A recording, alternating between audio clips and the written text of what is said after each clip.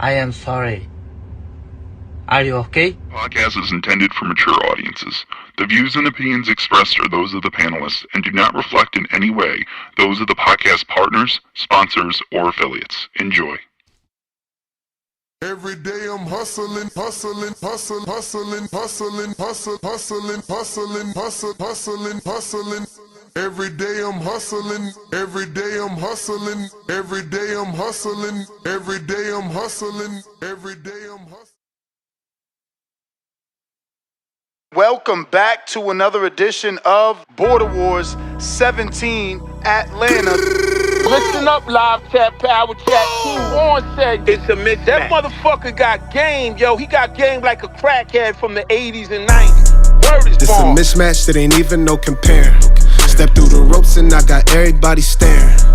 Hold my cardies, I might have to do some damage. Got these in the Midwest and then flew straight to Atlanta.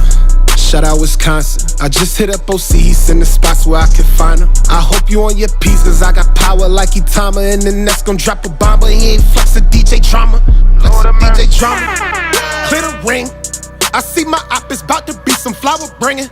Under the lights, you know I gotta do my thing. You know I gotta then put his lights out when I hear that bell thing. I bet his lights out, you can hear his girl scream. His face bruising, left gave him a nosebleed. It might be in the gloves, I swear they control me. It's like I'm playing fight night, how I slip and I roll weed. He was walking with cold feet, all I half stepping. That was set for 3, but he ain't make it to the second. That was set for the we ain't gotta bring the reffin'. Punish him, Paul Williams, then style on him like I'm Hector. They ring that bell and then I turn into a warrior. Straight shots to that body, he like laundry, how I fold him up. Baby, this TBV, come get up on this tour with us. Yeah, this Border Wars, but you don't want no war with us. This is how you push it together, man. Mozzie put me with the move makers and shakers in Atlanta, and he got shit done in a fucking weekend. That's how you know you plug, when you could get dates on a Sunday, bruh. I think he leaking. This jab feel like a stab. Who gon' pick up where I leave him? I flick that like some Astro. That hardiness I needed. Turn that volume up. I keep it high like Benavides. You know they turn that volume up when they hear Mozzie in they speakers. You wear Jordans in that ring. We gon' beat you for your sneakers. I'm so smooth with the counter. I'm a stylist. How I'm weaving. This that water walker. You know I move like Aquafina. They ring that bell and then I turn into a warrior. Straight shots to that body, he like laundry, how I fold him up. Baby, this TBV, come get up on this tour with us. Yeah, this Border Wars, but you don't want no war with us. Man, ain't no motherfucker getting off on me like that. You crazy.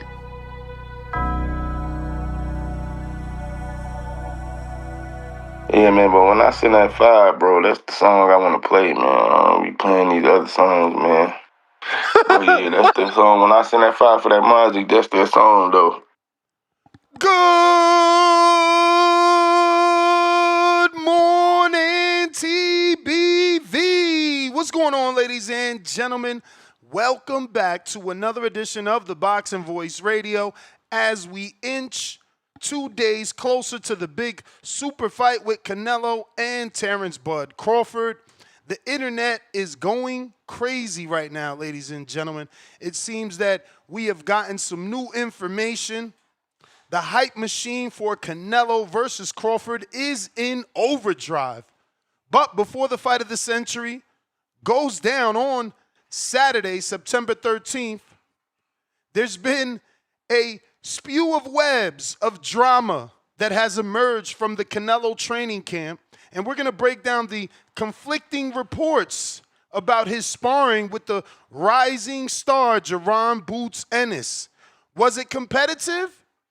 Or was it a learning experience? Or was Canelo's ring IQ and power on full display? We'll connect the dots from the sparring sessions and the rumors from the sparring partners. We'll evaluate the swollen eyes and decide whether or not this reveals the keys to victory for both Canelo and the doubted but fueled Terence Crawford. So welcome, ladies and gents. If you're just joining us here on YouTube or X live streaming video, go ahead and share the episode. Also, Go ahead and spread the word. Tell a friend to tell a friend. We are here and we're talking boxing every single day. Non-stop boxing talk for those that love the sport. Today is no different. We're inching closer to the big fight. So we kind of have a little bit of a special edition, obviously, since Jaron Ennis was sparring Canelo and so much has been revealed. Shout out to Mill City, who conducted an interview with Yonelis Hernandez that has the internet on fire as Hernandez let some intimate details of the camp slip out. But join us right here on TBV. Get your ringside seat to the biggest boxing talk for the biggest fights around the world. The boxing world has been buzzing about the monumental showdown between the undisputed super middleweight champion Canelo Alvarez and the undisputed welterweight champion Terence Bud Crawford. It's quote-unquote the fight of the century, set to take place September 13th at the Allegiant Stadium, sold-out crowd, $50 million gate here in Las Vegas. But the story does go beyond the main event and straight into the private high-stakes sparring session of world-class Canelo Alvarez and his training camp. We as the boxing community were sent into a frenzy when we seen the puffy eye of Canelo and we seen him across the ring from Jaron Ennis. Many thought that Canelo went ahead and got the best sparring partner possible to get him prepared for Terence Bud Crawford. The infamous switcher can fight you in orthodox or southpaw. Just yesterday in the Grand Arrivals, or the day before yesterday at the Grand Arrivals, we had Keith Idec and Mark Kriegel saying how difficult it is to prepare for a guy that can switch in the same round. So this is what we're going to be talking about. The rumors about the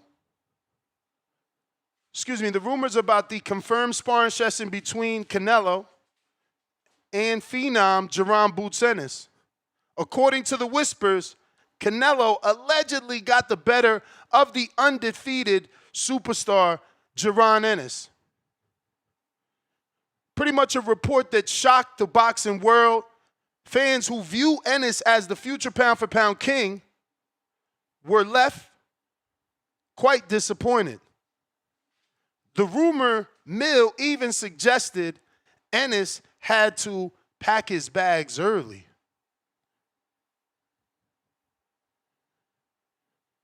There are some public comments.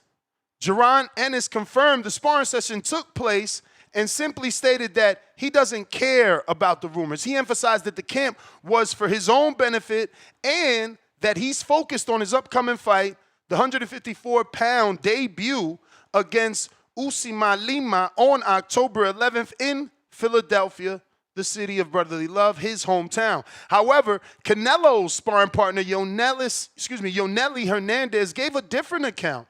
Hernandez stated with certainty that Canelo got the better of Ennis, quote-unquote, got the better of, and provided details. He broke down the sparring session and how it happened. He explained that Canelo's elite timing and footwork and ability to close the distance proved to be a major challenge for Jaron Ennis. Hernandez believes the sparring session was perfect preparation for Canelo, as he sees Ennis' style as a younger, fresher, better version of Terence Crawford. Hernandez even made a bold prediction calling for an 8th round knockout for Canelo against Crawford. Wowzers. What did he say to make him jump out the window?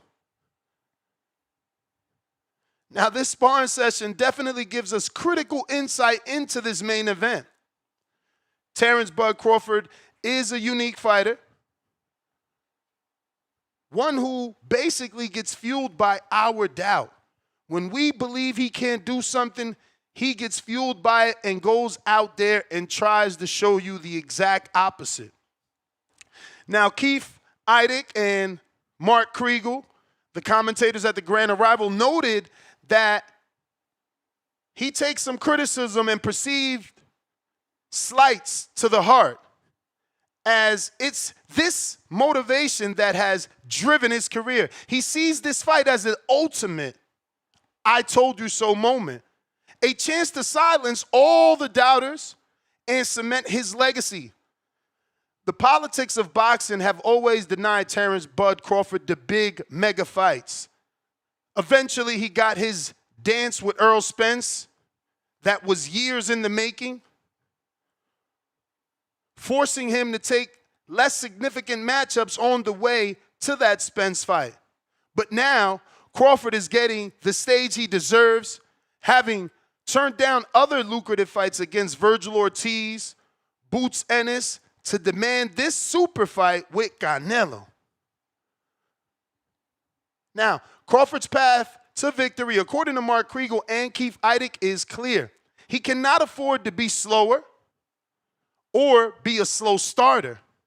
Historically, Crawford uses the early rounds to quote-unquote download an opponent's style, but against a bigger, stronger man like Canelo, this could be a grave mistake. Do you want to fall behind on the scorecards with a dude that can punch?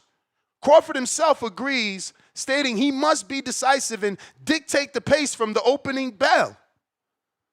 The pressure is on and entirely on Crawford's.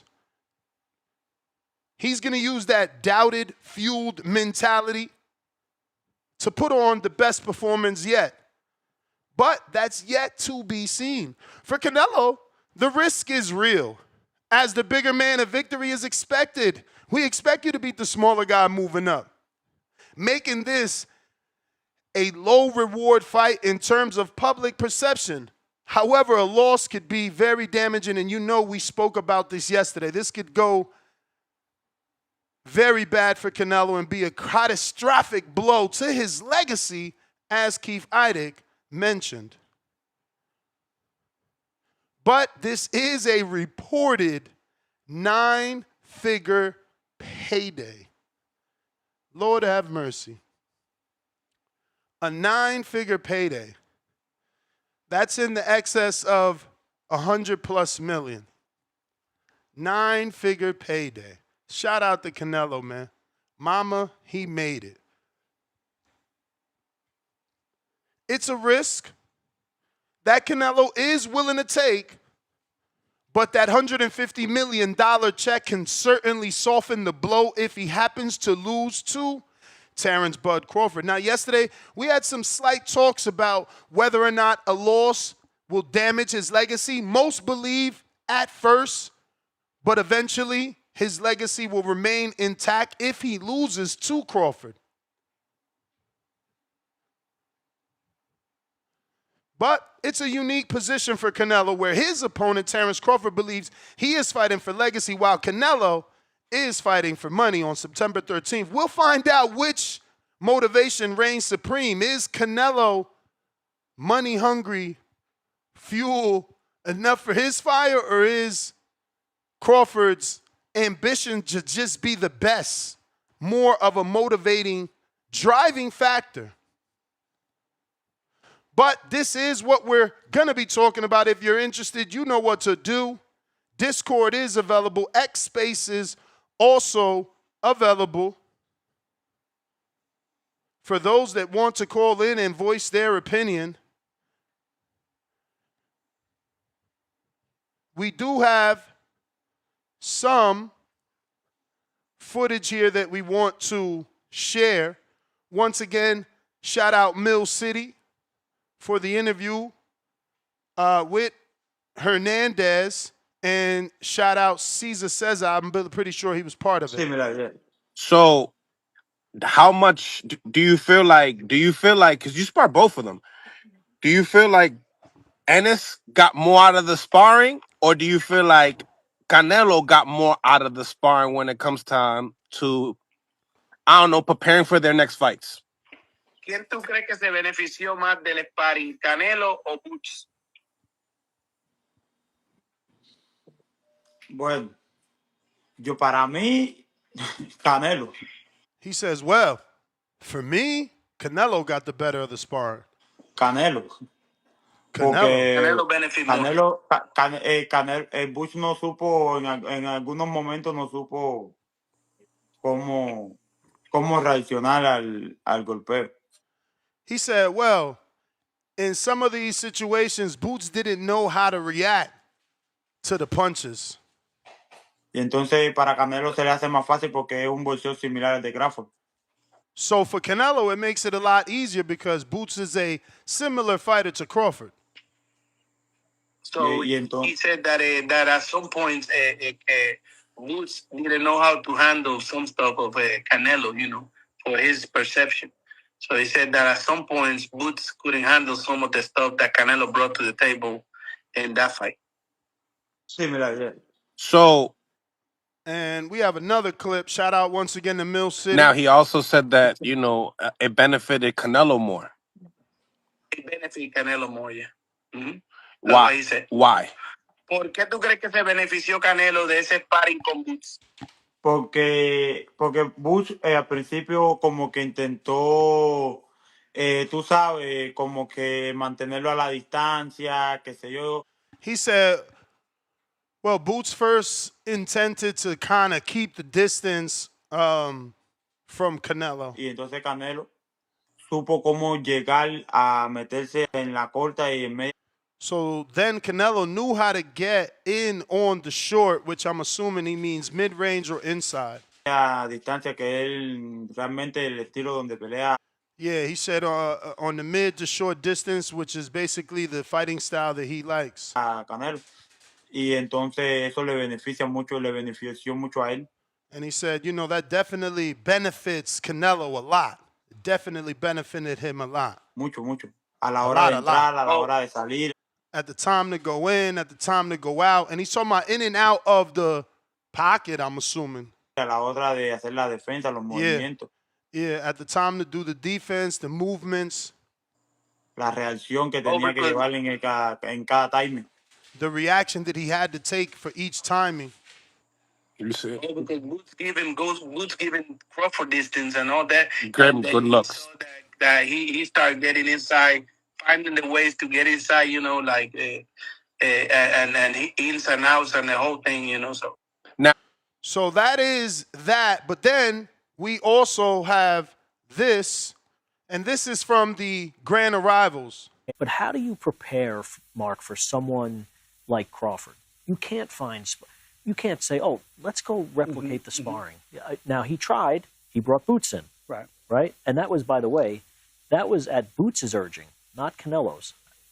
Why do you think that was? Boots wanted to go test himself against Canelo. He knew that he would, obviously you get some positive publicity out of it. Yeah, Boots knew that he would get some positive publicity out of it, of course. But he's the one who initiated that. He went to Canelo. Canelo didn't come. So this is why people are mad. They're saying Boots isn't on code because he reached out to help Canelo. And again, man, I'm gonna stick to my original assessment. This is boxing. Working with Canelo can only sharpen your iron and make you one of the greats.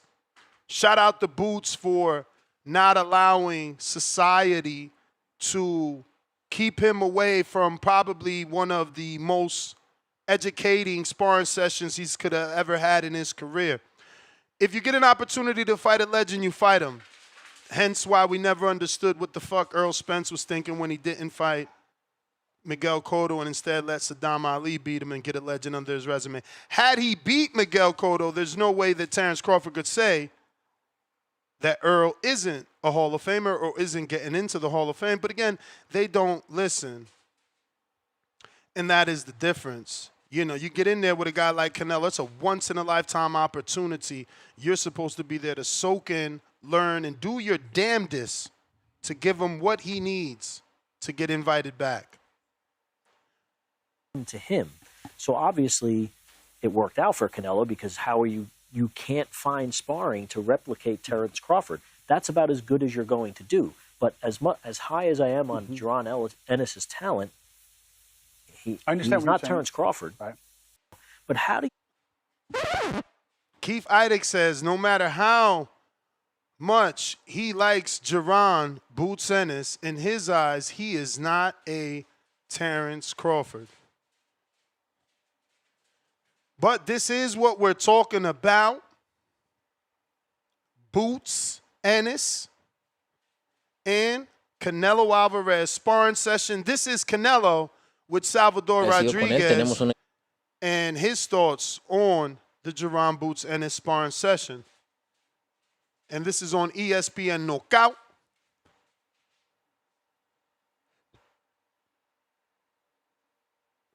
If you're watching this on YouTube, free to hit that thumbs up. Agradecido con él, tenemos una historia con él, tenemos historia ya con su familia. ¿Cómo fue? Hace 14 años me ayudó su... He says, we already have a story with him. We have a story with his family. It was 14 years ago that Su hermano más grande. Okay. That his brother, his bigger brother. Ennis, me ayudó. Ennis. Le decíamos Winnie Pooh. Ennis. We used to call him, well, he said Ennis. He helped me with, we used to call him Winnie the Pooh. Me ayudó cuando peleé con Mosley y cuando peleé con Alfonso Gómez. He helped me when I fought against Mosley and when I fought against Alfonso Gomez. Okay. Entonces ya teníamos historia. So we already had history. Y obviamente para esta pelea, como tiene el estilo más o menos de Crawford. Obviously, you know, since we got this fight with a style similar to Crawford. Dijo que si quería que me ayudara. He asked me if I wanted him to help me out. Y pues obviamente lo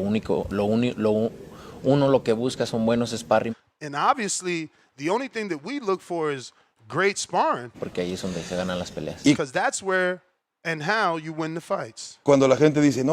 Agradecido con él. So, Canelo lets it be known that he did not ask for Jaron Ennis to come to camp. Instead, it was offered to him.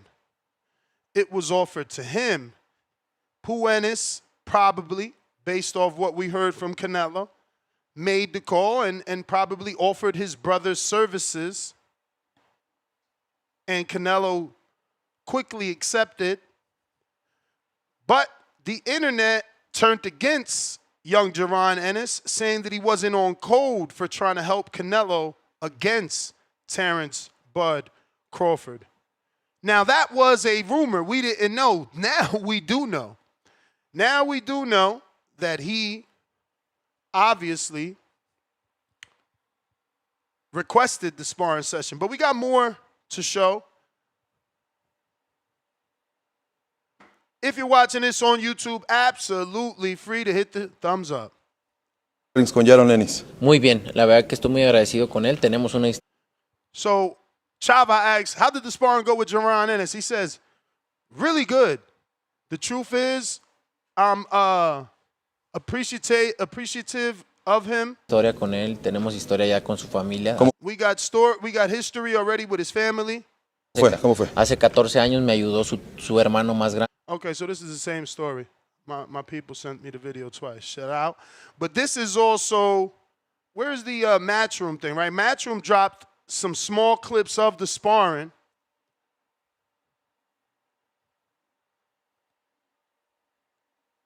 As you can see, this is Boots in the Canelo camp.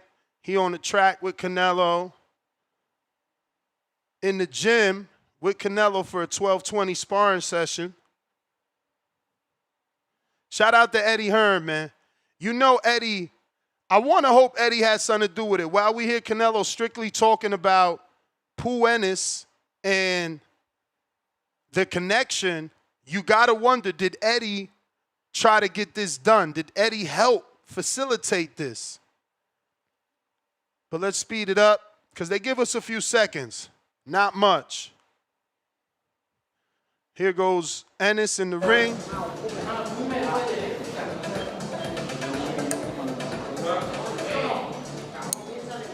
Canelo, stay with that nose guard, but I hear you, man. $150 million man, you can't afford to be in there with, you know, a headgear that exposes your nose, allows you to break it and bust it, and then you're out of the $150 million bag. But damn, I hate those headgears.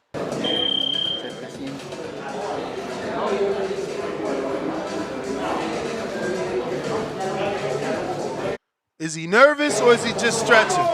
Was that nerves or is he stretching? Look, at the end of the day, you about to spar Canelo.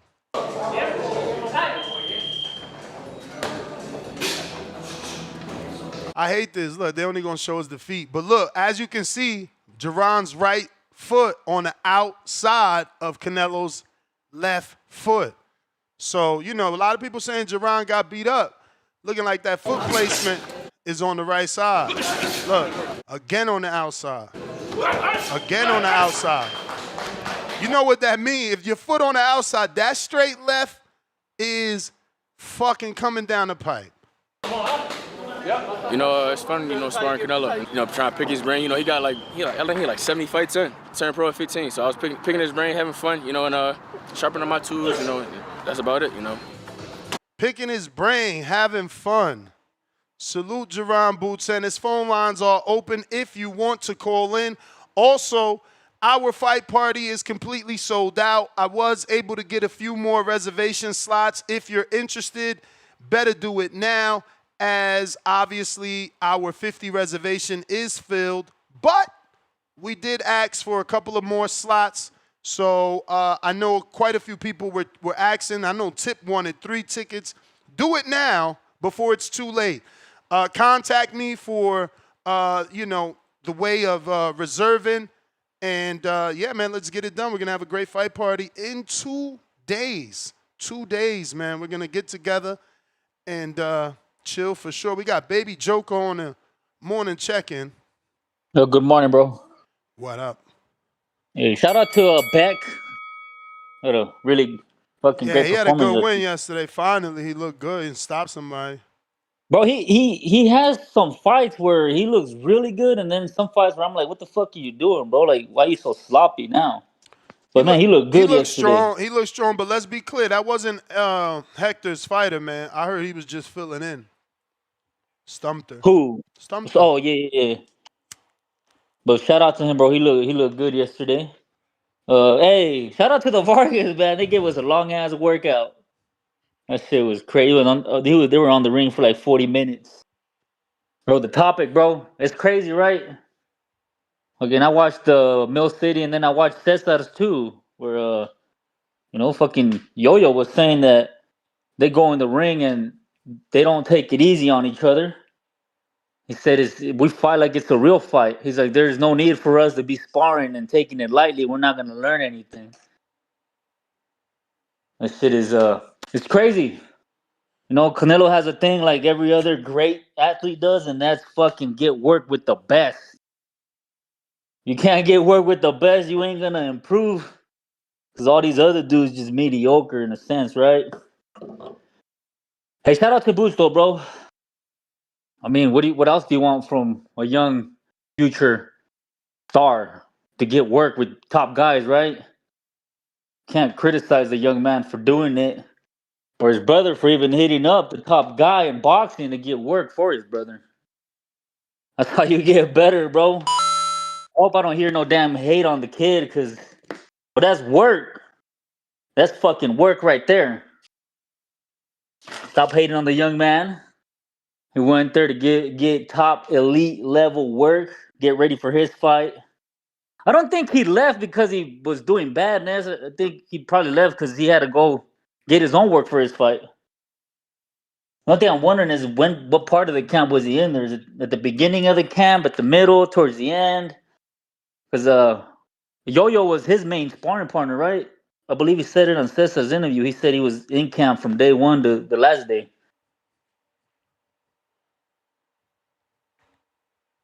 I don't know. Yo-Yo been in there for like 4 camps, bro. When I met Yo-Yo's manager, I didn't even know he was in Canelo camp, and he was already in Canelo's camp. And it was like 3 fights ago. Yeah, because I also seen some clips from Beck when he was sparring in there with Canelo, because he's a big southpaw with really nice fucking jab. So, man, I believe he got in work with all the dudes you saw in yesterday besides the big Cuban guy. Because I know Brian is part of that same damn camp. Fucking Beck, Yo-Yo. And that camp in Canelo's is pretty fucking stacked if we're talking about sparring partners, bro. Word. That Nah, shit is Canelo stacked, always got top-notch sparring, bro. I see people saying in the comments that it's just sparring, but when it comes to Terence Crawford, he's knocking fucking Lester Martinez's rat tail off his head. Everybody's going crazy talking about he's stopping Canelo. That double standard shit is crazy, bro. Hey, but it's fight week. We're 1 day away from the weigh-ins. I cannot wait for midnight to see who the real winner is. If Bud wins, I'll be back here giving them praise. And if Canelo wins, same thing, bro. I'm a fan of boxing. Have a good one, S. All right. For anybody that it's already paid for the fight party, if you do not have the address, contact me. Show me proof of your reservation, and I will send you the address. Do not wait till Saturday when I'm smoking and hosting and drinking and busy. You're going to be left on my DMs. Hit me now. Hit me now. You got about 4 shows, even 5, because you know I'm going to do that Saturday morning last minute picks. So, Jess, get at me, dog. More spilling of the beans on Jaron Boots Ennis. Great sparring. Been made about your sparring session with Boots, with Boots Ennis. How did that happen? What happened?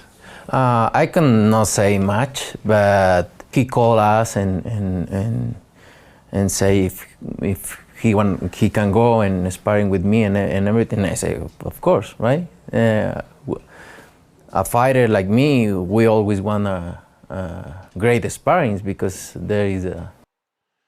So even in English, my boy Canelito confirmed that Boots asked for the sparring session, which is cool with me.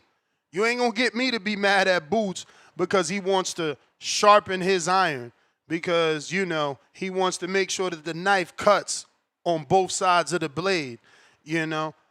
You guys could get mad at Boots, call him all these weird names like this isn't boxing. Somehow this is the Civil War and he's got to stay on code. Don't get the fuck out of here. RC Nightwing, what up? Yo, Nanas, how's my audio, bro? Clear.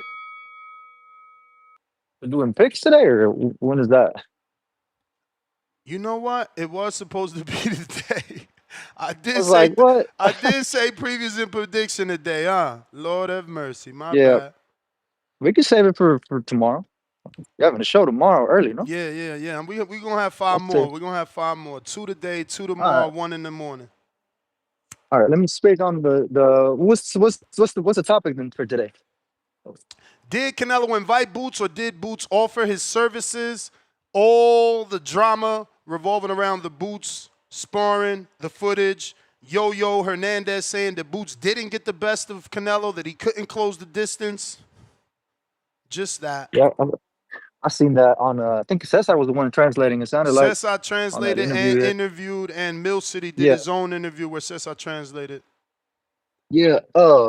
Yeah, man. I mean, I guess Boots is the one that reached out and trying to get that work with Canelo, which that's, I think, like, I agree with Yonelis. Is that his name? Yonelis Hernandez, right? Yoneli Hernandez. Canelo probably benefited more because he's actually in camp. You know, he's probably a little deeper in camp than what Boots might be working on right now. I did see though yesterday, bro. I don't know if you saw that on Ellie's channel. He was talking. He's always at Robert's gym. That apparently, according to Virgil's dad, Crawford reached out to Virgil for sparring, but Virgil, I guess, was having like some problems with his hands and he couldn't do it. He couldn't commit to it. But yeah, Virgil was having hand issues for a while. Yeah, but at least that's what was the excuse why the Bakram fight didn't happen. But Virgil's hand is good now, so that must be old. But that's interesting, right? Like, there's rumors of Virgil not wanting to fight Crawford. I don't know how we would have reacted had he showed up in his camp, right? And that would have made it seem like it would have been good, though. It would have been good, like, for the internet, right? Because they're calling Boots a turncoat, and he ain't stick to the code. What would have been Virgil going to Bud's camp. Yeah, that's what I'm saying. It would have been crazy. It would have been cool though. It would have been cool if they would have had a Mexican in Crawford's camp and a black fighter in I Canelo's mean, camp. But technically they do. Isn't Marco Verde in one of their camp or Maciel, some shit like that? Didn't Bud have a Mexican? I don't know if he does. Michael Verde's in Canelo's camp, but I don't Nah, know the if other one, I don't know. I'm telling you, he had a Mexican in there. I'm not sure. I'm not too familiar, but yeah, man. I was gonna get my picks, but I'll save them for tomorrow, bro. And little breakdown, man. You have a good day, bro. Talk to you later. All right, brother. Appreciate you. Let's see here. Discord available. X Spaces also available. If you're trying to call in and voice your opinion, now is the time. We got the Shark. What up? Shark season. Shout out Scooter, Derek, Davis. KL Chapo member for 14 months on that contender level. When Bud gets stopped, the Bud Hive gonna crash out and have excuses. Bud always exits in a straight line. Remember, I said that when he gets clipped. It's me, Rock Lee, $2. Caesar, we need you on the panel today. Bud, Daniel Ortega, pound for pound, #1 in the chat. Once Bud feels the danger, his wrestling instincts will kick in like the wrestler he is. Laughing out loud with tears of joy. Canelo win by Bud disqualification. Bud elite wrestler. All right. All right. Out in the Bay, what do you say?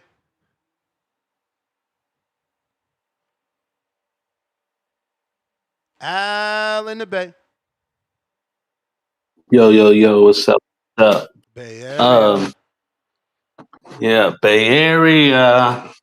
I definitely understand Boots volunteering his services.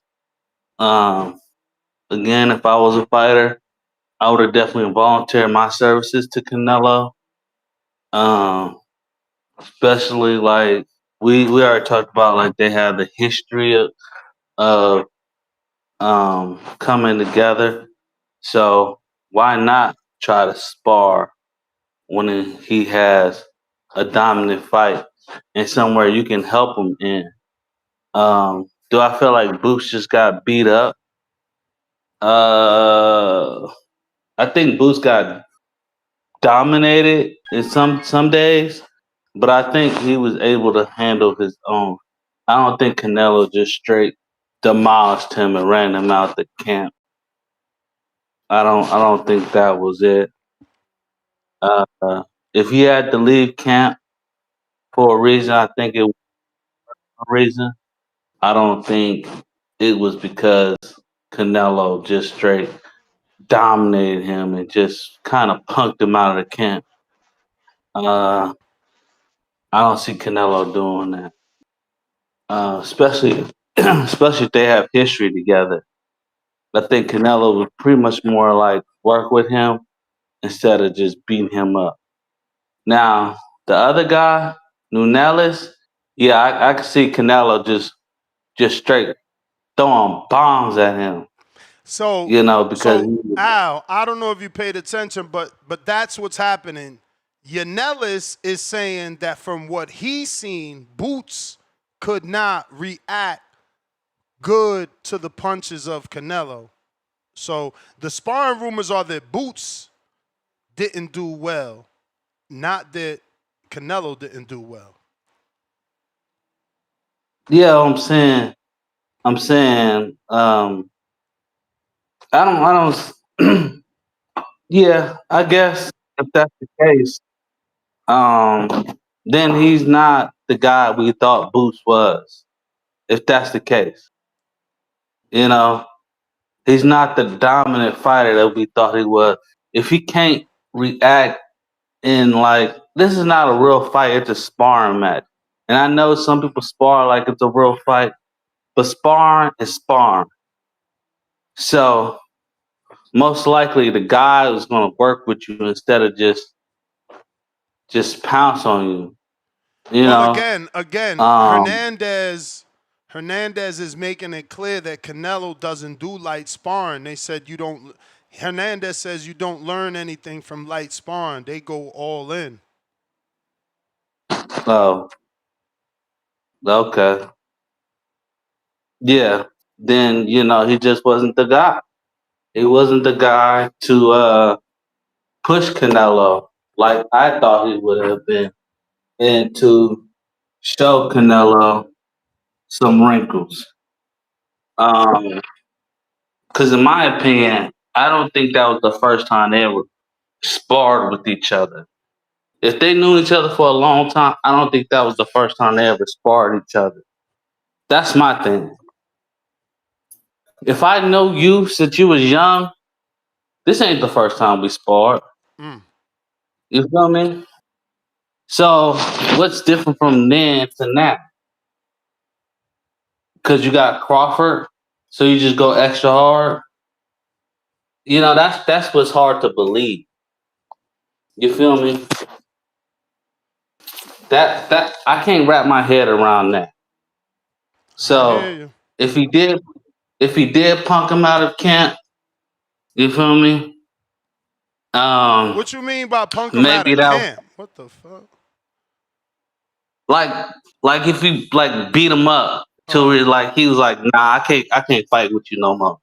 Mm. You thinking That's it what I was mean by that punking bad? him out. You thinking it was Huh? that? You thinking it was that bad?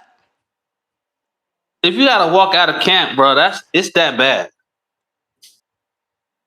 If you was told if you had to be like, bro, I gotta leave, bro, you getting punked out of camp. But you think he? I don't know. I don't know that happened. I don't know that he had to get ejected or left early from camp. Oh, I thought that's what you were saying. He had left early for camp because he couldn't react. That's the rumors. No. You confusing it. Yonelis Hernandez said he didn't know how to react to the punches of Canelo. That don't got nothing to do with him getting, allegedly having to leave camp early. No, I'm not reporting that. Oh, That is the rumors. oh, okay. Yeah, because when you said okay, so I must have interpreted it wrong. Because I'm thinking he couldn't handle the punches, so he couldn't react to the punches. Mm. If you can't react to the punches, you can't handle the punches. That's how I'm interpreting it. If the guy told me, bro, he can't react to the punches good enough, then he can't handle them. AKA, you getting punked. That's just how I look at it. If somebody in a fight on the street and they can't react to the punches that somebody's throwing, you feel me? And they have to stop the fight in the streets, you just got punked out of the fight because you can't react. I You hear don't you, you don't champ. know you don't know what to do. That's just how I'm interpreting it. I hear you, champ. I hear you. Yeah. But yeah, I can't believe that. Like it's your time. Person. That is the bell. Star, buenos dias. How are you? I'm doing good. Good morning, TBV. Can you hear me, Ness? Perfect. 2 days out. Yeah, man. I'm so excited, man. And this topic, I like the topic today because we kind of pivoted a little bit. Even though it's 2 days to the fight, we get a chance to kind of mix it up. So I did listen to the clips when you played them earlier, and I kind of think that boxing fans and need to realize that there's a few things going on here. Boots is moving up to a higher weight class. So as far as being on code, boxing is an individual sport, right? There's no team. So what that means is every individual in their career has to make the best decision for them as far as where they want their legacy to be when they finish the sport. So I think Boots, as far as on or off code, the timing of it may have ruffled some feathers, but it really doesn't matter when you come, when you look at an athlete that's moving up to another weight division, and he's going to be facing more power as far as punching, and stuff like that. So to me, the benefits that he could get from Canelo is, is very, that's like very good right now for his career and him moving up to 54, because he's going to be facing some heavier punchers and some different styles than he faced at 147. So as far as Boots, if this was the best time for him to take advantage of the fact that Canelo may have said, yeah, sure, come in, because I'm about to fight Crawford anyway. So to me, it's like this was the best time to probably slide in with no resistance, to say, hey, he probably need what I can show him, as well as I need what he's given as well. And then you have to look at the fact that, um, did we expect for Boots to go in there and dominate somebody as elite as Canelo? And if he didn't, why is that such a bad thing? When he, I think look because at the people difference. thought he missed the step, right? Like all these rumors are Canelo's faded. He's got 500 rounds. And right away we seen a puffy eye and we thought, oh, Boots got the better of him. Now we're hearing intimate stories and it's like, wait, the Phenom didn't get the better? So Yeah. I mean, that's where it's at, I believe. Right, but even as Canelo that's missed a step and declined a little bit, like you're talking about two totally different careers, levels and experience levels. It's just like when they say some people are not ready for the big stage. This is Canelo's first time. If it's his first time sparring Canelo, it's also his first time in the ring with an elite and a fighter that's that elite, even as far as sparring. So why can't we If say, you okay, it My may have bad. had a little shock value too. So I just think that people, because we want Boost to show us something. I'm also on that path. I want Boost to show me something, because when I first, got into boxing, I was hearing so many, things about him, and oh, people are scared of him, and all this stuff, and I haven't really seen anything yet to make me say, oh man, wow, he's. So I think people are looking for that. So whenever they see something that is not looking like he just is big bad monster, yeah, but put that in perspective as well. You want him to be a big bad monster for somebody like Canelo at the stage in his career versus the stage in Boots' career. So I think they gave him a hard time with that, and I don't think the off code thing is relevant in a single in an individual sport. You got to look out for the betterment of your career as an individual. So that's my take. Alrighty then. Phone lines are open if you guys want to call in. Brambo. What up? Hold on. Looks like we need to. What up? Check. We hear you. We hear you. Good morning. What's good? What's good? What up, Ness? What up? What up? I just want to start this off by having a moment of silence for Lester Martinez's ribs, his liver, and his jaw. All right, after that, cool. Let's get into this. Bro, Lester Martinez finna get beat up, Ness. He finna get beat up bad. And you know it? He finna get beat up bad, Ness. And you said he was getting beat up by Bud in camp. Bud was beating him up. I mean, Did I hear that clearly? I mean, I don't know that, but he's super Bud. What you expect for him to get beat up? Oh man, but Super Bowl won't get in there with him Billy for sure. I mean, and Billy got to earn his spot, man. Tell your man's earn his spot. Earn his spot. He number one in every sanctioning body. He number one. He fighting for the interim. Let's see if he could get it. I'm just saying he number one. And Ben number one. He the reason why David Benavidez really moved up. David knew they was finna make him the mandatory in that WBC, so he moved on up. He was like, I don't want no parts of that. Let me just go to 175 and keep living off Canelo name, because I can't knock nobody out at 175. Anyways, because I gotta let folks know, because I know a lot of y'all don't understand that Christian and Billy is the remake of Joe Frazier. That's who he is. Everybody said Joe Frazier can't fight either till he knocked Ali down, till he dropped Ali and broke his jaw. Then all of a sudden he was a hero. That's what it's about to be with M. Billy. Y'all keep talking about he ain't got the skills, he ain't got no power until he break Lester Martinez's jaw. Then it's gonna be a different narrative. All right.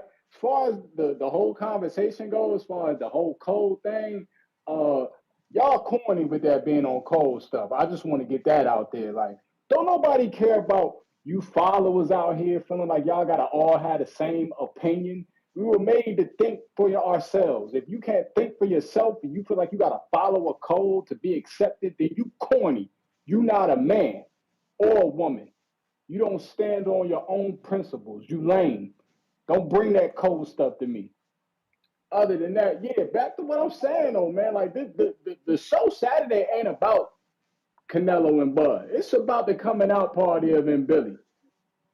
After Saturday, M. Billy will be a superstar. Turkey gonna get in the ring and try to hold his hand. He probably ain't gonna let Turkey hold his hand though. He probably gonna be like, nah, chill out, Turkey. You know what I'm saying? Just come with the bag. We ain't got a whole hand. You know what I'm saying? But this definitely the coming out party for M. Billy. On everything. Canelo gonna probably retire if he wins. Because he ain't gonna want to see M. Billy. They lining up M. Billy to get next. Shiraz don't want to fight M. Billy. He knocked out Belanga and went on vacation. He ain't mentioned fighting M. Billy. Ain't nobody at 168 trying to fight M. Billy. For this man not to have no skills, it just amazes me why the man who's ranked #1 in every sanctioning body at 168 is not being called out by anybody. Jamal don't want to fight nobody. He fight nobody. Don't nobody want to fight him. All he did was fight Derevyanchenko, and his power didn't show up, bro. I'm just keeping it real. I'm keeping it real. Hey, yo, they threw him. Champ, they threw him an alley-oop. They threw him an alley-oop, bro. You ain't going to admit that? Did he win? Yeah, he won. All right, did anybody else drop Derevyanchenko? Did he win the way you wanted him to? That's the question. The man had an ice pack on his shoulder at the end of the fight. Did he win the way you wanted him to? Yeah, I was satisfied with the win. I was satisfied. Salute, man. Salute. That's the bell, though. I was satisfied from he got the dub. You know, a win is a win is a win is a win. But in terms of, did you make a splash? Absolutely not. No statement. I didn't expect for you to look like that. I mean, Charlo looked better than that. Defensively, you know, Charlo shined in that fight defensively with his hand, the way he was catching shit. He looked really good. But Alex Vega, damn, you got a long-haired bud? Wow. Yeah, man. He got a bud with a perm on his avatar. Loosen up the tie, step inside the booth. Super Bud is alive. Can you hear me? I hear you. But yeah, shout out to y'all. Salute the chat. Appreciate another topic. Yeah, this one's interesting. Thanks for, I'm so glad you didn't come to me straight after Alan DeBay's call because it was super frustrating listening to his interpretation of the words that was spoken by you and by Yo-Yo. That was hurting my head. That was insane. I just don't understand. Like, first of all, I love someone like Ennis reached out to someone as Canelo to go into his camp. That is, I think that's going to help a lot of these, set an example to these other fighters. So, there's so many different ways to get better. And probably the best way to do it is to spar with fighters that are better and or more established than you. And a lot of times you got to put yourself out there, right? And when we talk about it, when it comes to these fighters' profile, like, you have to do something. You have to put your name out there. You have to put your voice. You know, we have to see your face. So when you fight, there's more attention drawn to you, especially when you're good. Because if you can draw people from the things you say and then by the things you do, then that's how you build a real fan base. That's going to help the sport grow to be better and to reach new levels.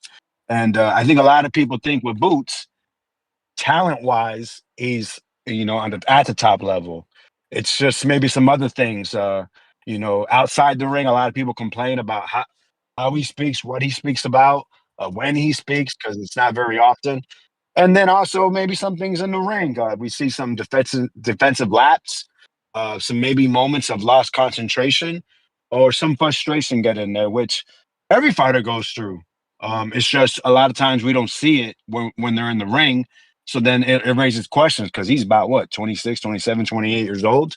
A lot of times we expect guys to be finished products.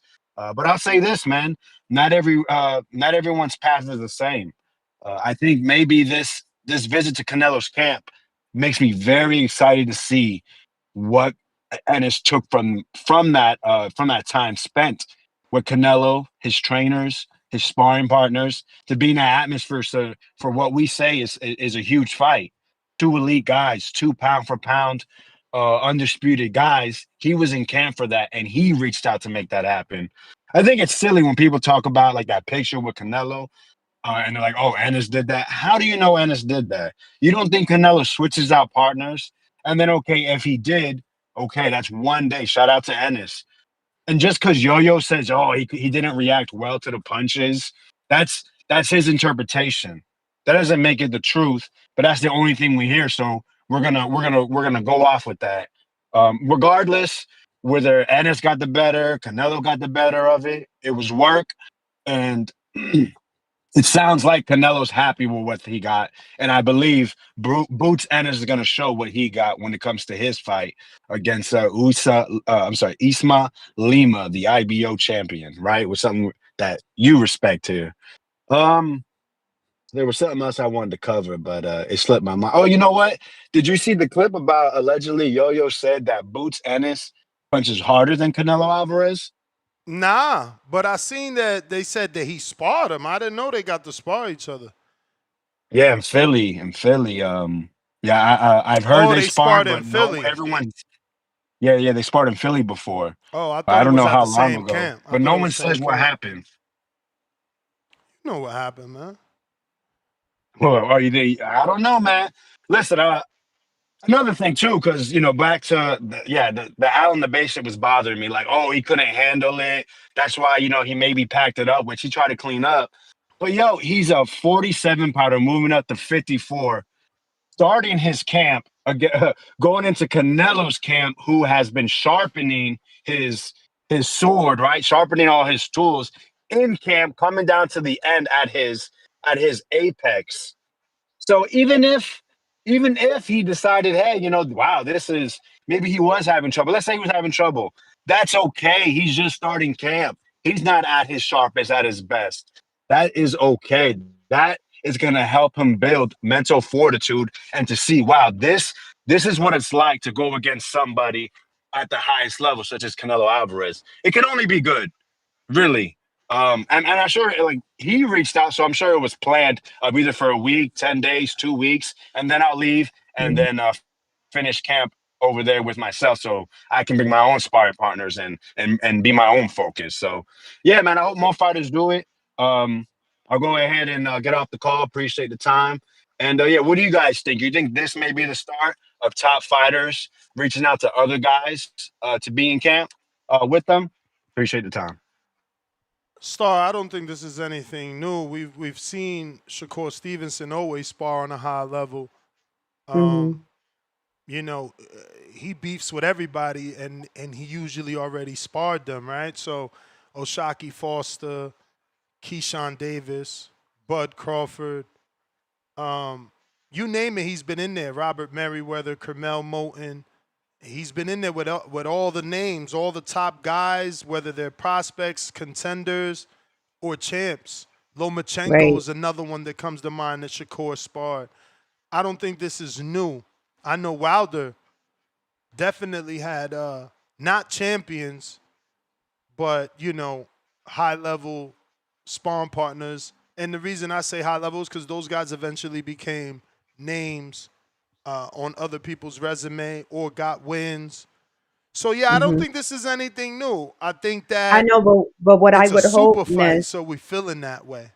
yeah, what I would hope is that I don't think it's anything new, but I do think there has been a code that we may not have been totally aware of. But I do know when Schofield Senior got mad at Sean Porter for going to spar with Shakur when Yeah. that fight was announced. So I do think there's something that we may not have been aware of as far as crossing camps or teams or whatever. I hope that this situation right here, But if those are fighters like have been, blurred lines, right? Like that's like a fake alliance that I yeah, thought you had with me.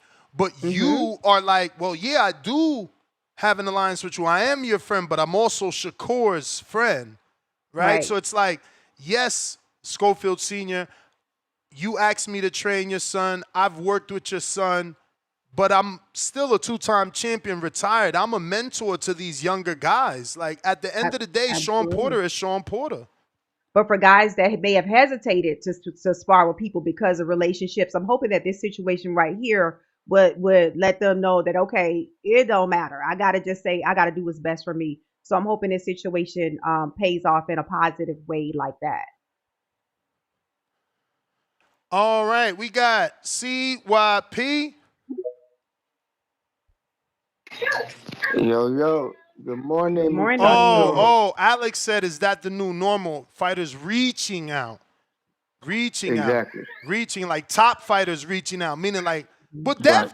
Devin did it. Devin did it. Remember, Devin, I like you it. know, I reached out to Brian Norman for Devin and then put them in contact with each other. So, yeah, I mean, they doing it. It's who's going to accept. But go ahead, my brother. Hey, we playing dumb. Turkey Al-Sheikh himself is billing this as Mexico versus America. That the man who put it together is billing it as country versus country. Like we need to cut this shit out. Like there's no thing. Yes, it is. Like he's billing it that way. The Mexican fans are looking at it as them versus us. The fact that we can't get on this boat and always playing dumb bothers me. It bothers me that black people always don't catch on quick enough. They catch on after. This is Mexico versus America. Yes, it is. And it kills me because Boots is one of my favorite fighters. And I'm so disappointed because I'm like, yo, man, the narrative is you got your ass kicked. Sparring is supposed to be secret, especially between top dogs when they get up in there together. But the narrative is going to be you got your ass kicked. That's not good for your career, my man, Mr. Career Move. That's not no career move if you, at the end of the day, it's you got your ass kicked. That's taking mustard off the mystique of Boots. That's not a good look, homie. If I'm your advisor and your friend or your coach, I'm like, yo, hold on. I need Canelo to come out here and say, you didn't get your ass kicked. I need Canelo to come out here and be like, no. Those rumors weren't true. It was good work. It was a good session. Canelo ain't going to do that because he don't give a fuck.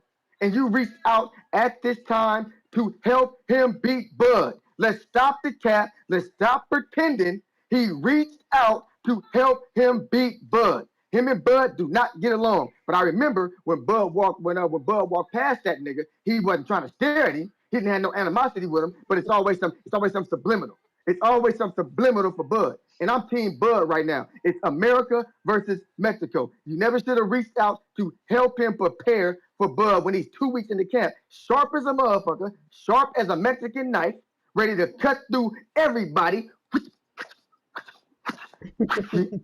Ready to cut through everybody, and you gonna go call him thinking you gonna help him. You're not helping that man. All you did was be a storyline, and you gonna be the storyline that's gonna be you made a mistake. Now they're looking at you like you ain't the Boots we thought you was. Let's get this show popping. CYP out. What's up, Star? Hey, are you coming to Vegas? My wife wants to know. Damn, you should have came, man. My wife wanted to meet you. She coming to Border Wars? Yep. I don't know. I don't know. You just said yesterday, when I tell you Bring get the her. car, you get the car. No. I ain't talking about Border Wars. That's Saturday.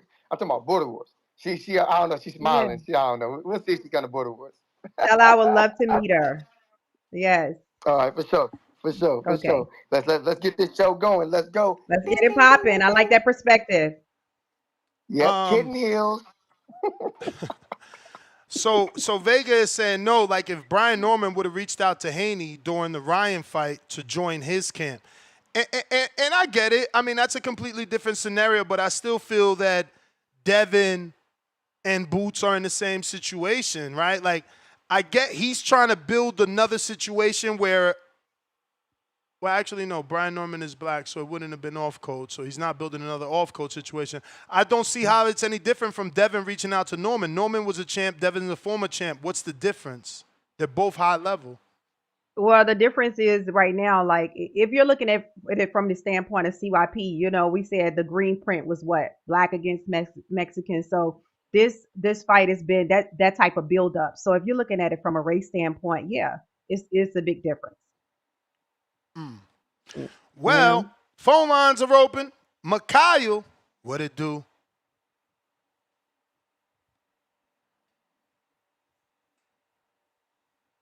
Mikhail, What's the word? What's the word? good morning. What's up, Star? Man, hey, I actually do. I need to get with you. I need to ask you a few questions because I'm trying to develop my posterior chain. I'm trying to get some more explosion. I just got a few questions for you, but I'll do it off air. Hey, Absolutely. man, Ness. Man, I missed the Border Wars show the other day. I was in the gym getting some work. You know how I do. I don't be playing around. Man, what's up with your boy? He sent some footage in yet? We issuing fines? What we doing? You know, niggas is rich. Who you talking about, Tip? Yeah. Yeah, What's up with your Tip, guy? The whole TBX took the fine. Hey, what do you think that's gonna help you? I don't know. I don't get why these guys don't like footage or what they think you gonna learn in the footage. I really don't. Hey, man. To me, footage is not for the fighters. It's for the audience to build the fight, make them excited about y'all fight. Yeah, man. We just got a call yesterday, man. Look, quick 10 days notice. When you stay ready, you ain't got to get ready. I seen you posted something. You about to do another fight on the 20th? Yeah. That's crazy. I seen your story. Salute, man. Hey, you a man, warrior when you stay for ready, sure, you ain't got to man. get ready. I'm always ready. I see that. Your boy Tip calling you the Big L, though, man. You got to get one of them W's. Yeah, that's cool. Everybody undefeated on the couch. Everybody undefeated from the couch, man. You ain't never noticed that? How many couch warriors we got, man? If I would have just, man, get off the couch and get in the ring. We gonna see what you could do. You know what I'm saying? At the end of the day, man, it is what it is. A judge's decision. I ain't doing nothing. That's cool. I'm right back in there though. 10 days notice. I'm right back in there. Ready to go, ready to work. Hey, Bud Crawford, man. Man, Bud got me ready to switch this pickup. He really do. He really do, man. Cause man, dude's mentality is crazy. He don't know how to lose. I don't know, man. Yo, is this the first athlete we seen with this mentality? Because y'all are out of control. I feel like Bud's this mountain and everybody's just jumping off it. We seen Ali with this mentality. Like we've seen the mentality before. Wait. Who you say you seen with this this mentality? generation. Who you say you seen with this mentality? I seen Ali with this mentality. Okay, he got losses, Ali took losses with this mentality. He got losses, right? Yeah, but that's when you daring to be great, you can lose. That's all I'm trying to explain, though. Like, people keep making a pick based off mentality. Like, mindset don't win fights. That's great. But Self-belief is great to have, but that ain't what's going to win the fight. That's just a small element. Listen to what you just said. Element. You just said mindset don't win fights, but anybody will tell you that boxing is 75 to 80% mental. So mindset affects fights big time. Again, like I said, small element. Element. It's a huge element. If it's 75 to 80% mental, your mindset's going to be a huge element. Listen, like I said, man, we've been both watching boxing for long enough, and you just fought. You wanted to lose or you wanted to win? So mindset so mindset don't mean shit. And I went out there and whooped his ass for 3 rounds. But you didn't win, though. But you didn't win. There's people that don't get to win all the time, and it don't matter your fucking mindset. Judges don't care about your mind. They gonna score regardless. Up to this point, I've picked Canelo because in a close fight, they're gonna go at the cash cow. As boxing is politics at the end of the day, I know that. You know what I'm saying? So even though my heart would be like, yeah, I believe that Bud Crawford can do something special because I truly believe he can do something special. I think that that jump up in weight is gonna be, he's gonna have to make adjustments, and in making adjustments, he's not gonna be able to be his same dominant self, and it's gonna be a closer fight. With him being his first fight at 68, and a close fight, they're gonna give it to Canelo, man. They're gonna give it to Canelo. It's just the truth. I hear you, chomp. Canelo make more money than Bud Crawford, man. It's about busting seats. Well, all right, champ. Appreciate you calling in. Phone lines are open if you're looking to voice your opinion yourself. Discord available, X Spaces also available for those that want to voice their opinion. Voice of the People hotline. Looks like we got J. Will in Ohio. What up? Yep. I'm audio. Yeah. Straight. Good morning. Good morning, Star. Yeah, man. On Cole, I wasn't the type personally to really give Boots a lot of issue. Um, again, we talking boxing, but to the people that did start speaking that on Cole talk against Boots, I guess I could kind of understand it to a degree because unless there's a beef between Boots and Bud, you do wonder why are you helping Canelo get ready for Bud? Like, is there a problem between the two? Just off history, when we seen Zab go help Mayweather get ready for Pacquiao and stuff, like, Zab and Mayweather were cool. And it just wasn't known for Boots to be so cool with Canelo. But once we found out that Canelo had ties with his older brother, it did make a little bit more sense, I guess. But again, the on cold talk from some of the Bud fans, I could kind of understand it because let's say there was a Mexican equivalent to Boots, a young up and coming Mexican fighter, pound for pound S, wanted a Canelo fight at a time. Let's say that the hypothetical Mexican fighter went to go help Bud get ready for Canelo. I think the Mexican fan base will be calling that hypothetical Mexican fighter a hater on Canelo. I think it will be the same thing in reverse. And I will understand that too, because why would you be helping Bud get ready to beat your fellow country? Unless there was a beef between the two. So, I mean, I get it both ways. So I don't see a lot wrong with it because I understand that people have pride in their tribe. You know what I'm saying? But if there was a Mexican equivalent to Boots doing the same thing, helping Bud get ready for Canelo, I think the Mexican fan base will be saying the same shit. That's just the nature of boxing. People are going to have pride in their boxing. But that's it, man. That's my call. Nice. All right. I mean, there was a Mexican in Bud's camp, not on the level of a Boots, so I get that didn't matter to most people. But that's why it bothers me. It's like there's been black people in Canelo's camp from the beginning of time. But because it's Boots, did they it matters. But did they get in his camp when he was scheduled to fight Canelo, and did they call to work with him? So that's the difference. Yeah, you could be another race in another camp. No, they didn't. They didn't. Call to work with him, and it wasn't just for this fight.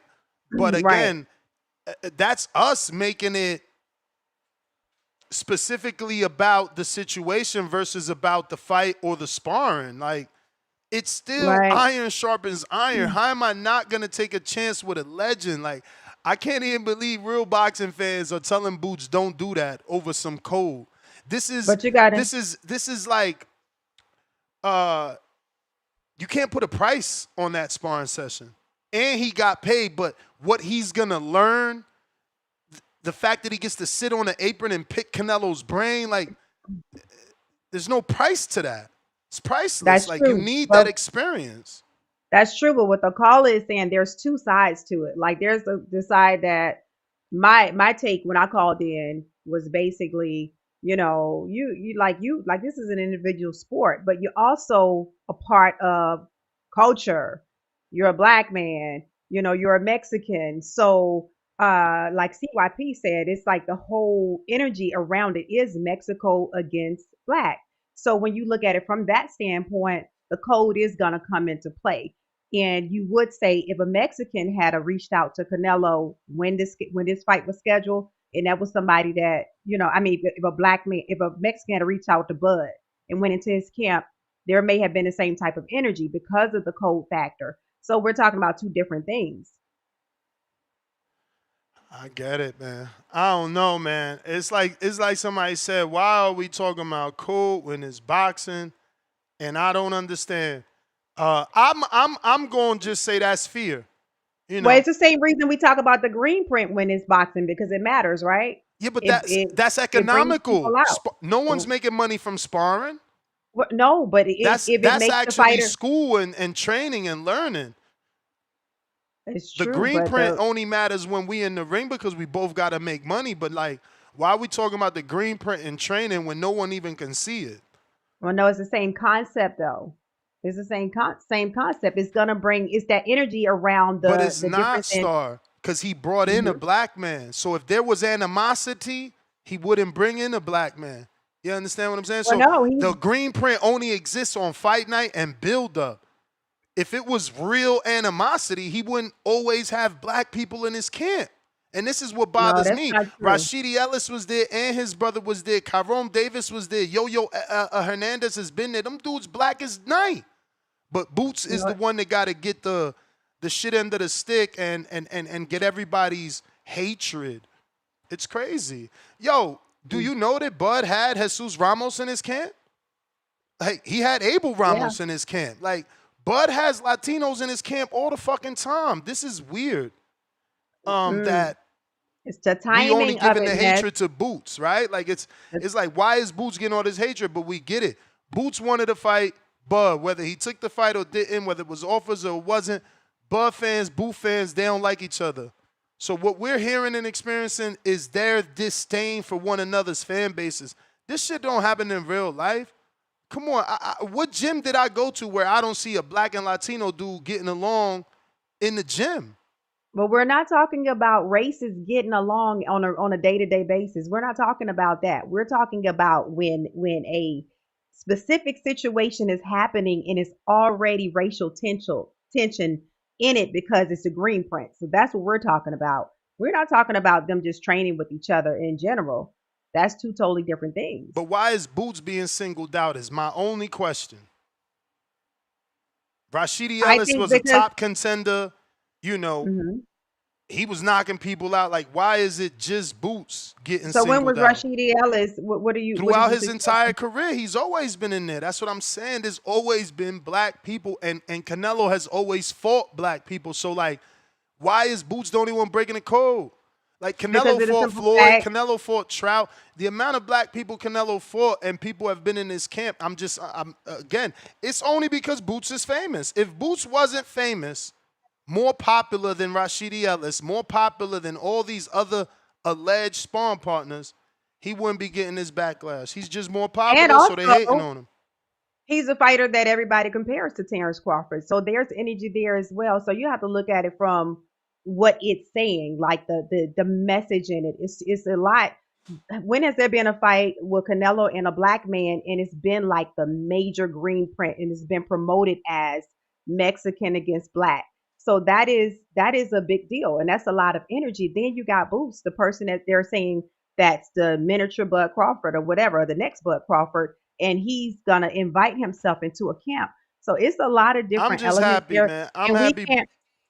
We can't act like that. It's the same thing as black being in a Mexican camp and Mexican being in a black camp, and these guys working out in the gym together and being in the amateurs together. We can't act like that's the same thing. This is a total different energy right here with this fight. I'm glad Boots is ruffling feathers, man. Yeah.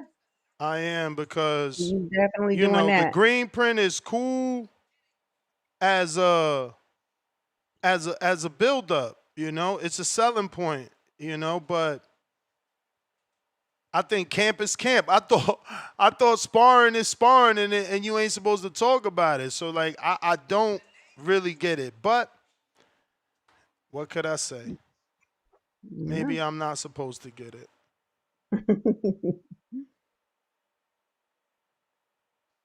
Let's see here. If you're trying to call in, Discord is available. Counterpunch, baby Joker. Yo, can you hear me, bro? Yep. Yo, I'm sick and tired of this code talk. Like, this is a fucking sport. Like, you gotta be ignorant if you want to bring code into a fucking sport where an athlete is supposed to get fucking ready against an opponent that brings a certain style. Like, that's the dumbest shit ever. Like, shut the fuck up, you ignorant motherfuckers. How do you think the Cubans felt when fucking Yo-Yo was helping the fight Skull? You think they were upset? How many Cubans called? Talking about Yo-Yo's off code, he's helping fucking Canelo beat Skull. The dumbest shit ever, bro. Bro, Motherfucker, I heard Jay Will talk about check if this we one had out. a Mexican that was on the level of Canelo helping the man, bro. In Mexico, Junto Nakata, not Junto Naoya Inoue is known for taking top elite Mexican fighters to Japan, having them there to get ready to fight a Mexican opponent like Luis Neri. Oh, nobody gave a fuck. Bro, Y'all need to quit this nobody bullshit, bro. cared. Nobody cared when Mosley was helping Canelo get ready for Floyd. But Nobody that shit, cared. Nobody that shit's cared. weird, bro. There wasn't Fuck. no fucking code, and Sugar Shane Mosley is Sugar Shane Mosley. But again, it's just some That's hater shit. fucking weird, bro. And you think for all you Boston basketball fans, you think the black basketball players are off code because they're helping fucking Luka Doncic, the European, get better? Like, shut the fuck up. It's a sport. These motherfuckers are supposed to fight with fucking certain styles, don't matter the race, so they can get ready and prepared for a fight. Like, this is nasty, bro. They shitting on the dude because he went there to get work. And you're right, bro. The only reason they shit on because he's famous, and he was supposed to be the dude that dethroned Crawford. He's the dude that was supposed to be Canelo a long time ago. They only do it because he's famous. Like I said, like you said, bro, nobody gave a fuck about Chiron. Chiron helped him out to get ready to beat Charlo. Charlo was undisputed as well, moving up from 54. Nobody said a damn thing. They still don't say a damn. They don't even acknowledge that shit when you ask them. They just say, no, it's because it's Boots. And this fighter has a mag. No, shut the fuck up.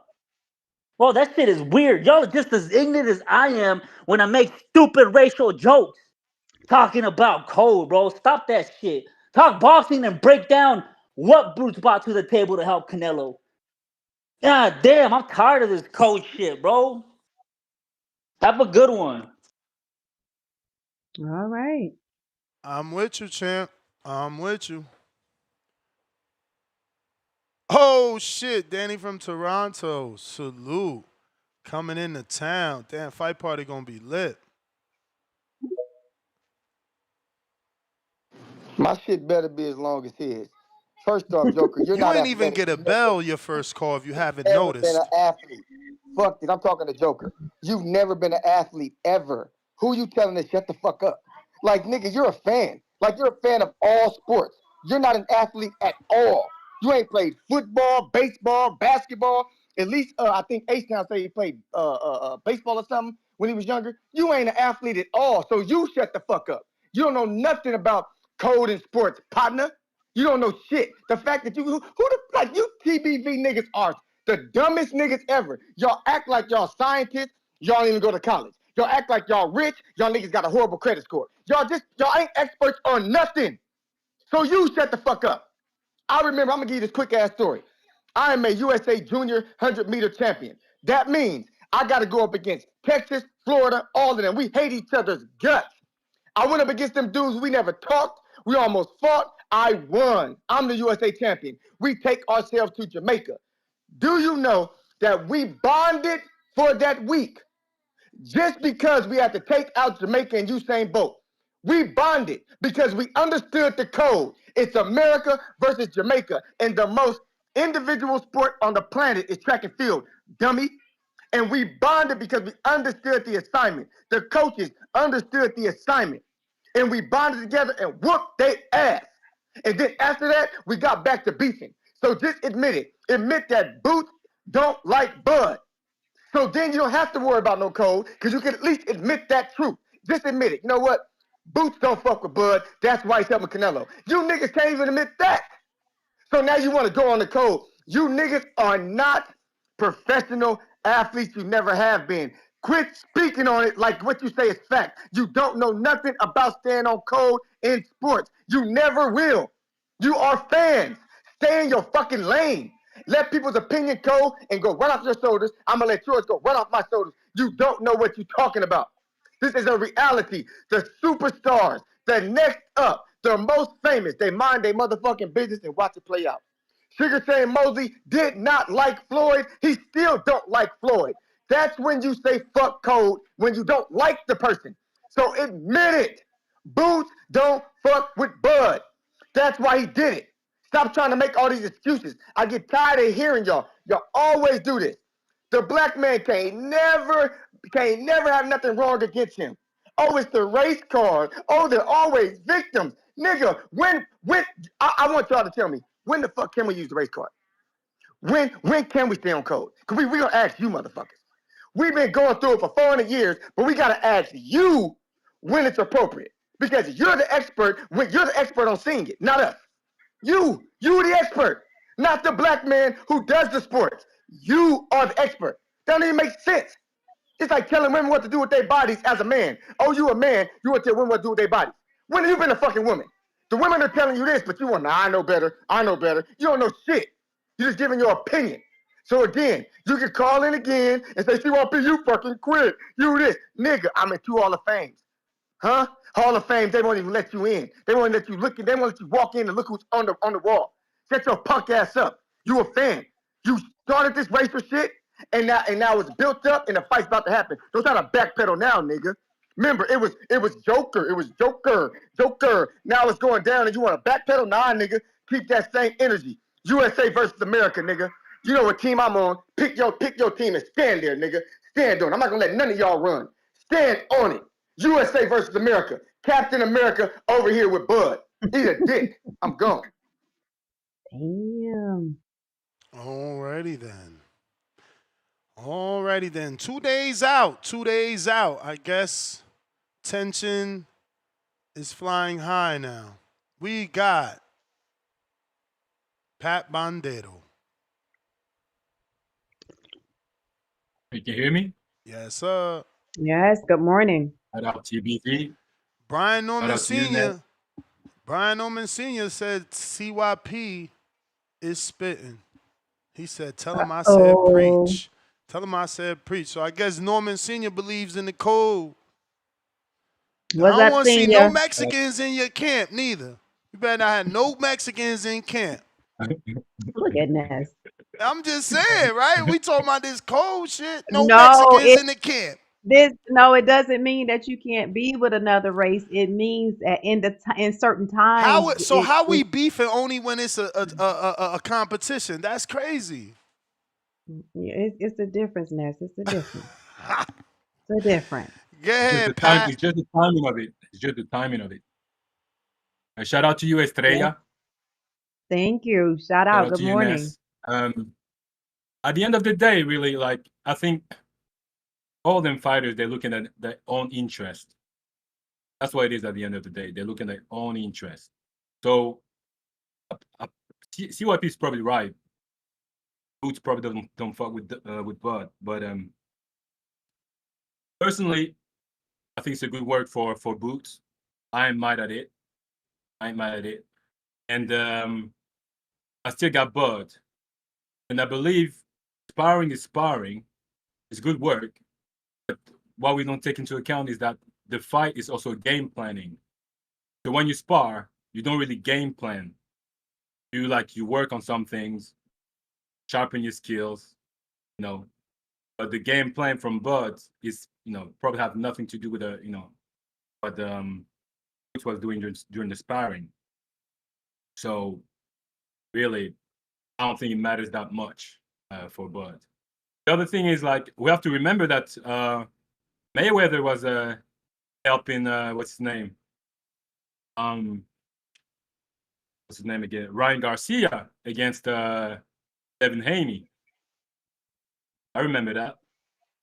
And we didn't make so much of a big deal. Yeah, we criticized a little bit, but people still love Mayweather. They don't go back to that and say, oh yeah, you were helping Mexican guy against one of your protege at the time. So yeah, I don't think it's a big deal for me. But I understand what people are mad. I can still understand, but it won't make a difference. I think Bud has so much skills and can give so many different looks to Canelo and a very super high IQ, like higher than the Boots to me. That it won't make that much of a difference. That's my call, man. Shout out TBV. All right.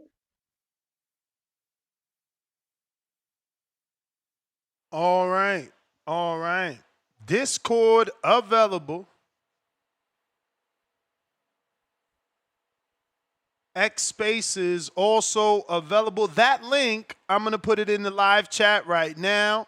So if you're curious on how to call in, the link to click and be in both talk spaces, right? We'll just call them that. They're both like, being on the phone, whether you're using Discord or X Spaces to call into the show and communicate. Those links can be found now in our Twitch live chat and right here in our YouTube live chat as well. On the live chat on YouTube, we got the AI chat summary. Viewers in the chat are discussing a boxing match and fighter relationships, particularly around Boots and Bod. Some viewers express opinions about the fighter's skills, motivations, and potential matchups, and question if dislike between fighters matters. Okay, no cold talk from the AI. Salute.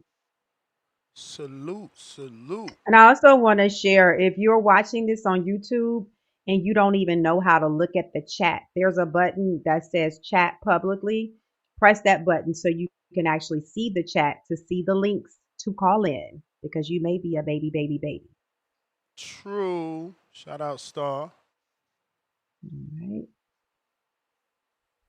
Because obviously I just assume everybody knows what to do. So appreciate I know. you. That's what I'm letting here them for. know. Because I didn't know. We got Polo Buck, pound for pound, number 2 in the chat. $5 super chat. He says, if I'm pro, I'm definitely trying to spar Canelo before he retired. Get that. Code, no code, cheat code, fuck out of here. JXV88. Matchroom Boxing YouTube account just posted the sparring session between Canelo versus Boots. They low-key kept it under wraps. Yeah, I mean, they didn't post anything but feet. Leo, $5. Has Boots ever helped Canelo before? If not, then I can see why, quote-unquote, bud buddies feel a certain way. But at the same time, it's a dog-eat-dog sport. I don't know. I mean, Star, if Boots was your brother, would you say, based off the interaction on television for the Madrimov fight with Boots and Terence Crawford, are they friends? No. Do you remember that interaction? Yeah, I do. It was fast. It was fast. Yeah. Before the fight, just a little quick passing. You know what I'm talking about? Mm-hmm. Would you say they was friends based off that interaction? No, they're not. So why do I owe you loyalty? This is crazy. It's not, but it's bigger than Bud Crawford and Boots, though. It's about the culture. So you're looking with the code thing is about culture. So the culture's like, yo, we don't care that you don't fuck with this dude.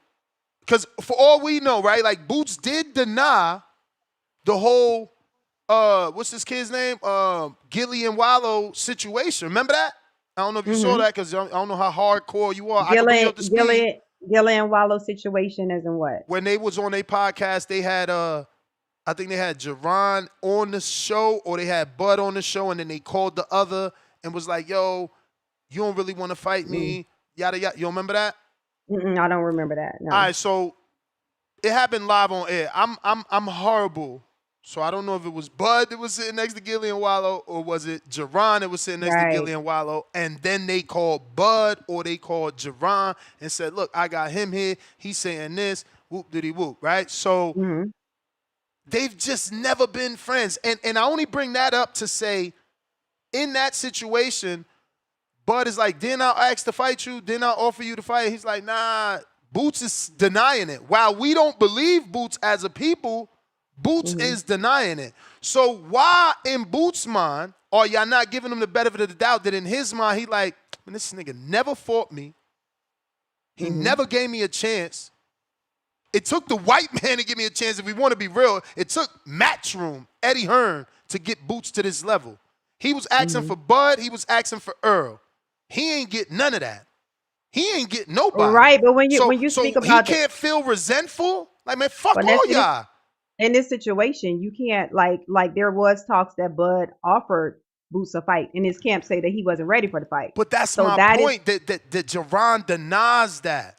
So in my mind, if it's like, if I'm denying that, why can't I also feel like you ain't give me a shot?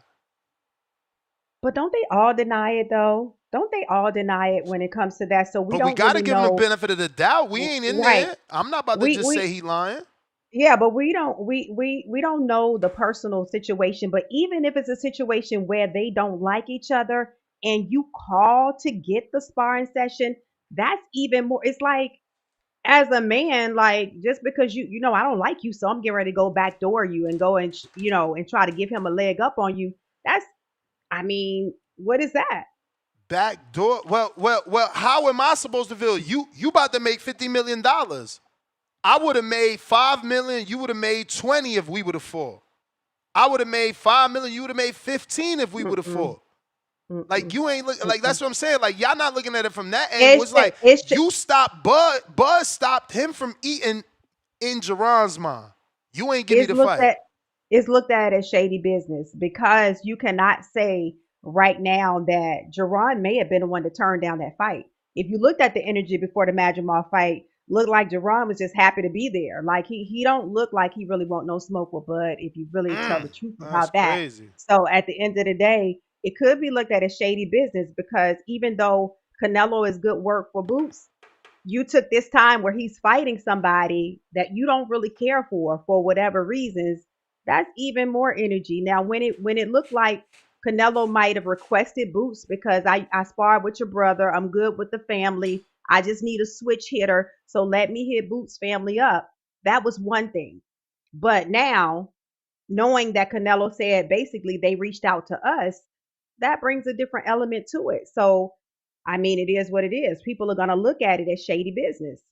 I mean, again, we gonna defend Boots till we die here. Like, I'm getting ready for a fight too. Y'all looking at it one-sided. I ain't gotta fight the IBO champion Usima Lima. I don't gotta prove myself in my debut at 54. People ain't already. I mean, people already calling me a duck. They saying I don't want to fight nobody. They saying I'm doing low ball offers. I gotta make a splash.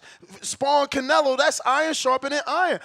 Listen, I need the coaches to call in, and specifically I'm talking to you, JT, because I want to hear this bullshit. Are you going to tell your boxers to be on code or get this fucking fire work?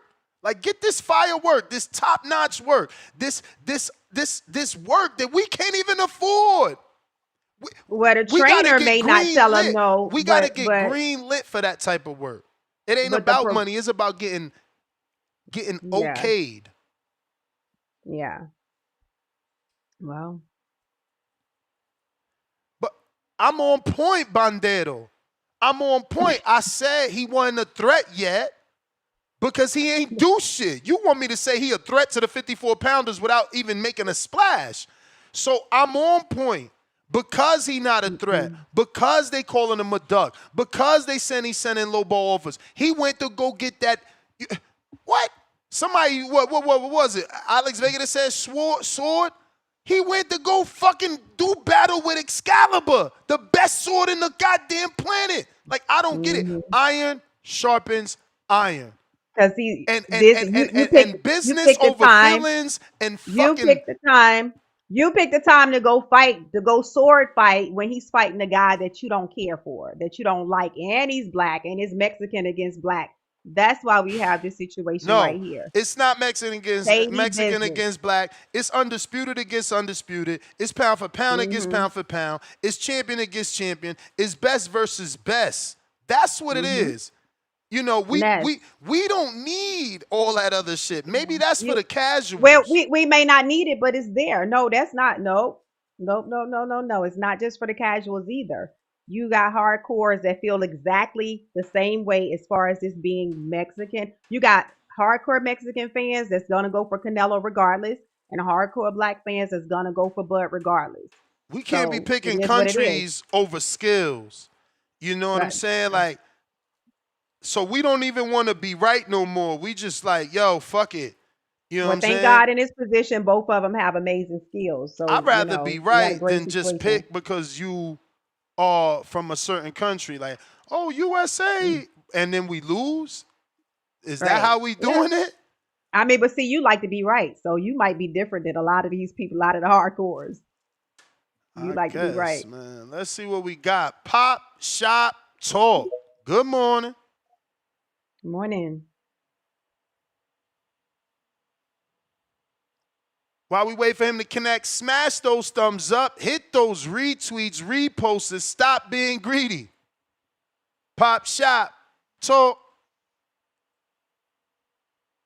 Okay. Going once. What's up? What's up? How's it going, Star? What's up, Ness? What up? Good Good morning. morning. Man, oh man, yo, I've been listening in on the boxing voice, man. You keep it lit, man. Appreciate I you. gotta say, you are the Uber antagonist, but I get it. But I get it. But yo, the thing with Boots, man, it's timing. It's all about timing. It ain't like Boots just started fighting. It's not the first time that he's getting ready to prepare for a championship bout. And if they had this long-term relationship with Canelo, why not have he gone to Canelo and asked to sharpen his sword when he was getting ready to fight Stanionis? You know what I'm saying? Why wait till now? And then it's not the fact that Canelo called him to ask him to come in to help him for Bud. He volunteered. Why all of a sudden now you feel like you need to call in and help Canelo to spar for Bud? It's not like that Canelo say, hey, yo, call your brother and see if your brother can come and help me get straight for Bud. So, I mean, that's just weird for him to do all that. And the narrative around the whole deal is the fact that we know that he wanted to fight Crawford. He's openly come out and said that he wanted to fight Crawford, but did he directly reach out to Crawford? That's debatable. But we know that he wants to fight Crawford. So if you want to take my spot, wanting to take my space, that's a weird way to do it. You know what I'm saying? If you want to come out and get me, come out and get me. And the reason why he didn't fight him, in my opinion, he didn't fight him before he fought Madrimov because he was trying to build his legacy.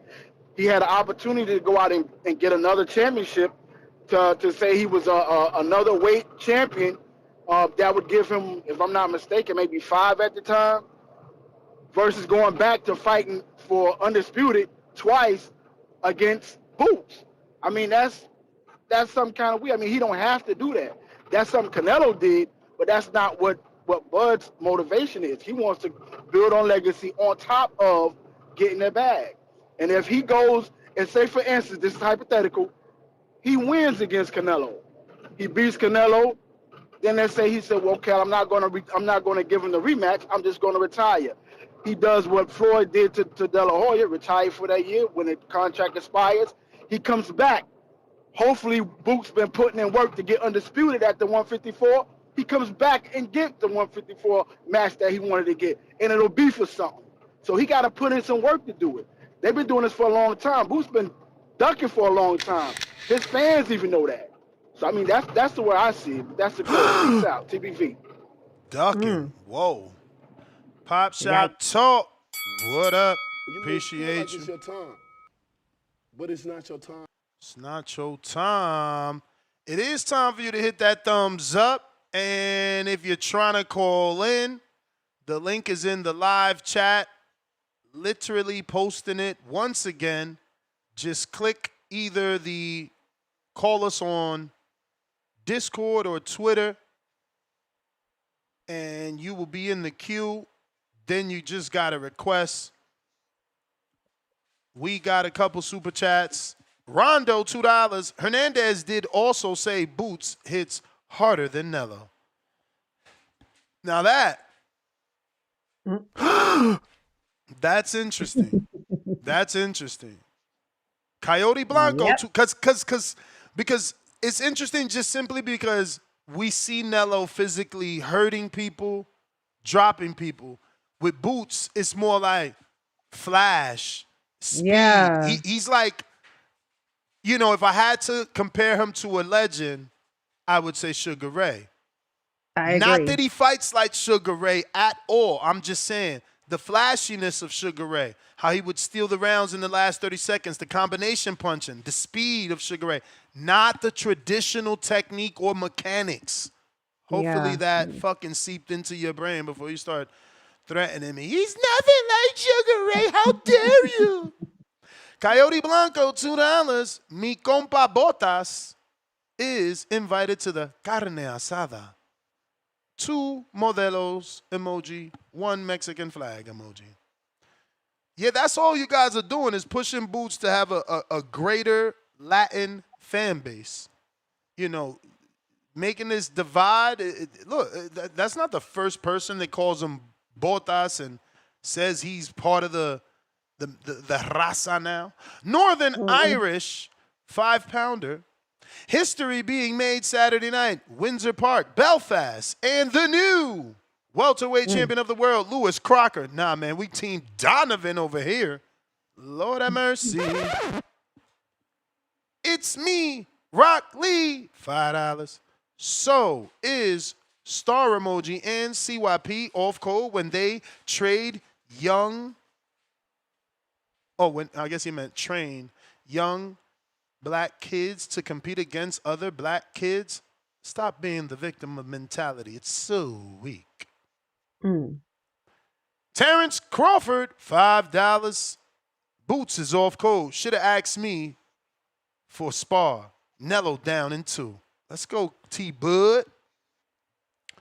Let me see if this is the real T-Bud. I'm going to say go to channel. If it doesn't open up in, nope, fake T-Bud. It say Terence Crawford at Johnny Hangout Space. Lord of mercy. You're terrible, Terence Crawford. You're terrible. 03 Dub, $2. Virgil team say they turned down Bud sparring. Yeah, look how he tried to make it like Virgil stood on code. No, the rest of that sentence is supposed to say because his hand was hurt. Your weird ass. La Ciencia, $2.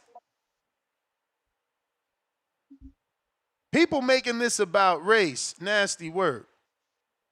Polo Buck, counterpunch for Baby Joker. Big Boss, $2. CYP said, shut the F up and be a fan. Word to Tank.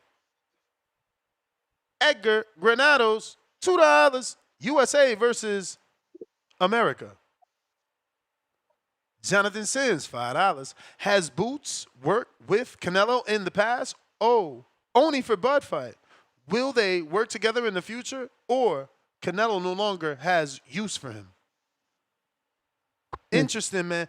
Interesting, these men with children who they train, their stances. It's interesting, Jonathan Sims. I wonder, would you teach your son the left hook or to master staying on code?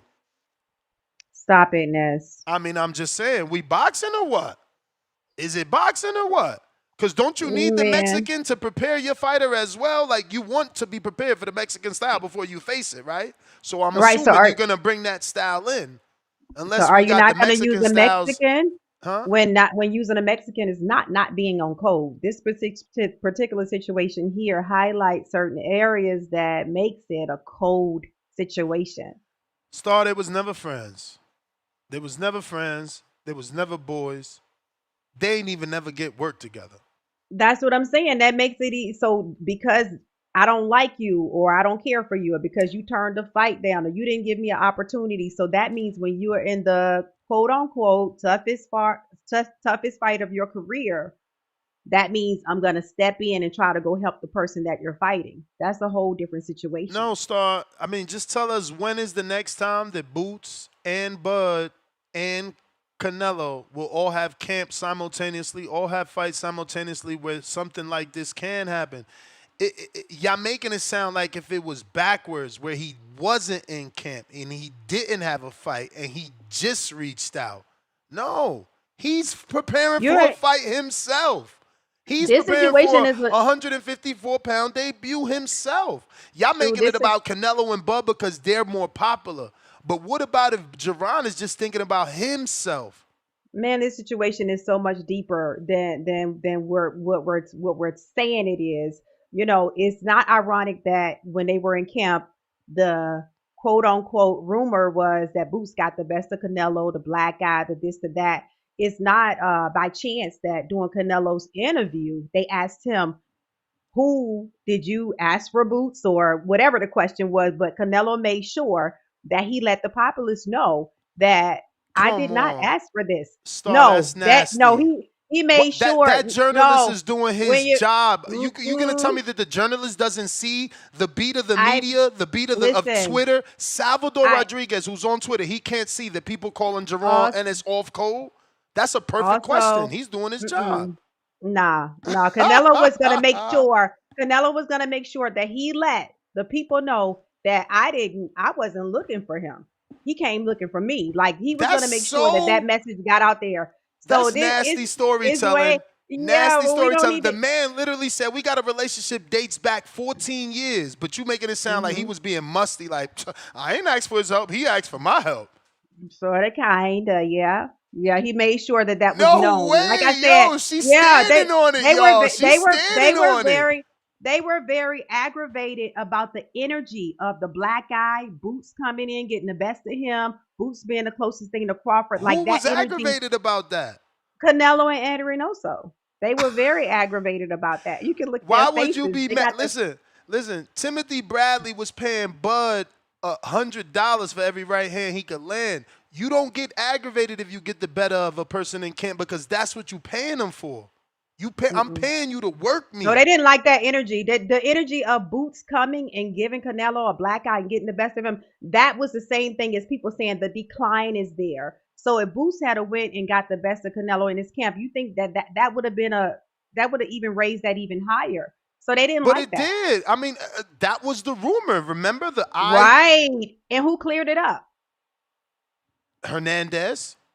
No, Canelo as well, and Canelo, right? No, all Canelo said is he ain't asked for sparring. But the energy of that, like Boots called and asked us, and I said, yeah, sure, I'm good with your family. Yeah. I love it. Shout out to Boots, man. This has made him level up. His social score has risen now. He's the talk of the town. This is what you got to do, Boots. It's about you. Good or bad press, he got it. $20 super chat from Let me make sure this is Tito Vos. They packing me up in the chat. Pack her up. Yeah. Let me see. This 20 is from Tito Vos. He says, I disagree with Jay Will. Latinos don't have identity issues. What did you mean to say? ES like that? Or did you mean to say is like that? Latinos don't have identity issues. Maybe you never meant to put ES like that. There are Guatemalans in the Bud camp. None of us care. This is boxing, not elementary school. And that's what I'm saying. Why are there no Latins saying, or no Mexicans saying, yo, Lester Martinez ain't shit. I don't care if he's with Bud Camp. He shouldn't be sparring him for this fight. Bro. But did he get in was he already in the camp, or did he just come in the camp for this fight only? Oh, so that only works one way. I love double standard. No, it's not one way. It's situational. But the Ennis camp has been there for 14 years. So what do it matter how many years Lester been there? No, when you could make the comparison, you can't make the comparison based on somebody who was already in the camp. Now we need somebody from the Mexican point of view. If that had happened on the other side, we can't just assume that this is just because it's an African American joining a Mexican camp. But there's two We can't do that. Latinos in Bud's camp, and we don't They've been care. there, Nobody's saying nothing. but they've been there, I've right? been promoting Lester. I've been the first one talking about Lester. It's totally different though, Ness. He's been there. I'm trying to see how we working it out. We ironing out the kinks. We trying to figure it out. We got CV Guy counterpunch for the people. Drop a bomb for the dub. That was 4 counterpunches for the people. Plus we got Brambo with the counterpunch. Gabe, what is a AR? No, I don't know. But Gabe, shout out to you. Gabe back with Gabe, welcome to the prospect level. And then Gabe comes right back with a $5. He says, Yo, Ness, do you know where to watch Inoue versus MJ? I'm pretty sure someone said ESPN, but I don't even think that's true. Last time I Googled it, I could not find any U.S. television, but I'll do another Google search today to see what happens. We got EGOD, $5. Bud called Virgil to spar, but Virgil said he only declined because he was injured for the Canelo fight. So, Star sounds dumb as See? Virgil, and that's what I'm saying. The Latin wasn't going to care. He was about to go spar, but he said, I only didn't do it because my hand was hurt. But now we going to have somebody call and say, yeah, right. You think his hand was motherfucking hurt? His hand wasn't fucking hurt. He was just staying on cold. Mr. Cool J, 1211, member for 13 months on that champ level. Shout out. Champ level. The champ is here! The champ is here! The champ is here! Let's go, champ! Salute, salute. Mr. Cool J says, I'm more about the timing than the general concept of switching codes, especially now that we know Saul Canelo Alvarez did not send for boots. Target emoji. God K, counterpunch, CYP. Edwin, $2. What loyalty does Boots owe Bud? That's not his. Edwin Martinez, member for 10 months on the prospect level. Bud fans weird, demanding loyalty from ops. Politically incorrect, $5. Hate to have to point this out, but there's only one side who has people saying off code. But Bud has a Mexican Olympian in his camp, and Mexicans ain't crying emoji.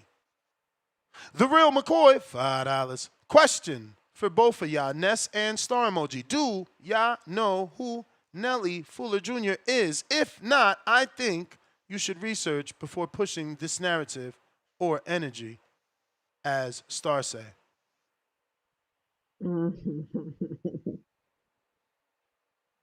All right. Well, we'll do a Google search. Nelly Fuller Jr. That looks like passed away, leaving behind a significant legacy in the fight against racism and white supremacy, born in 1929. Critical thinker, writer, and speaker who dedicated his life to analyzing and addressing systematic racism. Okay. All right. Looks like he passed away from natural causes, a natural death. So I, might need more information. EGOD, $2. We need a real co-host. Whoa, EGOD. Whoa. Ooh. Whoa. Let me have it. Let me have it. I'm not about to read that. 323 Ivan CY Star. They calling you the CYP. Hey, yo, Ramming the 310, $2. Stop it. Oh, my God. Yo, see, this is why I told women got to have tough skin. Bring back tone. I got it. I got it. Y'all hating on Star. Edwin Martinez, $2. Co-host making Bud Camp sound soft as fuck. She's scared. The good thing is, Ness, I was here when Tone first came, so I know how it go. I'm good. Brambo. Counter. Actually, shit. JT. Counter.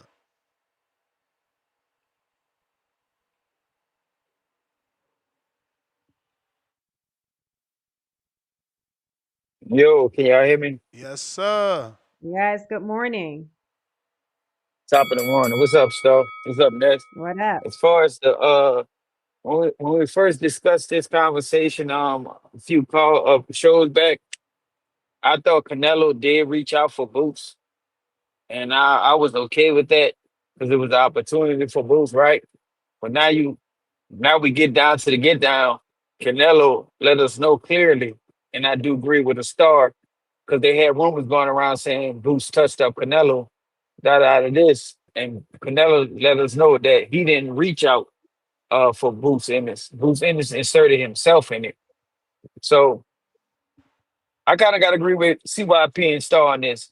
If it was a lower level fighter, because it been brought up that he sparred black fighters before, but Boots is not a lower level fighter anymore. He's at the level. He's a name known. He's a name that's known, and like saying if he was in the same opportunity, because you asked from a coaching perspective, uh, I would have declined it as well. Same Wow. situation. As a lower fighter level, we talk about the same situation. As a lower level name, unknown, I would have took the opportunity. Boots is on that level where his name been tied up with Bud for a little bit. So I would have declined the offer. Like, because to me, that was some sucker shit that Boots did. If you insert yourself, like, I can help y'all, basically, I can help y'all. I'm a switch hitter.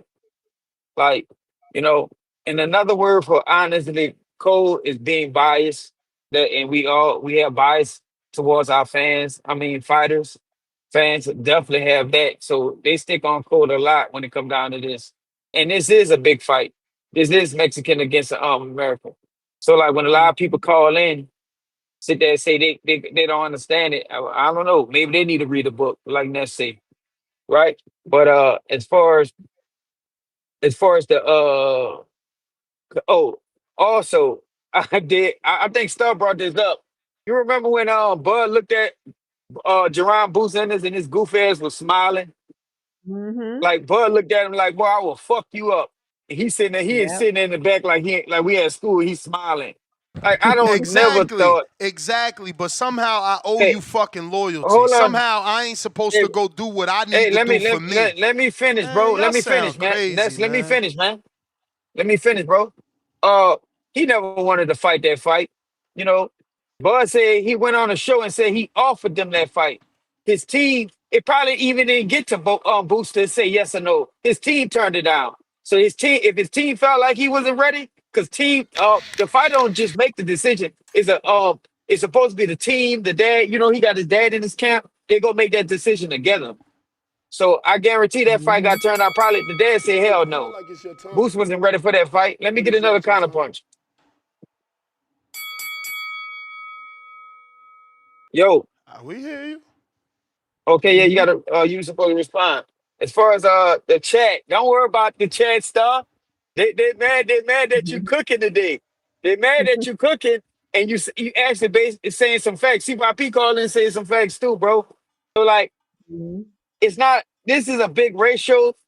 I don't want to say this big is racial, put it like that. Hey, JT, Let's let me ask you a let you question. If it's so racial, why is it only black people calling in to say boots off code? Why ain't no Mexican mad? And why ain't no Mexican calling in to hey, say, yo, hey, Virgil the would beat. same way, Can I finish? Can I finish Virgil my question? Ortiz faked Can I that finish? injury. Can Hey, I look, finish my question so you can hear it, all right, or pause my you time. good? Pause my time. You know? Nah, never mind. You good, bro. I am gonna restart your time, but I'm good. We don't have to talk. No, I know what you was about to say though. The same way Virgil Ortiz faked that injury and say he ain't want spar Bro, Bud you for need this fight. Jesus. You need Jesus. You really I need do. Jesus. I have Jesus though. I hope you That's playing. your opinion. I hope you Hold just on, playing for the show. that's your Cause opinion. if you Bro, serious, that's you your need Jesus in opinion. your life, man. We was not in that camp though. You We was need not in Jesus that in camp yeah, when Virgil we Ortiz wasn't. We said wasn't. So why the fuck would exactly. we So say we all why the assuming. fuck would we lie So, and say that he faking a fucking injury? You nasty, hey man. man, they all Your do it. mentality Bro, is hey, ruined. Your God mentality is damn, man. ruined. You gotta lie on a God motherfucker. damn, That's bro. crazy. Nah, I'm take not your lying, call. bro. I'm not Take your lying because call. we I'ma don't shut know if up. he lying. Hey, Ness, I really can't hear you though. I don't know if he lying, bro. He could have just sat there and said that. He could have stayed on code with it. He could have said, nah, I hurt my hand a little bit. Nah, he's sticking on code. Like, bro, we don't know that. So you can't sit there and say I'm lying because you don't know if his hand was hurt for real. But at the end of the day, man, this is a cold fight. You know, it's American versus Mexican. We got Bug gonna win this fight though, man. So y'all don't gotta worry about all that. Like Bug keeps saying, a lot of Mexican fans gonna be crying. And as far as these fights, like Lester Martinez and the coach that was in the camp, you cannot bring these guys up because they've been in the camp. They've been in the camp with Bud for years. So it's not the same comparison when you bring up, oh, he got Mexican fighter, oh, he got a Mexican coach in his corner. That dude been loyal for years. And he's gonna help Bud be successful September 13th. So I'm sticking on code on this fight, and I clearly understand what Star and CYP are trying to say. They're not trying to make it no race war, but actually it really is. But they trying to let you know Mhm. it's time to stick on code and stop acting like y'all stupid. Like, oh man, I don't gotta be on code. I don't gotta be a follower. No, it's not about being a follower. It's about being a leader and learning how to lead when you're supposed to lead. Mm-hmm. But that's my counter punch. Second one. Mm. Mm-hmm. I just Star, since you keeping track of the previews and predictions, can you keep track of how many Mexicans call in to say Boots is on code or off code, or Virgil would have been on code or off code, or because I only know one person that called in and said "Viva Mexico, cabrones," What the and reason? The that was a reason? Dominican from New York City named Stock Chaser. So I'm just fucking baffled. I'm But just why would they? baffled Why where would we they getting call this in fake though? shit from. But why would they call in? Jaron Ennis would have. That was a benefit to a Mexican. So if Virgil had went to Crawford's camp, then you better bet you would have had some Mexicans call in. But I see we have a.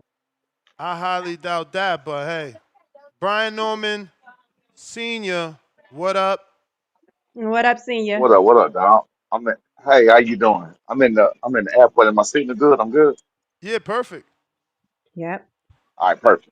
All right, so check it out, man. You got to remember, you called me and you asked me about it. I told you I had no problem with it. You remember the whole little thing we had because I really did think that Canelo reached out with that opportunity. It does change the game that he reached out. He could have reached out at any time. His brother had access to Canelo for 14 years. He could have been reached out. I mean, let's keep it real. He could have reached out for any other fight. For any other fight, he could have reached out. You feel what I'm My saying? man, my He man. admitted that. Let me ask you a question. Yeah. Was all them Philly niggas off code when they was coming at you? Cause your son was trying to fight Boots, and like what fucking code? Who had any loyalty for you? Who had I ain't loyalty saying for nothing about you? no. But No, no, that's what no, I'm no, no, no. asking though. Why are we Only, making it about a but you're talking code about when feelings. when when you was about to fight Listen, Boots? listen. Did anybody Yeah. show you loyalty and love, or was they shitting on you left and Who right? And they still trying to get who was at you supposed to right show now. me? The dude with no Who was eyebrows supposed to show still me making loyalty? videos about you. Who was supposed to show And, me and no love though? disrespect It's to not you, like champ. I know you guys think it's called alopecia. I'm not being disrespectful because everybody think everything I say is nah. Fuck it. disrespectful. But He disrespect. my No, he point is, disrespect. how He many how disrespect. many He black disrespected people my going? illness. Okay, he disrespected you and he black. Right. Where the code Yeah. at there? Why he ain't stay quiet So, about the sparring hey, then? Why he ain't stay quiet about the Nez, sparring? Nez, Where the code at there? Where the code Nez, at listen there to me, though? brother. No, Listen I'm gonna to me. let you talk. I I didn't just want to call. know. It's a double Look, standard. I hate him. I I didn't hate say double code. standards. I didn't say anything about a code. I didn't say anything about a code. That's first of all. So you put me with everybody else. I think that CYP had it on I'm point. sorry. Talking about other people. I'm being truthful. I'm Huh? sorry. I apologize because you text me and said I agree with CYP. So I Yeah, that's what. automatically. I was about to say what I agree with CYP. It's not necessarily about code.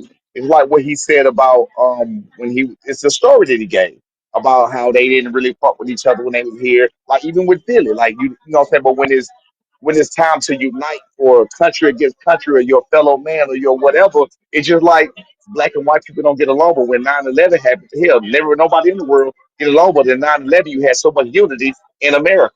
You feel what I'm saying? 9/11 was the most united we ever been ever. You remember that? No? Yes? Yeah, yeah, yeah. All right. So I mean, is that true? Well, was we not the most united ever after 9/11?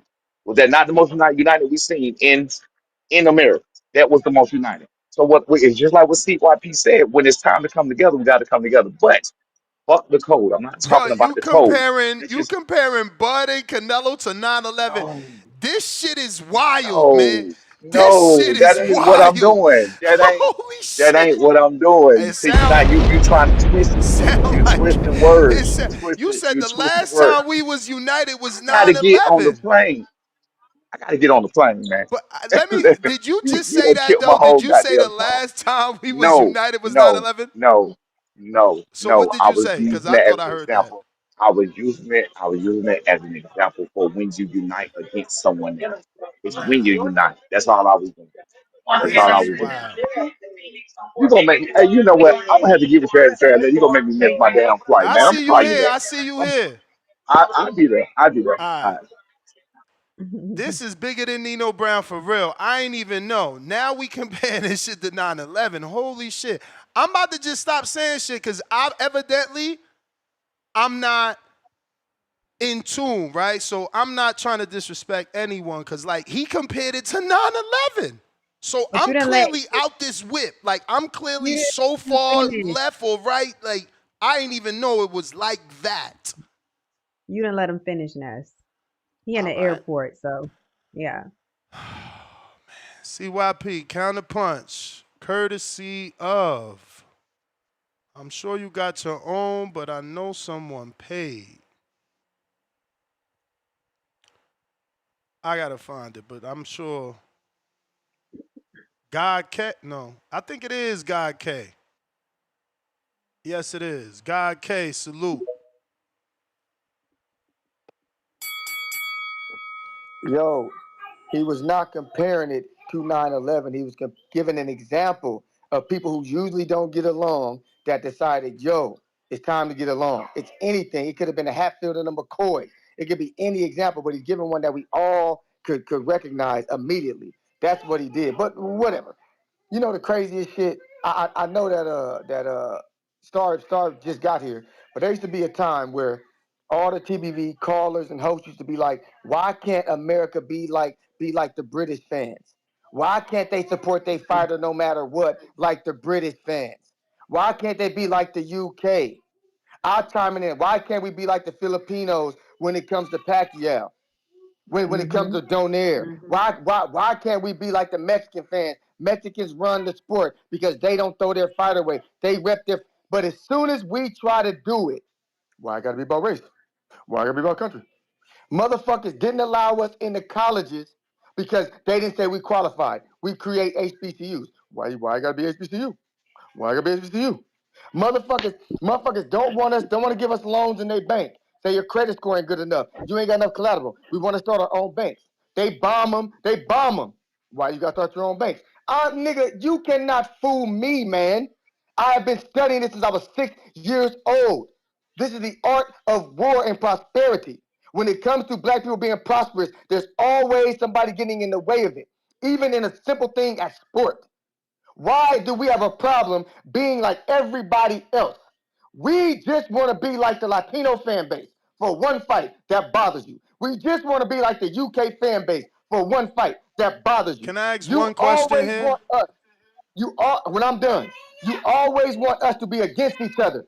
Y'all always want black people to argue with each other. You never want us to support each other. You think I'm stupid? CYP knows y'all like the back of my fucking hand. You're a Dominican. You represent Dominicans in boxing. You even rep sorry ass Dominicans, and you be trying to make us like them, and you be trying to get us to watch them and shit, and they be trash. But I give you props for that because you on code when you do that, That is and a we don't. lie, my friend. Oh yeah. Oh that. Okay. Hey, Vega, call back in and tell to the Puerto Rico, the Dominican fighters must be big enough that be getting their motherfucking ass whooped, and then My after they get bro. their ass whooped, we don't talk I, about them no more. okay. Name one, please.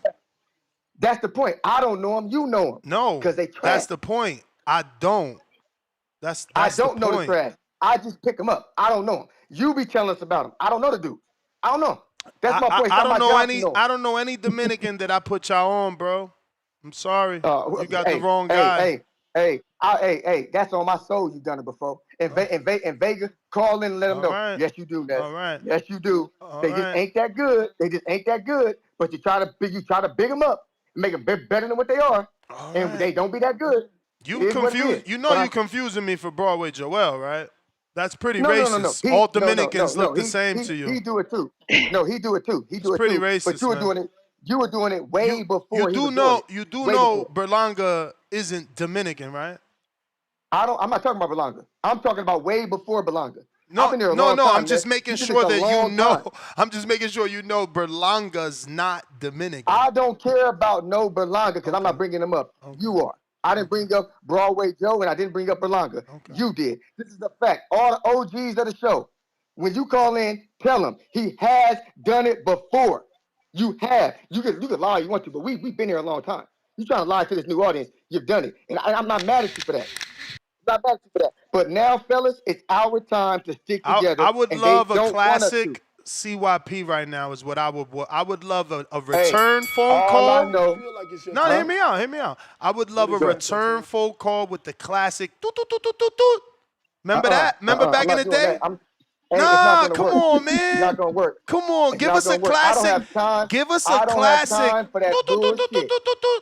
CYP found it. CYP found it. We are okay. We are at war. All right. We are at war. And Plymouth Rock didn't land on CYP. I gotta CYP go, just man. landed on Plymouth We Rock. love you though. We love you though. But check how I remind all my old head listeners. I'm the one that says I don't believe in Dominicans. I'm the one that says historically they don't train well. I'm the one that told y'all about Jason Rosario's Snickers under his bed at Herman Caicedo's gym. I didn't put y'all on Rohan Polanco. I didn't put y'all on Jan Santana. I didn't put y'all on Carlos Adames. The last Dominican Ness spoke about was Yohan Guzman. I never got on the hype train of Jason Rosario and told y'all let's back him. The only thing I did was say the truth. He's the first unified Dominican. Fortuna is the only Dominican I had a relationship with, and never once did I lie to anybody. When Devin was trying to fight him, I was sitting right here serving Fortuna up, doing interviews with Fortuna and his promoter, Samson Lewickovich at the time. So, it's sad. It's sad that we got liars, and then you got the nerve to call me a liar, Bruce. I'm going to give you a fat timeout for that. Aww. I'm going to get you a nice 30-minute timeout for being an asshole. Brambo, actually, is it you? Who got the next counter?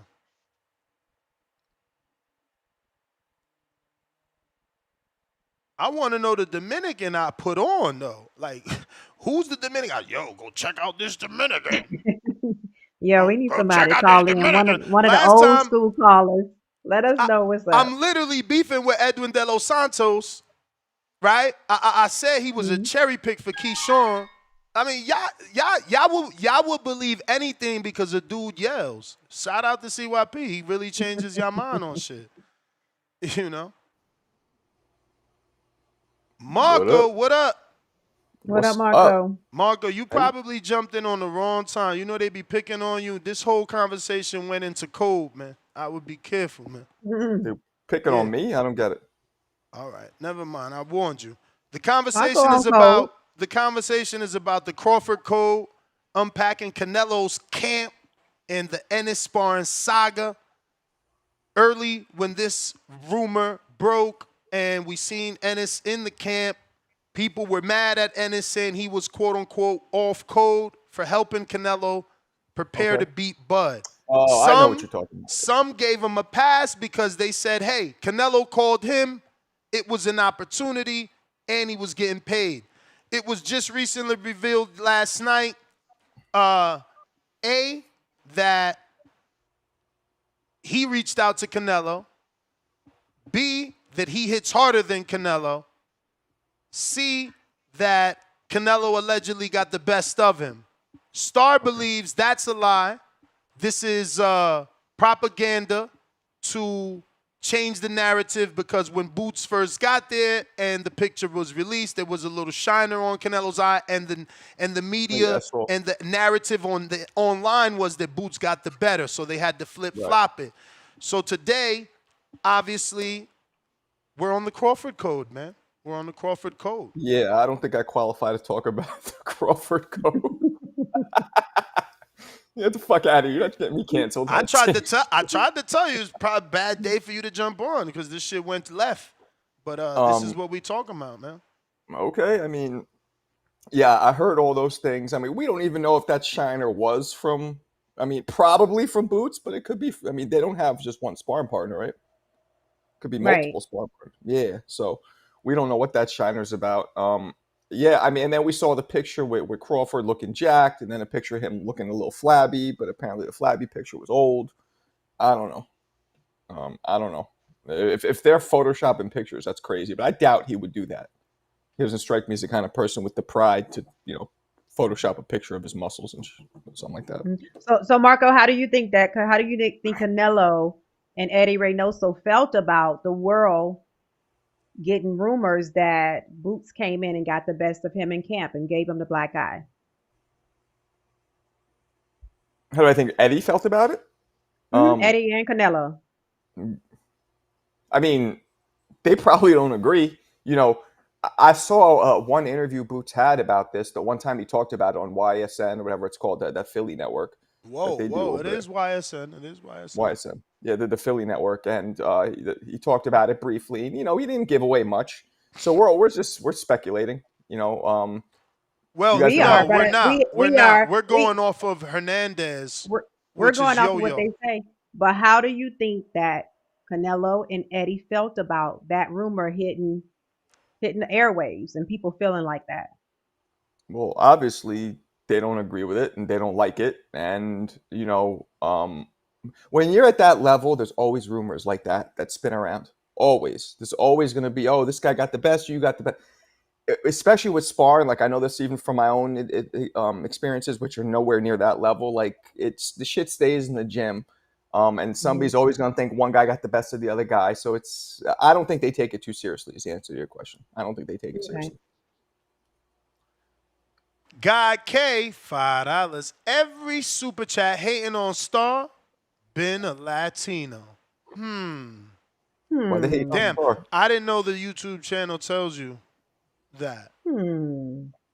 JD, champ level, $2. This is like Zurdo Ramirez calling to spar Bud. Zurdo's a cruiserweight, but okay, guys.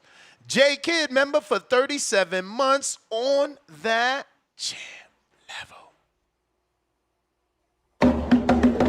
The champ is here! The champ is here! The champ is here! Damn. He said he got putting on for no man. I'm like hashtag he, man, woman, haters. The fuck? I'm like I don't know.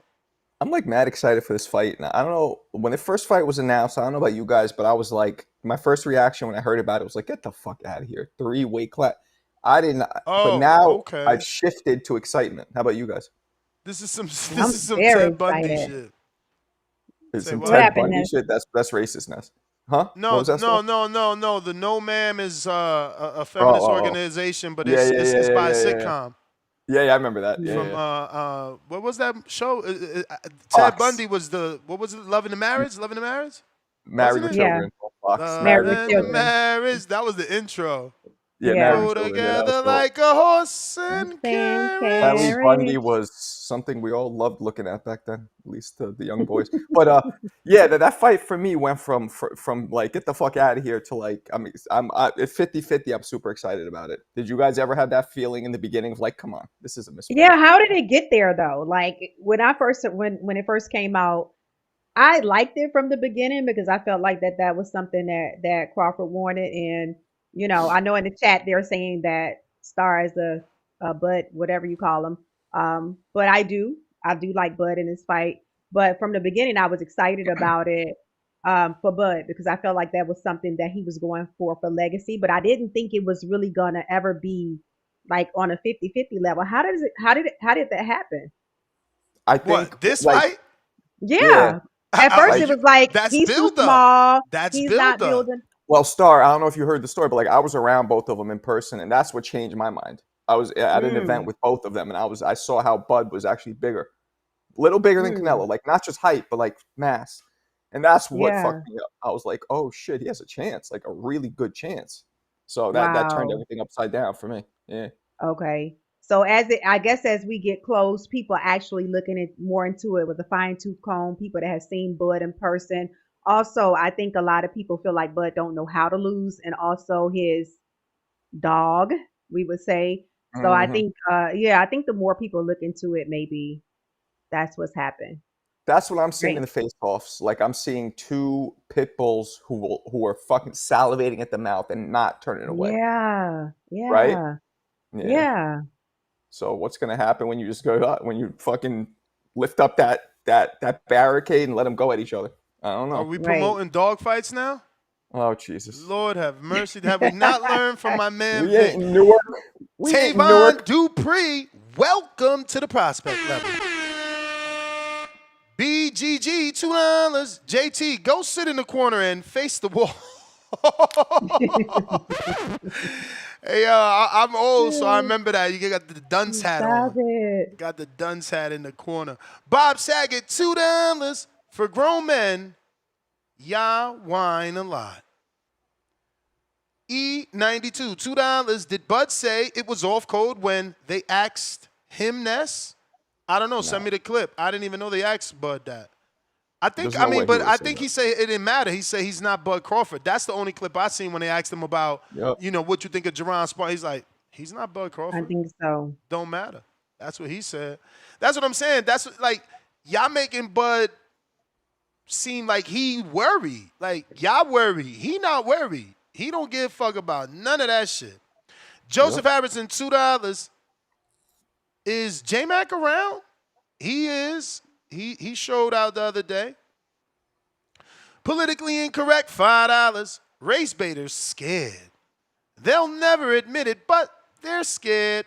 We know they like to keep the illusion of confidence, but they scared Canelo might KO Bud. Mr. I seen him and changed everything. It changed everything. Can Canelo KO Bud? I didn't say it like that. Like I'm in Uh-oh. love with him. Can Uh-oh. Canelo KO Bud? Yes, yes, absolutely. He can. Will he's a different story, but can he? Yes. You think he Yes. could? Yes. I Bud don't can't think KO so. Canelo. I don't and think so. this is You strictly a wildin'. I size don't thing, think in he my can KO opinion. Bud. Why would he be able to KO Bud? I mean, why would Bud be able to? I mean, why would Canelo be able to KO Bud? Yeah. Why? Okay, let's not forget there's not only the dome piece, there's the breadbasket. So shots land at both of those. I think Canelo's going to do a lot of body work, Yeah, and the that was body. Nonito. Nonito said that's the game plan. Beat him up to the Yup, body. Beat Crawford's yup, body up. yup, Hmm. yup. He absolutely can. But you the boxer, not me. I mean, I thought when you go to the body with the left hook, you get hit with the right hand, right? Isn't it the right hand? Not always, no. And you don't have to go with the left hook. You can go to the body with the straight right. Well, first of all, You he's can a angle southpaw, off. so it won't even be a right hand, right? What would it be? It depends what Going to position the they're standing body. in. It depends. Don't forget Bud switches, so he could be a conventional at the time of the punch being thrown. You never Would know. you throw a right hook as a southpaw if a orthodox fighter threw a left hook to the body? Yeah, absolutely. Yeah, you're going. Hit him on the head. Yeah, yeah. Nah, Canelo has the power to hurt him. Bud seemingly doesn't have the power to hurt Canelo, and not just. I'm not based How off one seemingly? fight. Based off Let me one finish. fight. Let me finish. You better This be is careful, based man. off. Bud fans ain't playing with you. They don't have to play with me. You look at Canelo, and yeah, that sounded nasty, right? You look at Canelo and you look at his career, and I'm 50-50. I'm not choosing one way or the other. So people who want to, think I'm not rooting Marco, for it's anybody. 2 days before the fight. How are you still 50-50? What are you waiting for? He know That's who how he I am. picking. He know who he I don't picking. know. I don't know who's gonna win. I'm waiting for the weigh-in. I'm gonna lean towards Canelo only because little lean, like You on 51. cold. You on cold. He looked like you. Oh Jesus! Word, I'm a redheaded Mexican. You're on Word, code. You're on word. code. I'm That's what they redheaded. gonna say. You're on code. That's why I you didn't picking know I was. Canelo. Nah, I I'm didn't know I fucking was with you. redheaded from. Let me I didn't stop know. trying to draw Marco into the code He's conversation. trying to make me from Right. Guadalajara. Nah, but from Guadalajara, Canelo has Guadalajara, taken Jalisco, Mexico. Canelo's Oh, taken shots from way bigger dudes that don't even fucking make him blink. I don't think Bud could hurt him. Bud could maybe beat him up, but not hurt him. I got the superstar in the building. What Tony up, Tone? man? Y'all hear me? Yeah, what you driving? Yeah. What up, Yeah, Tone? I'm driving headed to the barber shop. Give me a little Caesar on that Oh, dog ass. stop Respectfully. rapping. Oh, Hey, is Star up there? Yes, the sir. star is up here. What What up, up, Tone? what up, Star? What I up? got you. What's Hey, cracking? Tone, I made a list of who everybody is taking in this fight. So I got you down for Canelo, right? Oh, how you put me down for Nello? That's You ain't crazy. on code. You ain't on You You code. ain't on code, Tone. think I'm off cold? Lord, Chad. Hey, We got man. we got you. You got one Tone. I got him for Bud, and I got you for Canelo. I heard Tone is on code because that's the Chili Killers. Mm. Hey, when we seen Bud Crawford show up to the grand arrivals in a G Unit jacket, 4-day-old braids, looked like he smelled like Black and Mouths, and then you Oh my seen God. Saul Canelo Alvarez, a mirrored down, a mirrored glasses, chest out, full crowd. Bud ain't never been on this level before. It's a Well, you whole left Woo! different you level left about to you happen left to it Bud Crawford. Woo! you left the heels This out, is Tone. nah. This is what you call levels. When somebody says, remember, this is my weekend. That shit you niggas do in Omaha, that ghetto shit y'all niggas do, no. This is my weekend. I brought the money here. I brought the money here. This is Canelo's world, and you just living in it, my nigga. I'm down here in a mirror. Watch the press conference. Stage too big, lights too bright, wide-eyed. Like I talked to my West Coast legend Glasses Malone while he was eating his fried chicken on my live show. Nigga said, fuck that code. Nigga, think about logic. Nigga, this is Saul Canelo Alvarez fighting a nigga who ain't fought in 400 plus days, going up 3 weight classes, couldn't hurt my dream off. Nigga getting caught with right hands. You niggas not thinking, bro. But I'm still, I will wait. I'll make my prediction at the weigh-in. I don't know who gonna win, respectfully. Uh-uh. I don't know. Tone, I thought you were going We for don't for. Hey believe you. yo, Where's the sound I bite? love Where's how the he make sound it bite? sound like Where's the sound he going bite? for Canelo, Right. but then he He said I'm gonna is. make my prediction later. Yeah, we don't But believe yo, you. what you mean right hands, bro? That's what I'm trying to tell you guys. But Dreamall was cooking this man with right. Just Yeah, look at his he was face after the raking him. fight. What you mean? He Yo, wasn't Look getting hit with at no him. right hands. You out here he wilding, was bro. raking him like some Right leaves. hands. And then they said, and then my man, Nelly Hernandez, the demon, he said, man, that man Canelo was putting hands and feet on Boots. Hands and feet. Bro, you don't He ain't walk say off all a that. You sensationalizing the shit out of that one. Nah, man. I used what is he, Cuban? I used my Cuban translator. He said hands and feet. I think Caesar translating? Yeah. It was Caesar. Yeah, he was hating. That's what I'm talking about. Nah, Yeah, but he man. ain't saying nothing You about hands and feet, but I hear you. I mean, you just sensationalizing. nigga, then Bomac, salute Bomac. Bomac said he don't care nothing about Canelo IQ. What? What are we talking? What? He What's said that? going on here? Yes. He said he don't care about Canelo. What do you mean? The You disrespect know for why? Canelo. But you know why? Remember Why? that they saying that Madrimov IQ is better than Canelo's. Get the Not they, fuck out of not here. they, the Bud camp. But remember, like the Bud fans have been saying that since the fight. And He Paulie, I just think it fights was Yeah. Paulie different. Malignaggi as well. I think Nah, Paulie Malignaggi as well nah. said that, didn't he? Madrimov No, just he gets has on a that Let me. different pogo stick. style. He has a more awkward Yes, style. That's he what has they're the pogo saying. I'm sticks. I pretty call it the sure pogo stick Paulie. style. I'm pretty sure Paulie told us on my interview that Madrimov has a better IQ than Canelo. That's wild. He has the Russian See? You pogo know, stick Nasty style. word. Nah. we know Paulie don't Marco, care for and Bud is Canelo. hurt. Bud has an injury right now. Bud's Oh shoulder man, is you hurt going right with now. internet? He going with Tone, he Oh internet denied my that. rumors. God, Tone. Tone, Internet he denied it, rumors. Tone. You nasty for that. Lisa told me. Yo, Nasty but Tone, Streets told Tone, me Bud is I hurt see. right I now, see. bro. I mean, but Tone. I would have believed the brunch boxing rumor more than anything else. You know, Well, listen, Tone. The Turk Crawford told. has the When the coke. Turk Crawford. told me He said somebody on coke on the card, and Yo, is going to show up after the fight. Yo, At least Tone. that's what I we read. know Crawford who. Crawford denied the injury rumor, so if he can't use that as an excuse because he officially denied it. So he said he has no shoulder You know injury. who So else? that's You know who else denied? You know who else denied an injury? Ryan oh. Garcia. You know who Manny else? Pacquiao. Denied? Did he? Manny Pacquiao. Yeah, Yeah. Manny denied Oh, the what was it called, the shoulder injury. okay. I Yeah. mean, Mike Tyson tried to deny Nigga the knee injured, injury bro. against Jake Paul, but all right. That's a good point. Canelo gonna be beating So so that shoulder. He gonna be beating that so shoulder. Tone. So Tone, you told us Yes. 1,000 reasons why Canelo's gonna win this fight, but you're telling me that you need to wait to see what to make your pick.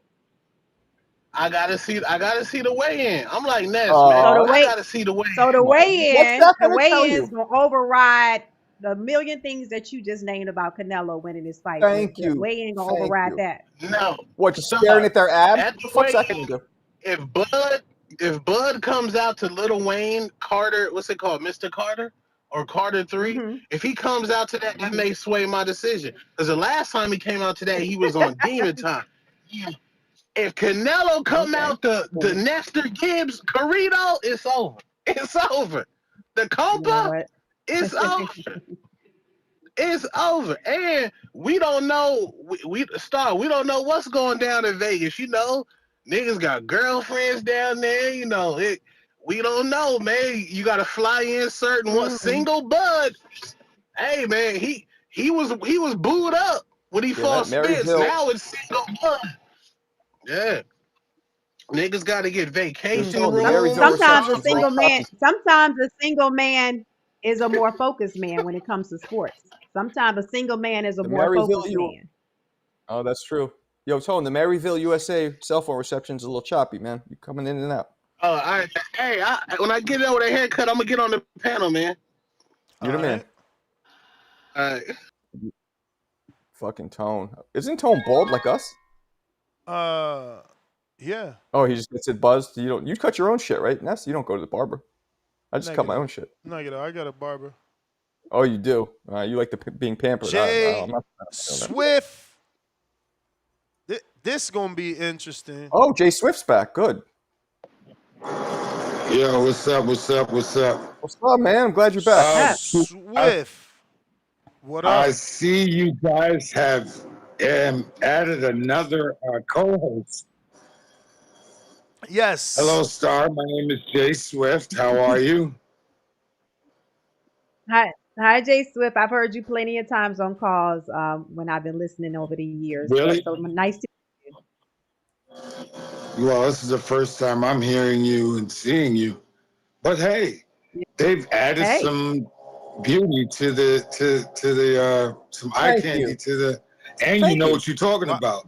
I was listening to that. What do you mean? Her? Well, first of all, I said it. That's why. Second of all, she knows what she's talking about because I'm listening to her. And well, there's a lot of actually females that be in the chat that knows about boxing. You know, they're just not calling in all the time, and they're not trying to be your co-host. But that was a cool move you made, Ness. That was a cool move. She reached out, man. She reached out. Shout out to Star and everybody that reached out. The panel's always open, man. Nah, but that was a good thing because we need a female perspective up there anyway. Y'all get too grimy, man. Y'all be coming up in there with. They already mad at her because she took a stance. They hating on her in the chat, man. You know what? You know what I found out about Americans, and I don't care what country you came from. If you live here, you are mad about everything that doesn't boost your agenda. That's just the way Americans are. They don't care. I mean, if you're supporting them, then they're like, oh yes, I like Jay Swift. I like Jay Swift. But as soon as you're not supporting him, oh man, F Jay Swift. I don't care either, man. But what I was going to say was, this is a new America, because I found out that most of the young people are supporting Boots and getting in there and sparring with Canelo. Most of the older people are not. They want us to stick to some kind of code that hasn't been here since the 60s. I don't understand that. When have you guys ever talked about any alliances? How many of you guys ever went to any rallies? How many of you guys was out there when whatchamacallit got choked out by the cop? How many of you guys were even out there marching with those people? I got pictures of us rioting and so forth and so on, because I'm from that era, so I will be out there. But y'all don't really care. So why? It's like you try to use this when it suits you, when it's in your best interest. So I really don't care. I don't see. I'm not even going to keep talking about that. I started out like 3 months ago, or 2 months ago, and I said I picked Canelo, and I'm still picking Canelo. And you could, if my time runs over, you could charge me another $5. I'll give it to you. But yeah, I already started out picking Canelo. So I mean, that's been my man's. I've picked him all through the fights except for Mayweather. That's the only fight that I did not pick him for. And I picked him for all the Triple Gs. Some people said Triple G won one fight, and I said no. He didn't win any. I picked him against Bivol, but you know that was a lopsided fight because Bivol was way heavier. And I say the same thing. Y'all keep talking about David Benavidez. Tell David Benavidez to come down to 165 or 168. Canelo will fight him. I'll pay Canelo to fight him. Tell Benavidez to come down to 165. But other than that, I don't see nothing wrong with Boots getting in there. You know, like I've been in the gym a lot with Mayweather's gym a lot. My nephews I took my nephews over there to get work. Like that's where I met David Flats and a Dream Killer. And yeah, you know Dream Killer. I know Flat. No, you know David Flat. Yeah. Yeah. From Brooklyn. Yep. Yeah, that's my man. So good dude. I take my nephews in there to get work, and they're young. They're like Boots young, or in between Boots and Crawford young, and they just want to work. They just want to fight. They just want to box. It doesn't care who they box. So when Boots is like, yo, I'm going in over here he's trying to get that work. He's getting paid to do it, but he's getting that work where he can't normally get that work from anybody that's on Canelo's level. He's already a phenomenon as a boxer, but the better he gets is when he gets more information from a much better champion. So I'm not mad at it. I don't know why people trying to hold black people to some type of code when you don't live by that code. You don't. I know. I was there in the streets. I know you don't live by that code. I have not seen none of you talk about mentoring black youth. None of you. Well, wait a minute. No, I take that back. Maybe CYP has, because he teaches track. Plus, he ran track, so I know he teaches track. Maybe CYP has. But I'm not talking about your kids. I'm not talking about your sons. I'm talking about black kids that you don't know, that don't live in your household. I don't see none of you out there trying to mentor them. And that's the problem I have. You want somebody to hold to a code. Why don't you guys start sticking to a code? You feel like it's your time, but it's not your All time. right, run me one more. One more. That'll make me owe you $10, correct? Correct. Hello? All right, I got you. When I was young, I used to listen to Farrakhan and the Elijah Muhammad. I used to listen to them. And then I was listening to Malcolm X. And they were all together at one time. And then the next thing I know, they killed Malcolm X. I don't know who it was. I'm not going to say they. Somebody killed Malcolm X. But it really blew black people away. And all the older black men, because I was like 9 years old, 8 years old, all the older black men that were in their 40s and 50s, smoking weed, drinking, shooting heroin, was saying, well, they killed Malcolm X. Now they're going to be able to kill all black people, all black men. And I was like, wow. And it came to pass. It did. So I said, you know what? What the hell? I got into the movement with the Black Panthers. We had the Black Panthers in New York. Got into the movement with the Black Panthers. They used to teach us karate. I went to their karate classes and studied with them.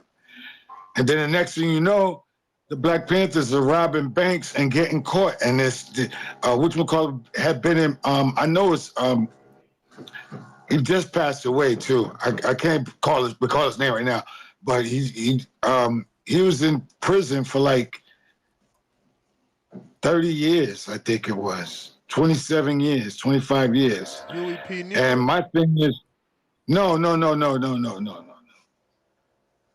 Huey P. Newton was in jail for a little bit of time, but he was from Oakland.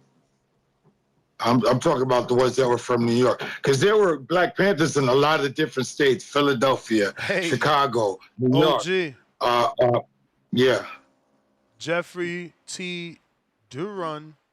I'm going to just say Jeffrey. No. He sent you $20. That's 4 more counter punches. He wants you to keep cooking. Wow. All right. So I started taking the karate courses with the Black Panthers. And then they came to my high school. I went to DeWitt Clinton High School. I'm sure Marco's heard of DeWitt Clinton. Yeah, of course. Yeah, I grew up right around there. DeWitt Clinton is right in Hell's Kitchen, yeah. No, DeWitt Clinton is in Meshulah Parkway in the Bronx. Hell's Kitchen is in Manhattan. No, I'm saying DeWitt Clinton, there's a park that I grew up in, right in Hell's Kitchen. It's called DeWitt Clinton. We got a lot of DeWitt Clinton fucking things. Okay. Yeah. Now, I know your high school. Okay, yeah, sure. Okay, that makes sense. That makes sense because DeWitt Clinton is very, very large on parks because they were the sports school. We had our own gym. We did all the other high schools had the biggest crack park in the 80s was called the DeWitt Clinton Park, where I grew up right there, and it was on the news. They raided it and all that. So yeah. No, I'm aware of that. Really? Clinton. I don't know what he did. I left New York. I left New York in the 80s. Jay Swift. Yo. Edgar Granados just sent you another 20, so they got 8 more counter punches, bro. Ennis, thank you. First of all, did you say his name is Edgar? Did you say Edgar? The last one was from Edgar, and the first one was let me look it up. It was well, shout out to Edgar. I just want to say thank you. I appreciate you. And who's the other guy? Jeffrey. Jeffrey. And shout out to Jeffrey. I appreciate you guys. What I don't see like me, I read all the time. I'm always writing a paper. I'm not in school. I haven't been in school in about 30 years, but I still write papers. We've been putting out a magazine for 15 years. I still write the articles and shoot the photography. So my thing is I'm always reading, and that's what we are lacking in just our community as grown men. I'm not saying black, white, or Latino. I'm saying all of us. Because when we don't do that, we don't learn anything to teach these kids. And that's why they're going and running into these guys who come out of prison, because they're trying to learn that. And the next thing you know, they're gang banging and they got bigger guns than me. I'm like, what the hell? I'm scared of these kids. No, I'm not. But honestly, we need to start educating ourselves. Cut it, cut it, books. cut it. Jay, you know that wasn't me. You know I don't do that shit, bro. Damn. These dudes are terrible, man. Damn. And someone just paid $10 more, so he got 10 counter punches. Make that 9 now. Damn. And, that only brings me to this, man. It only brings me to this. Shout out to Jonathan Sims, the good pastor. Where are you, pastor? Here we go. He says I don't ever give him his credit. I never ring his bells and all this nonsense and foolery. So this is what Jonathan Sims is recommending. I should send it to. I ain't gonna put you on the spot. I'm gonna just let my Siri read it. All right, whatever. It's not working. Fucking hell. Whatever. Okay. He says, I have a few suggestions to help balance out this KO madness, OG. Number 1, escalating the knockout price. KO someone for 50 the first time, then plus 50 each repeat KO of the same caller. So pausing and giving you a hypothetical, he means like, all right, Jay Swift just got knocked out. Jay Swift, they already brought you back. Tito Vos brought you back. I hope you're still there listening. So you back. They paid your bail. He paid a hundo. He paid a hundo, which Tito Vos, you paid a hundo. So listen to Jonathan Sims' suggestion because it is in the realm of your super chat. So Sims, the good pastor, says Jay Swift just got knocked out for 50. They paid his bail for 50. His next knockout can't be 50. You got to pay 100 to knock him out. But that's, he says, if it's the same caller. Only if it's the same caller. Meaning, like, if you knocked out CYP and they paid to bring him back, you can't just knock him out again for 50. It got to go to 100. So he says, X caller A gets KO'd once equals 50. Second time equals 100. Third time equals 150. Second option, KO shield immunity period. After someone pays 50 to come back, if they pay 100, they cannot get the call cut. So they get immunity. And then he says KO pool. People can pay into a pool and we can pool callers out once the pot hits 50 or more. So like, for instance, the way people were just sending $20 super chats, y'all can hypothetically come together to bail someone out. So meaning if nobody wants to pay 50 to get CYP or Jay Swift out, 5 people can pay 10 is what he's saying. Then he says, reverse incentive, a comeback discount bonus. He says the first comeback equals 50. The second time that same caller pays his own bail, it would be 25, and then the third time is free.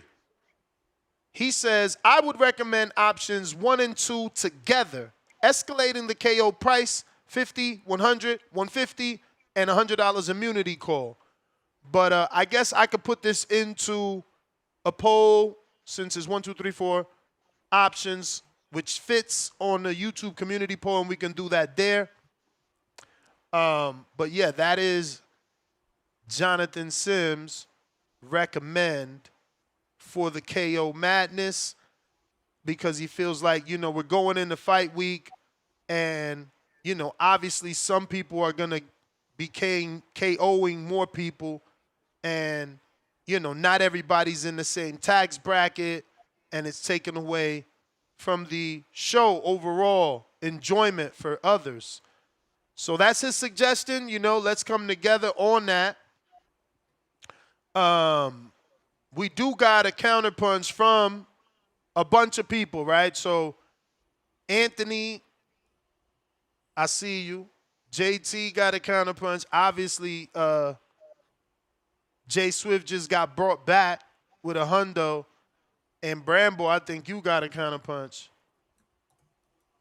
So y'all got to bear with me because there's a lot of them. JT, what up? Yo, can y'all hear me? Yep. Yep. Yep. Man, that was fucked up. They knocked that dude out, man. That dude was cooking, right? Hey, Ness, you brought up that polymyalgia thing, right? I think No, I asked him. I'm he didn't waiting say for a that response. He said I think I heard that call. He said better skill set. I think it was skill set he used. But it's so funny. It's so funny that we question a world champion, a former world champion. I mean, it got further than almost everybody that's called in on this show, on this call. I'm talking about the regular people, right? Star, I'll just tell you, keep your opinion. Let nobody persuade your opinion. Don't be tap dancing like some of the You tap breaking up dancers. very bad, very They bad. change it up, Breaking up but very bad. just keep your opinion. Let me know when I come back in. We can hear you. Can y'all hear me? Yep. Yep. I was saying, Star, keep your opinion. That's what makes you different and stuff. Don't let nobody change your opinion on here just because they're not agreeing with you today. They agree with you one day and then they go hate you the next day. So just keep your opinion, stay true to your opinion. Don't be no Gotcha. tap dancer like a few of these co-hosts that call in the tap dance. I'm not gonna have to say his name, but he know who he is. Um, as Damn, far as Marco, that shots fired. Swift, I don't know what that comment was based He's on not me talking to about me. talking about training your sons. But Swift, respectfully, we don't know what everything that you do neither. So I mean, we all call in on the show. Can y'all hear me? I'm breaking up again. We got you. We all call in on the show, say what we do, this and that. You know, proof is in the pudding. You can go look up people pages and see what they do, what they doing for the better they world, their community or whatever. And it's not always about the community of outside people. It's about the community because your community is your family first. You got to start with them. That's the root, and then you build them up, and then you when they get older, instead of your family, you start raising them right to be the right to do right in the world, and then they can go out and make and be better people. So just always giving out to the community, you can't always think that's always helping other people. It starts with your family, start with the root of your family. So I was agreeing with Swift till he said some things like that. So this is a fight that you got to stick on code. I'm not worrying about all that Black Panther shit. We're not talking about that right now. You a Unless hater. we talking about Black Panther on that September 13th. They about to release. We talking about that Black Panther, that Black Ice. We talking about that, Okay. right? That's the Black Panther we need to be talking about. So this shit just gone too far, man. It's gone too far. This is a big racial fight. And the Mexicans want to see him win. They want to see the black man lose. Black people, I hope, want to see Bud win. I had to say hope. Want to see Bud win, and I want to see the Mexican lose. That's my counterpunch, though. All right.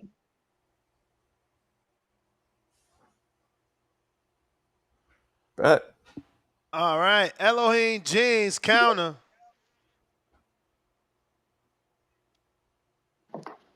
Yeah. What up? What up?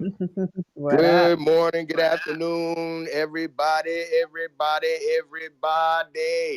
Wake up. It's fight week. We are here. We are here. We are here, people. Come on, man. Let's pick up the energy, man, because y'all starting to take me into the twilight zone with all this stuff, man. Damn. Hey, Ness, you got the boxing business voice, man. God, dog. Got cats running 50s, 100s, 150s, 200s. My boy is the best in the business, man. Pay homage to the boxing voice, boy. Understand this. Now, dig this, man. I love boxing. I Shout out to the love back when we have call. They invented that word, shit. You know, shout out to word. CYP, Rod, Hey, it's Jonathan lit. Sims, JT, J Mac. They It's invented it. lit. Y'all, the boxing voice, the voices of the people put it together. I understand, man. Come on. Now, dig. All right, so I love boxing, right? I like these type of fights like this lead to all kind of good questions and lead to good quotes and narratives. And you know, Ness, out of all the narratives that could have been picked, you chose the code. You chose the code, and it's interesting that it's in direct vibration with what happened last night with the assassination of this dude, Charlie Kirk, man. God bless the dead. Y'all got to understand, man, that life and death is in the power of the tongue, and those who love life will eat thereof. Understand that, man. This is the boxing voice. Everybody got a voice. Everybody got an opinion. Everybody got something to say. But there's consequences in what you say, people. So understand that you got to be careful with what you put out here in the earth with your words. And that goes for all of us. Ain't no code, man. The code is watch what you say, man. Because you got to live by them words. You understand what I'm talking about? All right. So with that being said, this is boxing. Why on earth would young Boots not want to work with the best of his class, the best of his era, and sharpen his skills? Whether he be black, white, Mexican, it don't matter. He's the best. Why wouldn't I want to work with this man? Like you said, Ness, he getting prepared for a fight too. So why not take on Canelo? I got the plug to him. I'm going to work with him, nigga. What is you talking about? Y'all sound crazy. So, and I want to say this to you too, Miss Star. Understand the position you was taking earlier with this cold stuff is if Ness never gave you the opportunity, you wouldn't be on this platform right now if he stayed on so-called code. That goes for you too, Marco. If Ness stayed on code and just kept it all the way real where he wanted to keep it a Latin show, none of y'all would be on this platform. So you all know he the best and you want to work with the best. So here you are, working with the best. So throw all that cold bullshit to the side. When you see greatness, you're going to want to be beside greatness. Understand this. Understand, people. We got to live by what we speak. You understand me? Elohim Jeans, we out. Have a great boxing weekend, baby. Thank you. So I just want to comment on that a little bit. You may feel like it's your time. So what we're not what we made it clear that we wasn't talking about different races being in different camps. We're talking about the timing that puts it in a cold category. Whereas I very grateful for the opportunity with Ness, but had it been a situation where I asked at a time where something racial was going on or an agenda for like a event or something like that, and I asked him and he let me into his camp or let me onto his show, that would bring it more equal to what we're talking about in this situation. It's situational, but I appreciate your your words and your knowledge. All right. All right. We got Counterpunch, Mike. Boxing boys.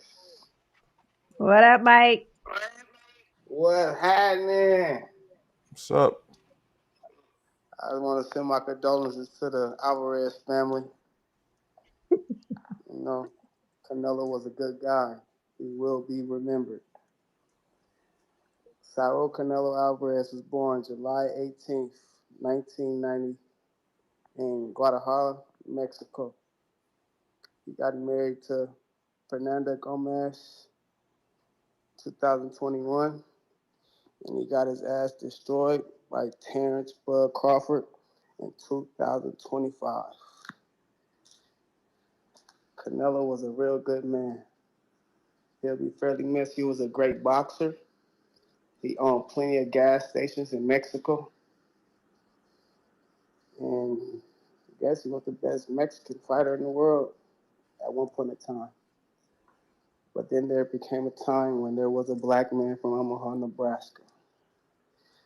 And he was the baddest man to ever walk the planet. The world hated on him. But God loved him. He blessed him with the gift to whoop ass for a living. And that's what he did. They named him Terence Bud Crawford. Yes, sir. Help is on the way, fellas. Help is on the way. Today is a good day. Tomorrow gonna be a better day. The day after that will be the greatest day. It will be Judgment Day. On Independence Day for Viva la Mexico!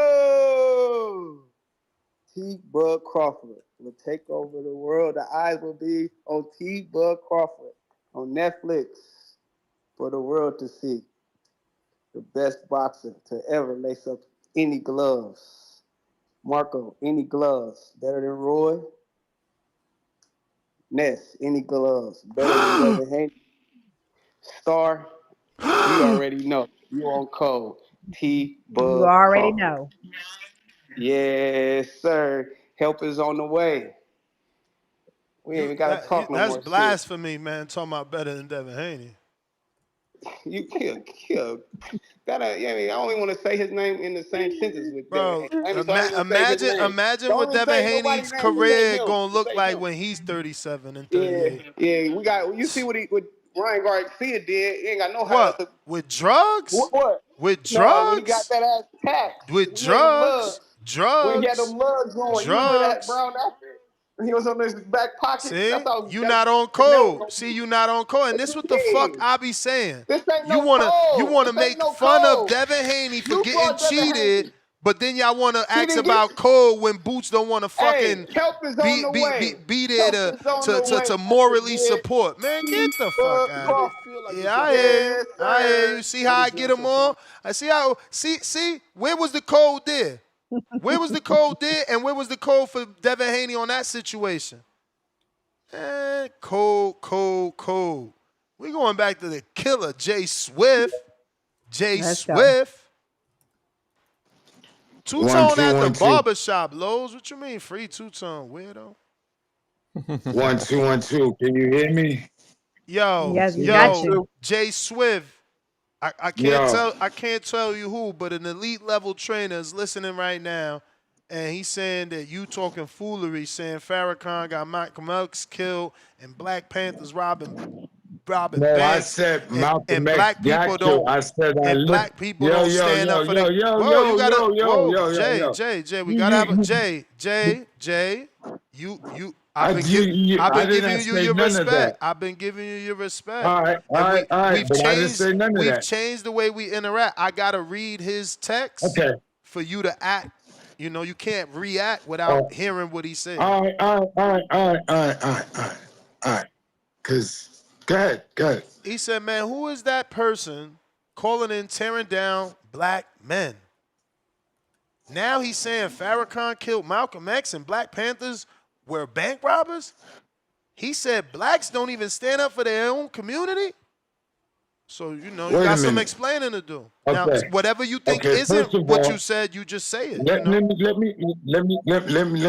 me address that.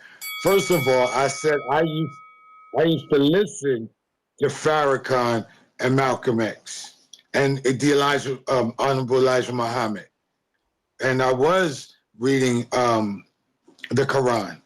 Yes, I was, and this was at 8 years old when I was listening to them.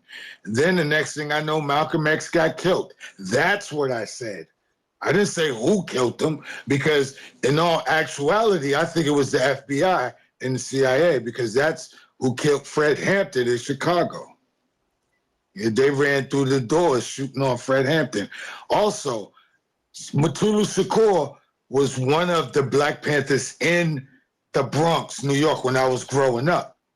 And when Afeni Shakur got arrested and they surrounded the courthouse, I was there for that. I lived about 8 blocks from there. I was there for that. And then the next thing I know, they're getting arrested. And these are all my idols. I don't know if you even know what these idols were all about, but these were all my idols. And how am I supposed to? I don't have no father, right? So these people are the men that I looked up to. I don't have no father. So who am I supposed to go to from there?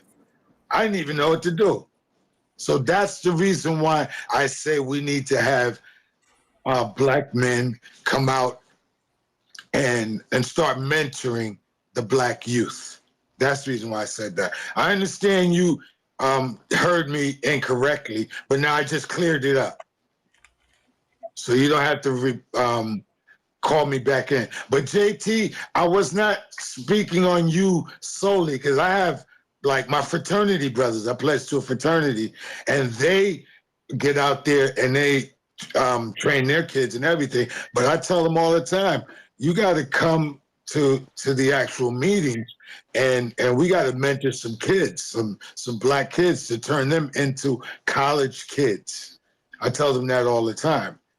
So, and I'll tell them that at this meeting. We have a meeting in September, the third Thursday of September. I'm going to tell them that as well. But I was not specifically talking about you, JT, and I apologize if you feel I was. I wasn't. I was just in general broadcasting that I need even you people that train your kids, that train your sons, to start training their friends too. That's what I mean. Because if it wasn't for me, the hanging out with my friends were Puerto Rican. Their fathers started training me. You may You feel know, like it's your so time, I understand. but it's not your Look, I'm time. gonna get off. I love you guys. Peace and blessings. Star, stick to your Peace. points. Don't worry about these weirdos. Peace, Thank Marco. you. I'm out. All right.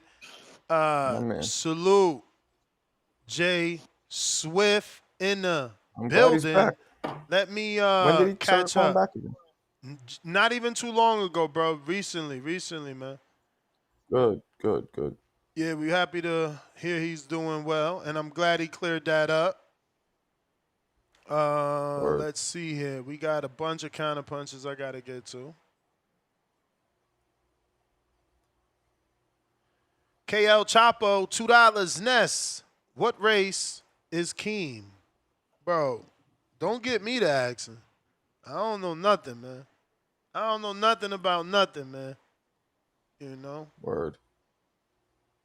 The Real McCoy, $5. Neely Fuller Jr. was the first to bring about the quote-unquote code, and when you research the code, you'll see that the lack of knowledge is bliss. Star, study, book, emoji, please. Nas with the counterpunch. He's been mad about that. He said he sent that 20 minutes ago. Nas, man, but remember I DM'd you, man. When you ready, you ready. Toya, ladies first. Lucky you.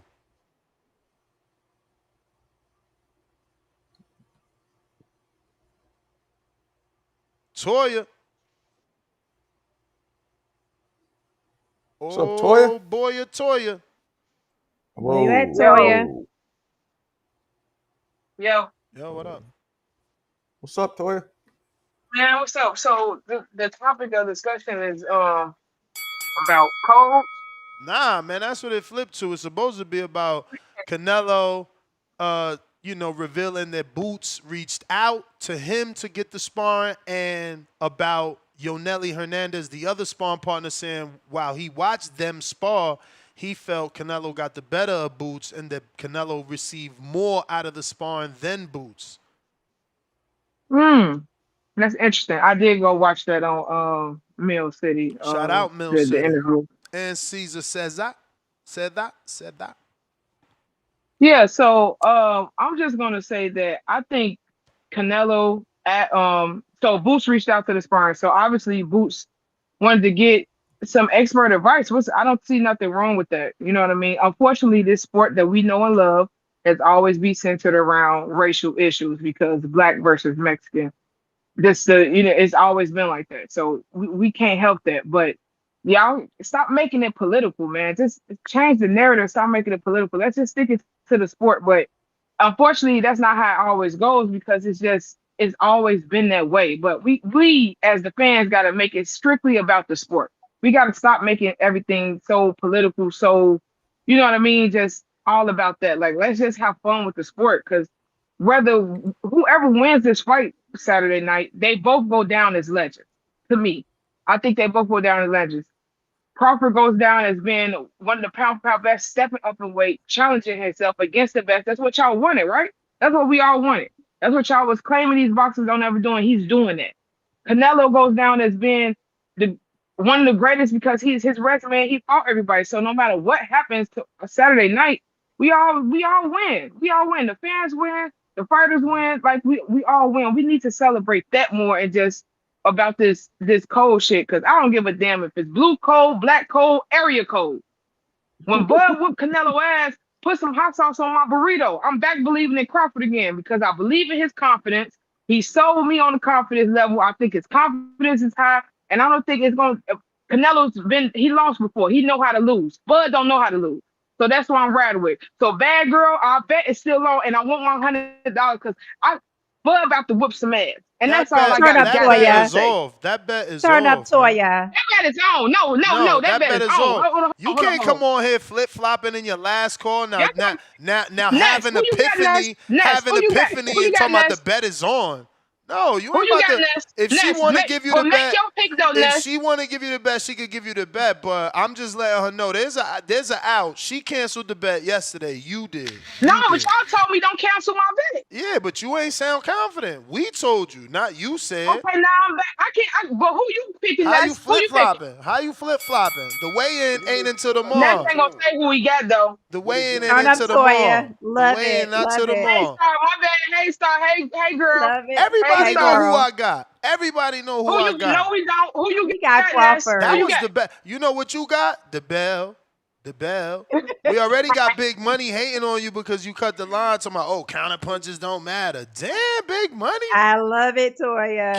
Can't we let the 7% grow? Get enticed by the cutting the line? Lord have mercy. I swear. Let's go. Let me catch up, man. We are buried on these super chats. George, $5. Star emoji. Quote unquote, bad podcasting. That's a tone phrase. If you've been listening, that's a tone phrase. He was good. He was doing that to round one. I felt so bad when round one first jumped on. Tone was so mean to him, bro. That was crazy, man. Shout out to round one. Tough skin. I wasn't around, but I heard about it. Not nice. Jay, $2. Why are Hispanics and mixed breeds talking about black code? I wonder if Nadia is African or Latin. Because his last name is Nadia. Probably African. Really? Well, just based on the comment. Like, why would they be saying that if they're not black themselves? Really? Jonathan Sims, $11.50. Counterpunch for La Leyenda and Coach JT. Mr. Grand Bucks, $5. I'm a listener for about 4 years, and I've got to agree with CYP. Ness, you have said we should be like Brits and support our country fighters. Thank you for reminding me. Lord. I wanted to respond. Remember, I even said, CYP, can I ask you a question? He was like, wait till I'm finished. And you know I'm short-minded. I forget that shit, right? Bro. When the fuck do Mexicans tell other Mexicans, right, who quote unquote, why we can't be like Mexicans? Why we can't be like the UK? When do Mexicans say you're off code? Because I could swear we just heard a Mexican yesterday picking Bud. But fuck the Mexicans, not in that way. Let's move to the next one. When the hell does a UK dude say, oh my God, you're not part of Great Britain because you're not picking someone from the UK? No one else brings up the code is all we're saying. You want to be like the UK, go ahead. But why you mad at Boots? Because it ain't every single UK fan that picks Carl Froch. That ain't how it works. Some motherfuckers are gonna go for Ward. But ain't nobody telling them UK dudes they can't wave their Union Jack no more and move the fuck out of the UK. So that's what we saying. Be like the Mexicans. Be like the UK fighters. Oh, excuse me, fan base. But don't tell us that Boots is off code or someone's off code if they don't want to pick. Because I ain't never heard nobody call in and say that fucking, oh, you didn't pick Kell Brooks, so you're no longer part of Great Britain. Come on, man. Get up out of here. Get up out of here. Matt, Machine Gun gotta cease. $10. Code don't mean a thing in war. War, code states, the enemy of my enemy is my friend. Funny how sparring don't mean a thing until it's your fighter we're talking about. Hourglass emoji, 2 days left. And still, got $2. Canelo taking another O. Nothing new. Smoking Mo Frazier, $2. Boots is nothing like Sugar Ray. How dare you? See? I literally said I'm not comparing them technically, mechanically, nothing. I just said he's fast and flashy like Sugar Ray. Can you admit that, Marco, that's older than me? Yes, he is fast and flashy, but if you said it that way, then I don't think there's anything wrong with the way you said it. I broke it down. I even imitated. I knew this was gonna happen and started laughing because I said someone was gonna say this. Crazy, hard of hearing. Next Level Boxing, $2. Unk on some player shit. Shout out to Jay Swift. Laugh out loud. Killer Cam, $5. Counterpunch for Jay Swift. 100 emoji. And salute emoji. Leo, $5 more. Out of topic question. Do y'all think Terence Bud Crawford trained for those arm shots, or is that something you deal with on fight night to not risk injury beforehand? Oh, getting punched in his arms, you mean? I think so. They were punching him in the stomach, even though that's very normal. Well, the arm shots aren't. You know, I Rocky know. But if you're watching tape, bro, if you're watching the last 6 fights of Canelo, it's that's like all he does. That's all the fuck he does. But that's why people is, saying he's basic, because he's resulted to just doing the same thing. Well, the theory behind that is what Rocky Marciano used to do, which is you bang on the arms until they get so tired that they start dropping, then you come up top. That's the theory behind it. But it wasn't working with Bivol. Bivol just kept his shit up here, didn't do anything. Yeah, they should have trained for that though. That's definitely something that we see Canelo doing often. So yeah, I would think so. But in the Bivol fight, Star, it was a detriment because he just kept hitting him in the arms, and while Bivol was racking up points. So yeah, Marco. So maybe that's something you can train for because it didn't bother Bivol. So yeah, right. Marco, this guy obviously knows you. Terence Crawford says $2. Marco, I got some draws for you to raffle. What? Marco, you over there raffling panties? Nah, I'm raffling off these 1998 first edition Grand Clubs. These are literally the first shits ever released. They're 8-ounce pro fight gloves. We're raffling them off on my channel. So I raffle off random things, and then one day Tone made a joke saying that I picked up a pair of Roy Jones's. Oh, he's trolling you. Okay. And I went like this, Tarver. It's me, Rock Lee, $5. Play the IG vid I sent you on DM. Nello talks about sparring boots. Yeah, I mean, we already played it in the monologue. I went to all of them. The Salvador Sanchez one. We did it, bro. We did it. But if you want to DM me and tell me, nah, that's this different, then we can do that. We got CV Guy sent the $10 for Jay Swift 2 counters, which I added to his 10, then it reduced to 9. Back to 10. Jay Swift, you're back at 10. Ball up. Pistol Parkway Mozzie, $5. I used to drop 30 on Clinton in high school. Basketball emoji. Hashtag Thurman. Or Truman. Okay. Polo Buck, $2. Ness. How many mother effers gonna get you paid? if it costs more. Let's go. So he's obviously super chatting to respond to Jonathan Sims' idea. He says, Ness, how mother effer is gonna get you paid if it costs more? Kerry G, $2. Crawford, Canelo build-up, paid for Ness Gym. Shit. We got to get that I stem wish. cell first. Pro Dreamer, member for, I said that so wrong. Sorry, Profound Dreamer. Profound Dreamer, member for 31 months on the champ level. This is the third time I was supposed to say this. Like every time someone is a champ, I was supposed to be triggered and remind y'all that y'all need to upgrade your membership before 10 a.m., 10:45 a.m. tomorrow.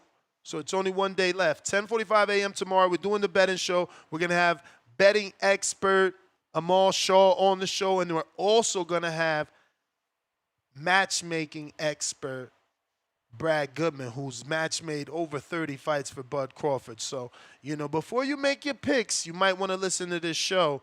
But yeah, man, you got to be on that champ level. Nice. Get that money, y'all. The champ is here. The champ is here.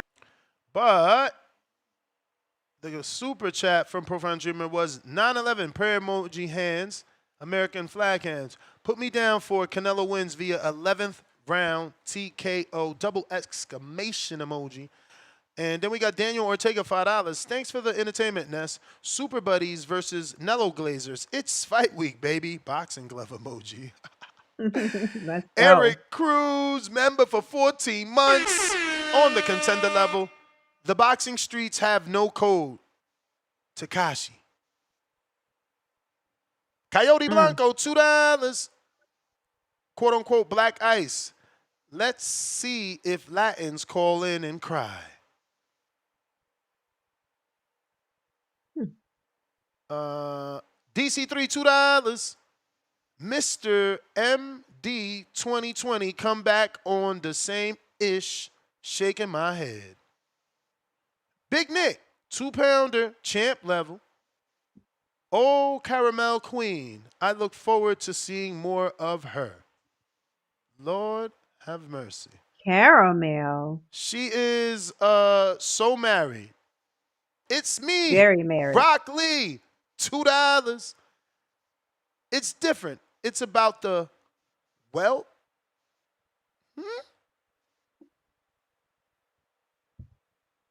Okay. Well.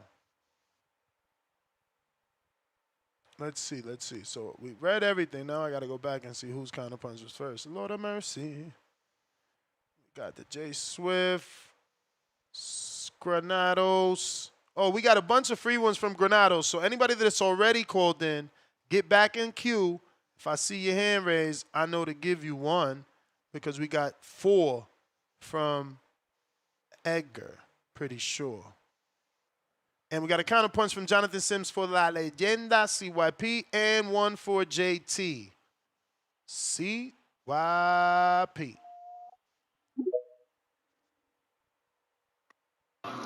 Yo.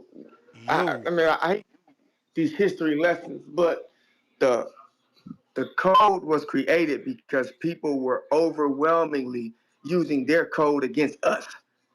We were taught to think that everything's equal. Then we start to realize, damn, these people are voting for themselves and not really voting for us. We keep losing everything when it comes to voting. So let me give you an example. Like American Idol.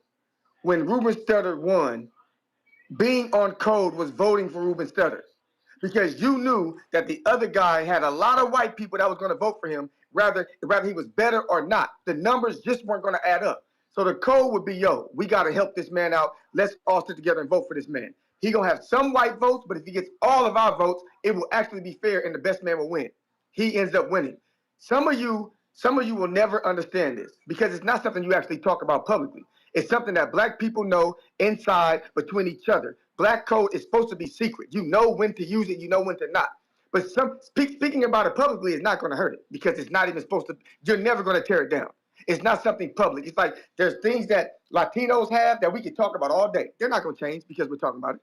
It's not. Now, Mexicans are not going to not want Canelo to win because we're talking about it on TV.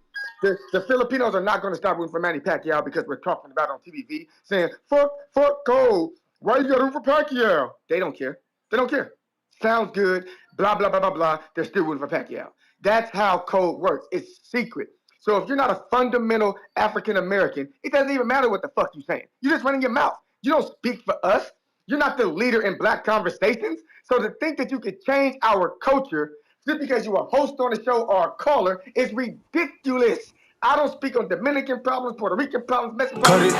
Cut it. Yikes. Pack them Damn, up. that was quick. Oscar Uriel. That was very Pack quick. him up. Pack him up.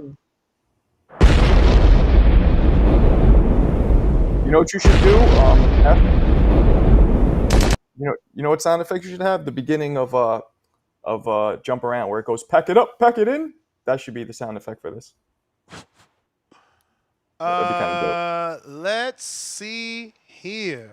We also got a counterpunch from JT, courtesy of Jonathan Sims. Oh, damn, they shooting out there. Nas, I finally see you, my brother. I do apologize. You next for sure. Hey, Star, who was that dude that tried to use the that Nest if he was on code, he would have got you on the show. Anthony know. Elohim Yeah, James. okay. We all met him. Hey, Fly guy. I met him before. I don't know about you, but 175 of us met him at the That Crawford man tried to Earl Spence he fight party. He tried to get you in the corner in the boxing ring, Star, and you pieced him up and got out of that. That was a swift move that come back. I like the counter punch on that. As far as this punching thing, I hope Canelo ain't just working on punching people in the arm. Because arms can move too, right? And return shots back, right? So like a lot of stuff where they talking about, because Bud a little slippery. What they say, slippery booger, right? He's slippery in there. So like when he starts slipping and start moving, and you start seeing shots back, I hope Mr. Canelo Alvarez has more IQ to make better adjustments instead of just punching people in the arms. Because I see arm punches. I see Bud Crawford hitting with uppercuts. That's how I see it. I see the wide hooks. I see Bud coming straight down the middle. So like that's just how sharp the guy is, man. So if that's the biggest thing we have to worry about, man. Like shout out to Mike, man. That man had a made obituary on Canelo, bro. Yeah, that's messed up, man. I ain't know it was gonna get that bad for the dude. So he already know what's gonna happen on September 13th. As far as that, man, I'm just gonna tune. I don't got nothing else to say. I kind of punch if I can, if I hear something else. Appreciate you. Love the call. Yes, sir. Help is on the way. DC3, $2. No words, all love. We got Bob Saget, $2. Threatening other brothers at border wars, but talk about on cool. Brian Norman, $2. Dirty mother effers. Brian Norman, $2 more. I meant dirty. I'm blind. I knew what you meant, coach. Yep. We got Big If. What up? Oh, shit, Big If. I'm sorry.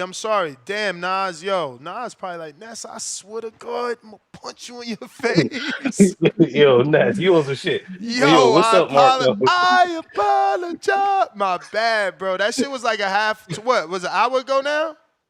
Yeah, it's all right, chill, because he came back on. But yo, shout out Star and shout out Marco. But let me say this, yo. See, let me. I think when y'all talk about this whole cold situation, motherfuckers been off cold for a long time. Uh, and we need a history lesson really to explain it, right? When you talk about the original four kings, right?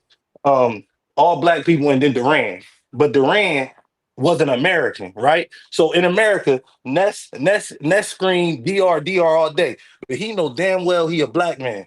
Our all-time greats fought each other. they fought each other, right? It was no green print. This whole situation with a green print is off code. And this is the only way motherfuckers like Crawford can get this shit off of fighting a dream off, not saying a dream off the green print, but go and fight him a dream off and then go and fight a Canelo and say it's the green print. No, how about we fight each other, right? And stay on code. We can fight each other, and y'all gonna feel a way about that because even that said it, right? If Shakur go up and get a belt and then drop it for Keyshawn, now we playing buddies. It could be how it can really be however we want it to be, right? We can really all fight each other, and that'll be staying all cool. But no, they have sold us something called a green print. Green print. Not they. Not they. Floyd Money Mayweather created the green print. You feel me? Created a green print, right? And to a point, and Bud been off code. Canelo can say, "Well, who's on your resume?" Yo, who did Bud talk about? Did he talk about? I swear, I don't remember him naming a black fighter off his resume. He named. I mean, he mentioned Earl. Remember, he got played out for mentioning Earl. They said that's his only fighter, so he tries not to mention Earl so that you don't. That's my point, though. They said that's his only fighter, and he tried not to mention him. Instead of all that happens out of that camp, bro, is they run narratives. They don't want to fight. They not ambassadors of this shit like Floyd did, right? You can say Floyd didn't fight a lot of black fighters, but you know what he did do? He brought a lot of these stars that we have now along. Same with AB. They all way off code. They don't bring people up. You talk about iron sharpen iron. They don't. Brian Norman don't want to spar. Like what code are we talking about when y'all don't want to help other black fighters in no way? You know what it is? It's the crab in the barrel code. It's the crab in the barrel code.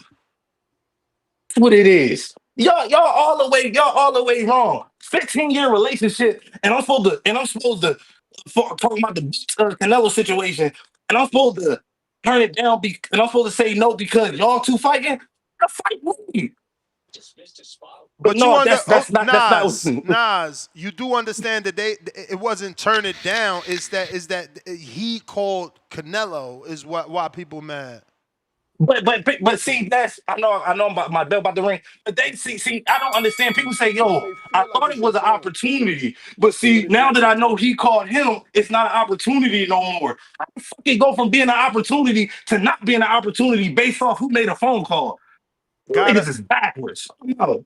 Gotta get to other calls, but don't forget you still get your free call, man. And once again, I apologize, keep you on hold for that long, man. That man sent the count about an hour ago.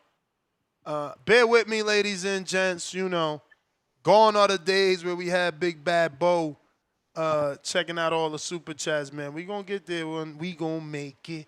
We gonna make it. Yeah. Coach Mitty says, so boxing bouts get decided by public vote?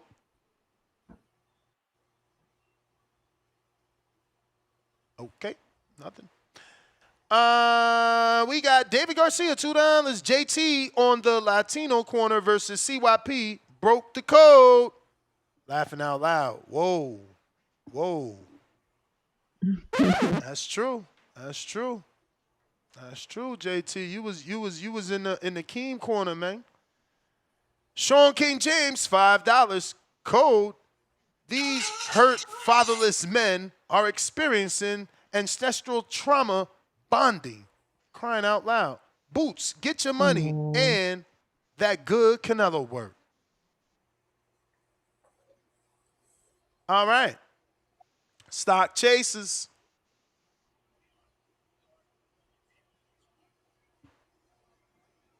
Going once. Going twice.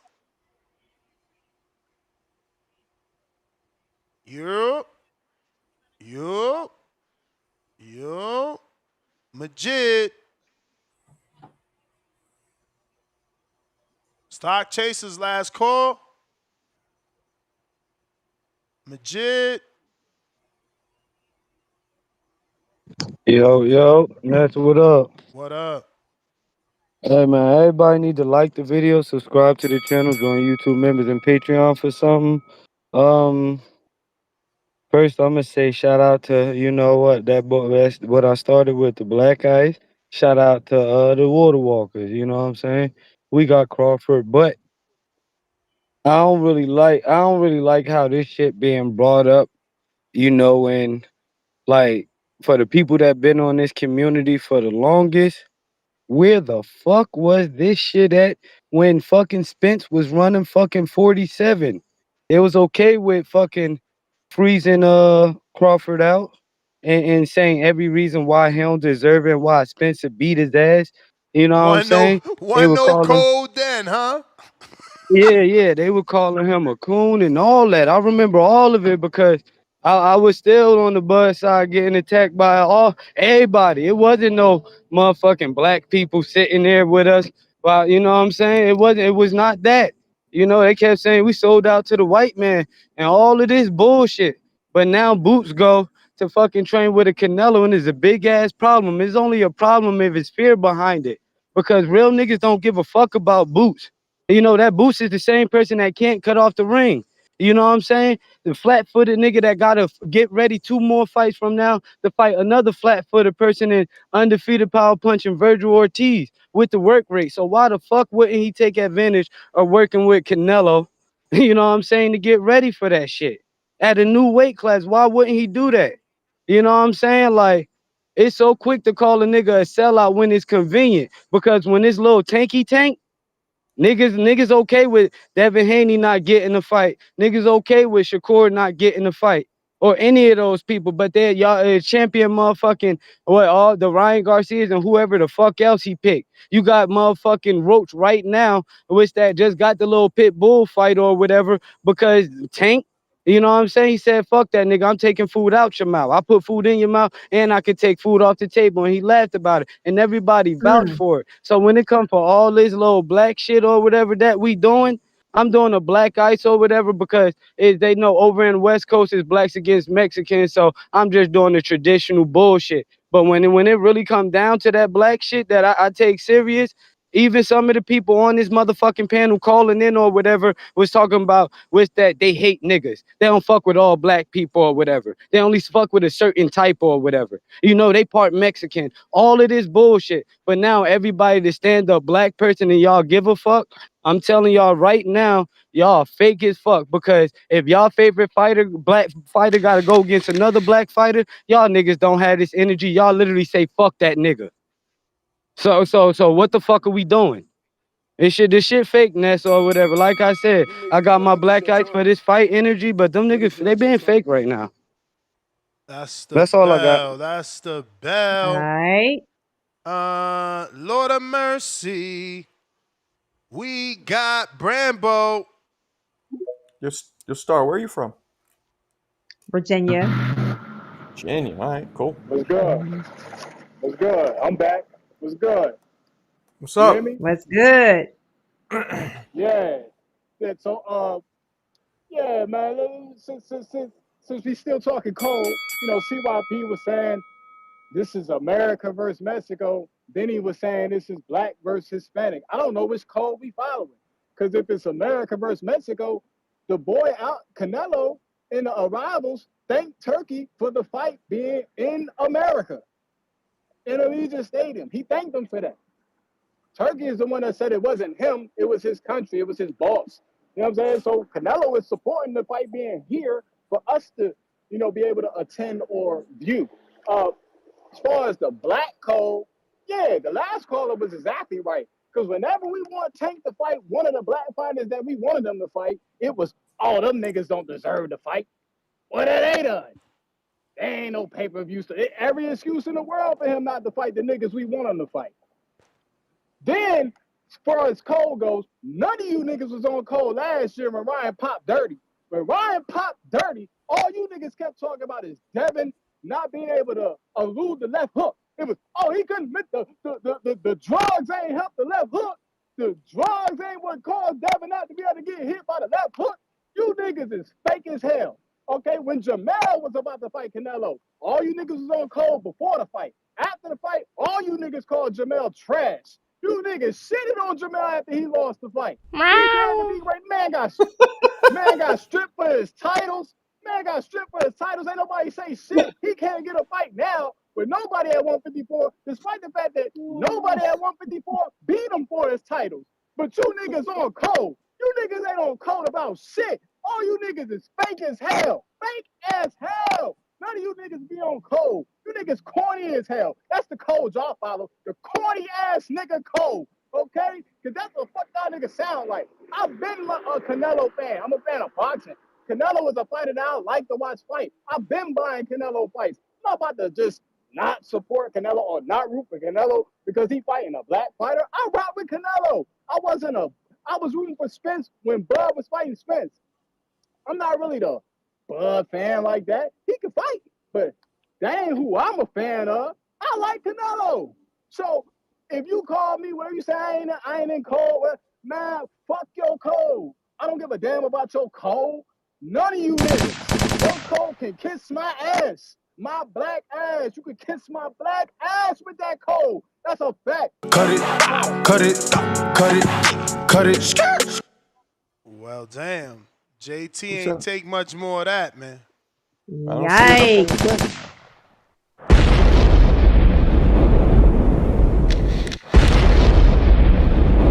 Star, did you just say nice? No, I say yikes. I'm about to say Yikes. she team getting him cut. Oh my god. I'm sorry. Oh, I'm sorry. It must have been because the soundbite was playing at the same time. I heard it wrong. We got H-Town $2, the code full of snakes. We got Counterpunch. Brian Norman. Oh! Now that is an epic comeback. When Brian Norman Sr. pays your bail, damn, CYP. Damn. That's not the real Brian Norman. That's not the real one.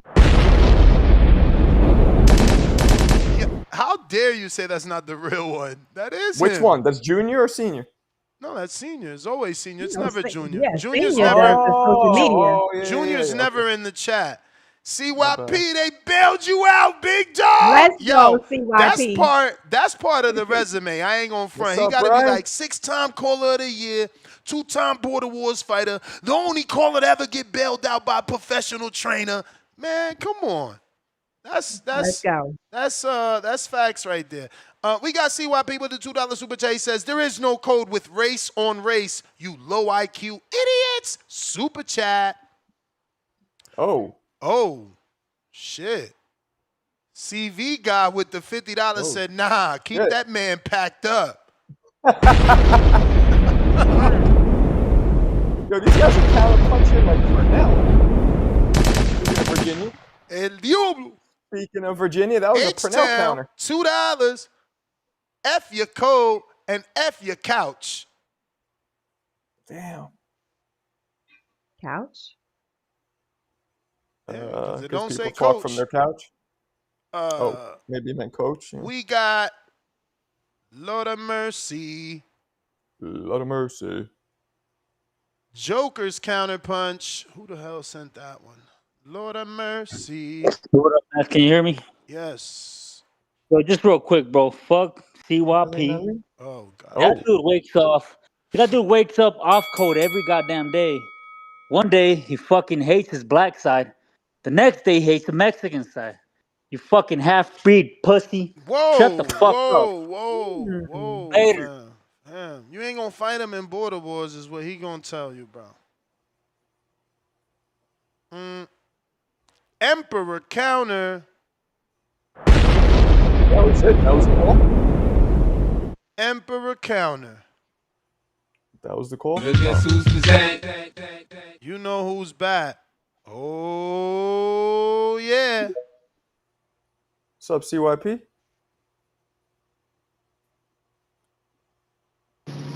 Hey, Ness, you can hear me? Yes, sir.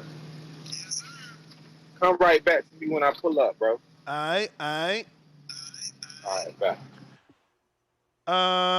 We got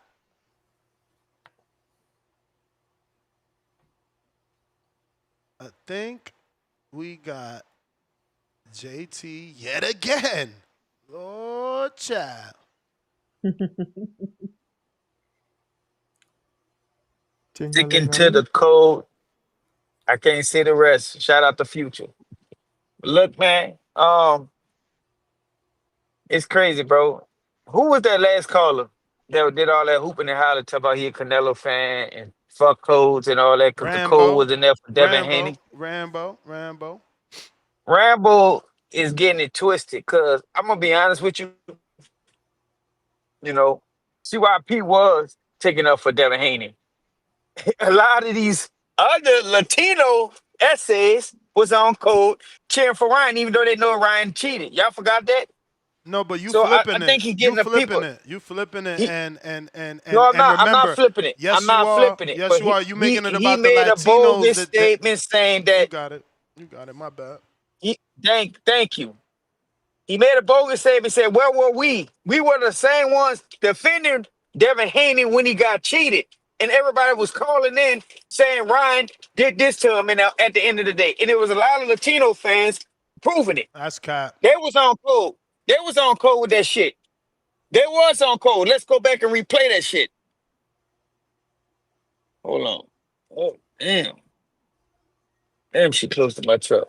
Hold on. Oh. You about it anyway. Cut it. Pack him You said up. you a body? That's fucked up. Pack him up. Get him about the boxing. Pack it up. Pack it Yo, up. he's so cat. He's so cat because they literally made me the Haney voice because of that. Man, there was very few people defending Haney. And there's no need to flip it on what Latinos were calling in saying what because we gonna keep it on what that caller spoke of. The black people not sticking to the code. The black people laughing at Devin Haney. The black people telling Devin Haney he the one fucked up. Devin don't know how to block a left hook. That's what we talking about. Don't worry about what Latino said and what code they was on. That's not what that caller is bringing up.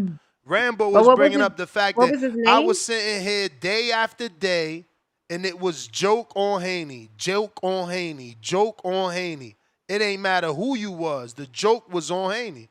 So don't give me that shit about code. None of y'all stood on code. Tone wasn't on code. There was plenty of people. And that's okay because you entitled to like who the fuck you like.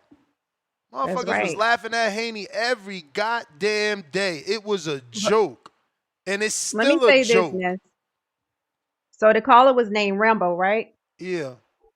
So what I wanted to say to Rambo was, when you talk about that Haney and Ryan situation, that is a factor, right? But when nobody's talking about because you are going for Canelo and you're a black man, the code has nothing to do with that. We're talking about a situation where people feel like the underlying is race. So that's the difference. So nobody's saying that you're not on code because you're black and you're going for Canelo. So I just wanted to clear that up.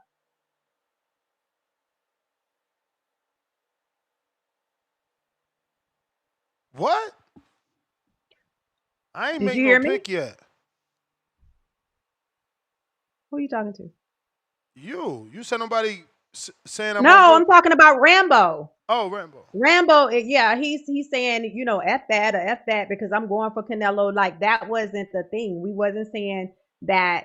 And it doesn't mean that I'm saying somebody's off code. We're saying I understand how people feel about that But that situation. he's specifically talking to CYP because CYP is the one saying that we got to be like the Mexicans in the UK and stick together and be on code, and that we should have, and that we were on code when Ruben Studdard won and stuff like that. Like it's CYP saying that if you're not picking, you're against.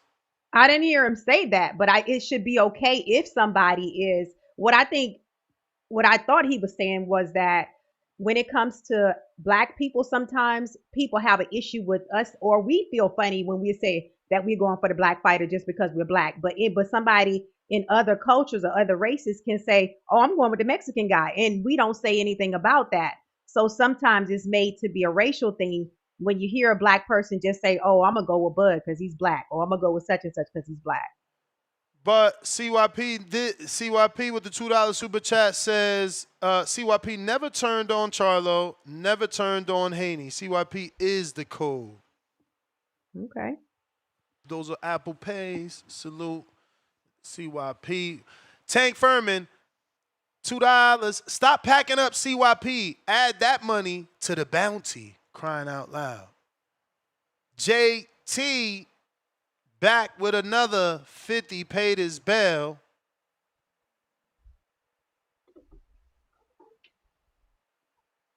Yo, Ness, what I was trying to say, bro. Can y'all hear me?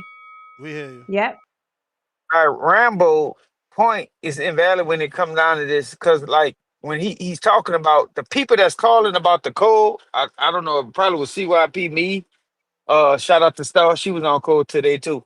But the people that he's talking about, people that was taking up for Devin Haney when Ryan Garcia cheated. So like him bringing that up is like he got some issues with other people that makes him No, but he's stay not. off of code. But he's not saying any single person. His comment was general. No, listen, when he called in the show, he's saying fuck Cole. Cause where was Cole? Like he was venting. Where was Cole when Devin Haney was getting his ass beat up by Ryan Garcia? And if I'm not mistaken, CYP was one of the main ones Yeah, but that was defending. that's one person, JT. CYP's only one No, person. bro.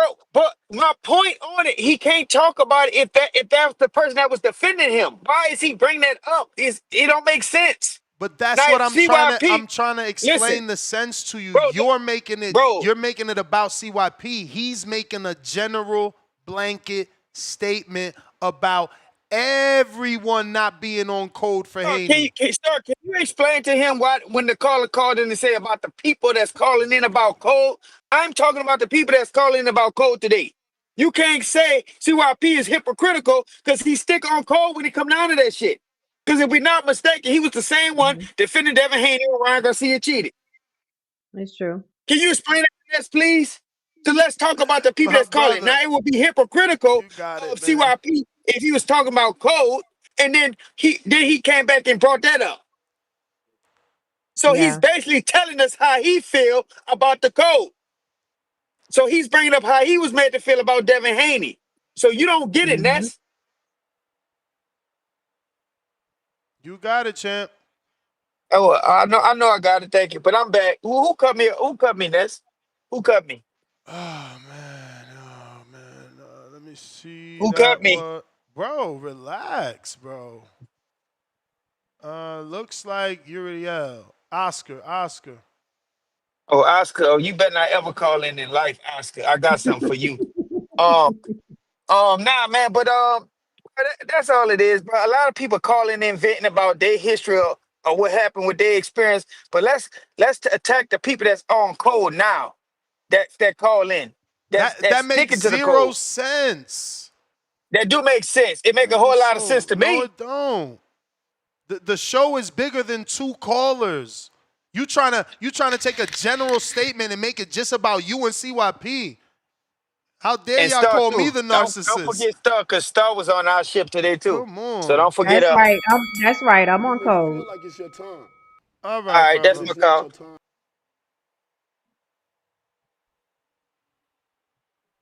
Emperor counter, tech. What up, Ness? What up? What's up, Star?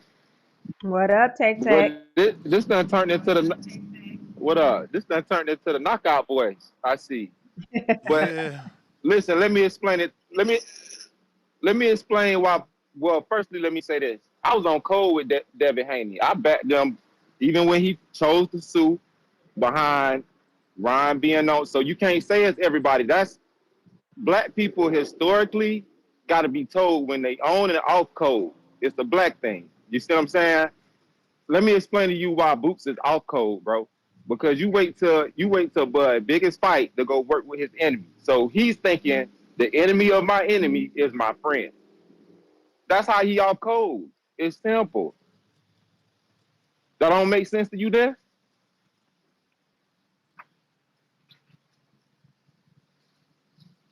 Can you hear me? Cut it. Oh my Hang God. him up. him up. Fight week. CV guy with the pack up.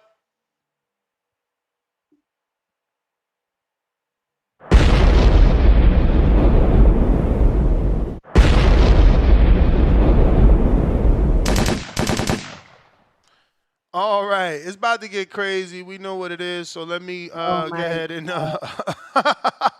let me go ahead and try to catch up before it's too 2 late. days out. 2 days out. 2 days out. We got 48 hours to go. It's about to get crazy.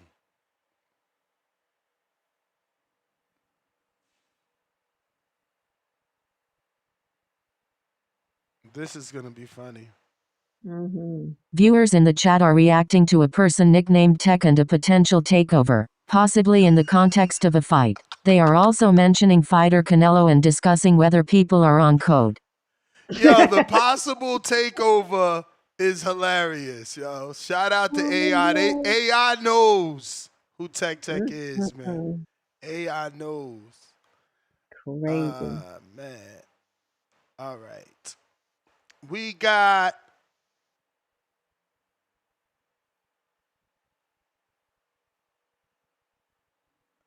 H10. Oh, read that one. Read that one. Sorry.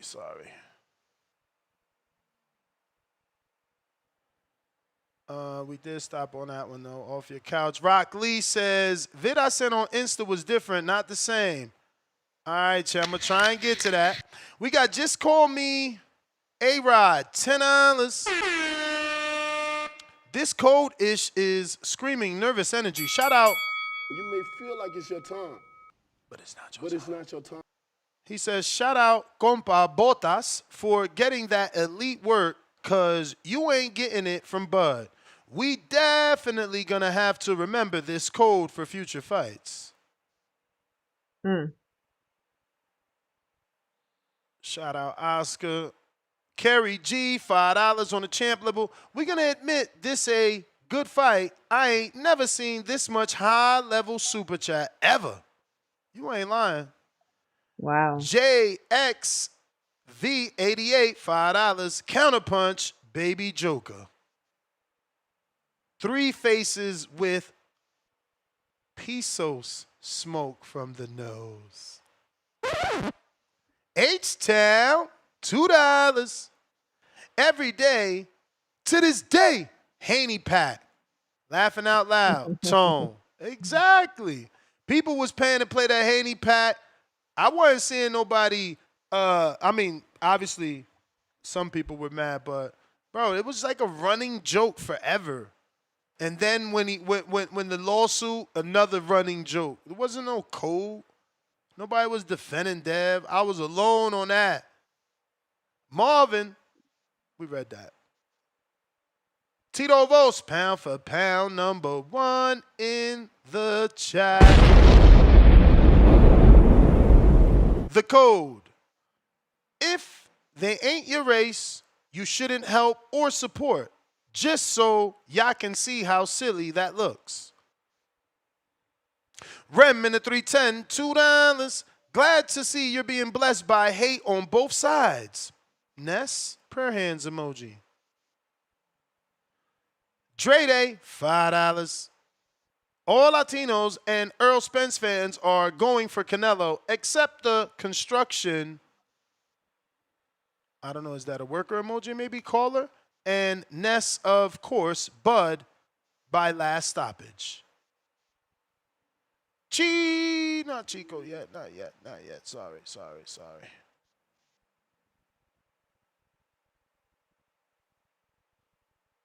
Price, you nasty. $2 super chat. Tech, hand on face emoji. There goes the fucking show. But Price, now you super chatting. Where the fuck was the super chat for the Border Wars show? Where's your footage? You and Cliff. As soon as we do a footage, a fine show, you and Cliff go MIA. Come on, guys. Albert, member for 11 months on a prospect level. People got to get their paycheck a day early. Dead emoji. Rondo, $10. Can't pick and choose the code. Why Next, give Boots the big stage, fight instead of fighting Madrimov. Anyone saying legacy is exactly what Boots doing, helping his career. Okay. Polo Buck, member for 13 months on a contender level. Ness, you considering Jonathan Sims' new rule now? I mean, we got to put it to a vote. Rondo, $2. CYP's vote is nah. But he did say he likes the pooling idea, where people I can like the pool pooling idea too. Yeah, where the audience could bring you back as a pool. Rondo, $2. Still rooting for Bud, though. 100 emoji. Chico, $10. The transatlantic chattel trade started with people being off code. There is no code. Sean King James, member for 1 month on the prospect level. Canelo about to hurt this man. You off code, Sean. You off code. He's Lord not of off mercy. code. That's his pick. Lord of mercy. We got something in from Tone. What did he send? Tone's at the barbershop, y'all, so. He sent in his pick. He sent in his prediction. Oh, God. Let's see what you got, Tone. Come on, Tone. Where is that? Where is that? Where is that? We know it's Canelo. I don't know. Is this not Can't playing? hear it. Respectfully. We're about to get it to play. Fuck you niggas code, bro. Take that code and shove it up your motherfucking ass. And I say that respectfully. Fuck you niggas code, bro. Take that code and shove it up your motherfucking ass. And I say that respectfully. Whoa. He's still in the background looping. Loopy. If what Tone up, likes man? to make a splash. She likes to make a splash. It's all good. Big if.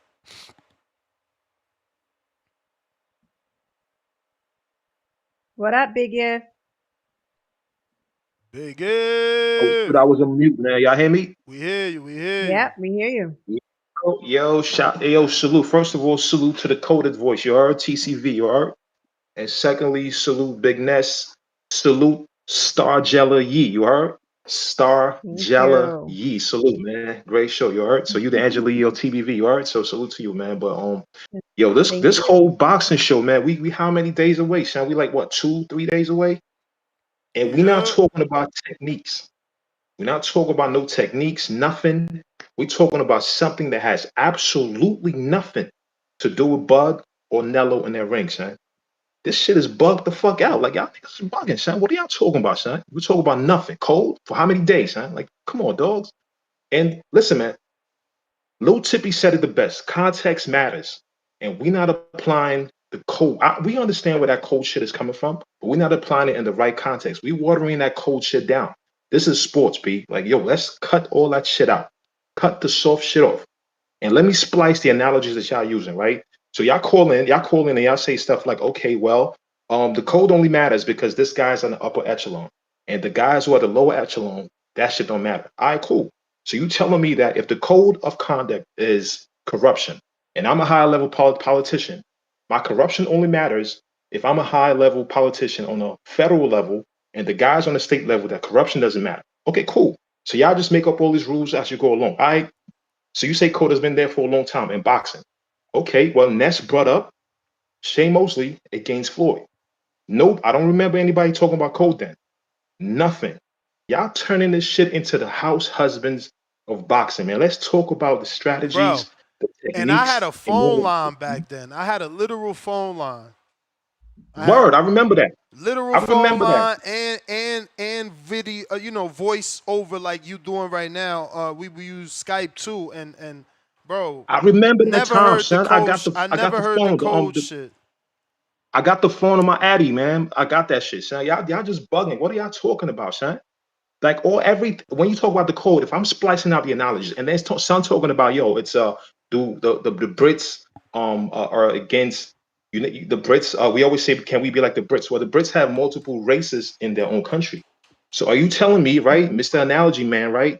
You talking about how on a race, Jamaica versus the U.S. So you telling me if there's a white person on the relay team in the U.S., we're not gonna jack that dude because all the Jamaican teams are all black. We're not gonna be mixing. You're gonna say, yo, I'm hop out the U.S. race because there's a white person here and I want to race against a black Jamaican. Like, y'all gotta cut the shit out, man. Y'all some boxing baddies, man. This is like the most casual shit. It's just annoying, son. They're kicking the asses in the streets. Now let's keep the code for the real shit that matters, not this trivial nonsense, man. Let's talk about techniques. Let's talk about real boxing shit. Y'all sounding like the most casual bitches in the entire world, man. I'm tired of this shit, B. Code got to mean something. Stop watering down what code is and applying it to this nonsense, B. You heard? And let me tell y'all, man, the fight is real. Whatever happens, happens. And I do remember a lot of people from Treese, Lil Tippy, there's a lot of y'all that was going in on Haney and talking about, yo, he should not have taken that fight. Yo, y'all have some common sense, man. I'm tired of this shit, man. Let's talk about some real boxing, B. Not this house husbands of boxing shit. But anyway, salute to y'all, and I'm out, man. Peace. And just to be clear, you see, he's just pointing out that it was two other African Americans not backing Haney on the Ryan shit and making jokes. That he's singling out to show you. It's not saying that CYP wasn't defending or that JT that you wasn't defending. Is showing that we weren't united.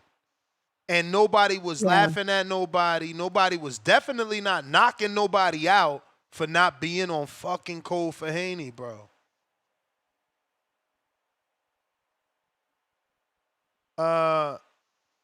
Maldonado.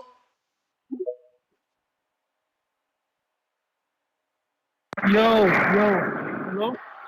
We hear you. Can you hear me? All right, yo, first off, before we talk about codes, Jaron Ennis is from Philadelphia, where codes don't exist. Latinos and blacks in Philadelphia are united. All that code and segregation nonsense, that stuff can stay down south in the country or in California. We don't do that in the East Coast. If that's the case, Emmanuel Stewart trained Chavez for his rematch with Frankie Randall, so I guess Emmanuel Stewart wasn't on code either. Now back to real good frequency conversation. First off, shout out to the queen, the beautiful young, intelligent lady on the panel. Star, thank you. Welcome to the panel. Marco, the historian, but the historian from the 1920s. He left. Let me give you a reason. All right, well, Marco salty because next I sent you my top 50 list, right? And Marco's mad because I have Roy Jones behind Manny Pacquiao and Roberto Duran. And the reason why is because Roy Jones doesn't have any more layers to his greatness. His greatness was when he was in his prime, he was dominant, he went to heavyweight. But after he got sparked, he never bounced back. You see, Manny Pacquiao bounced back and overcame odds by beating a young Keith Thurman. Just like Roberto Duran came back and beat a younger Iran Barkley and a younger Davey Moore.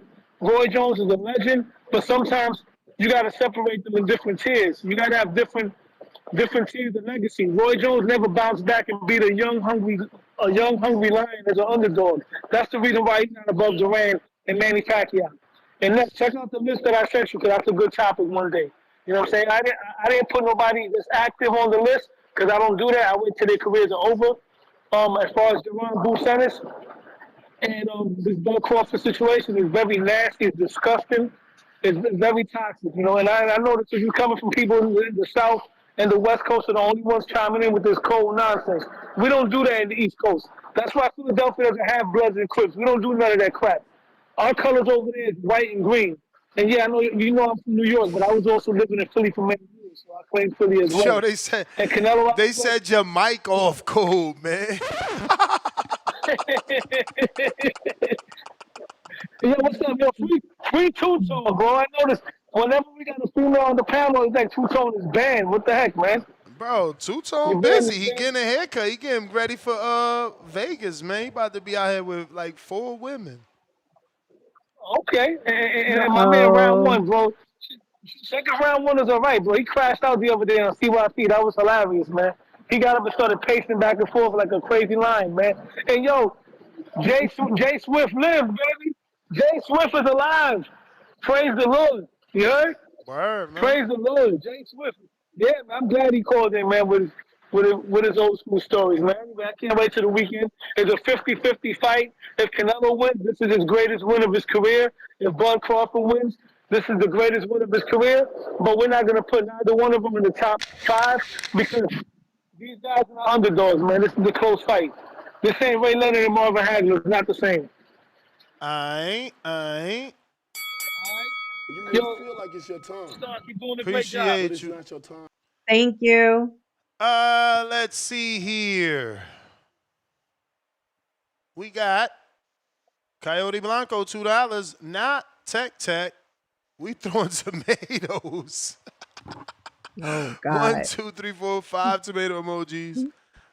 Smoke emojis. Crying out loud emoji. You terrible, man.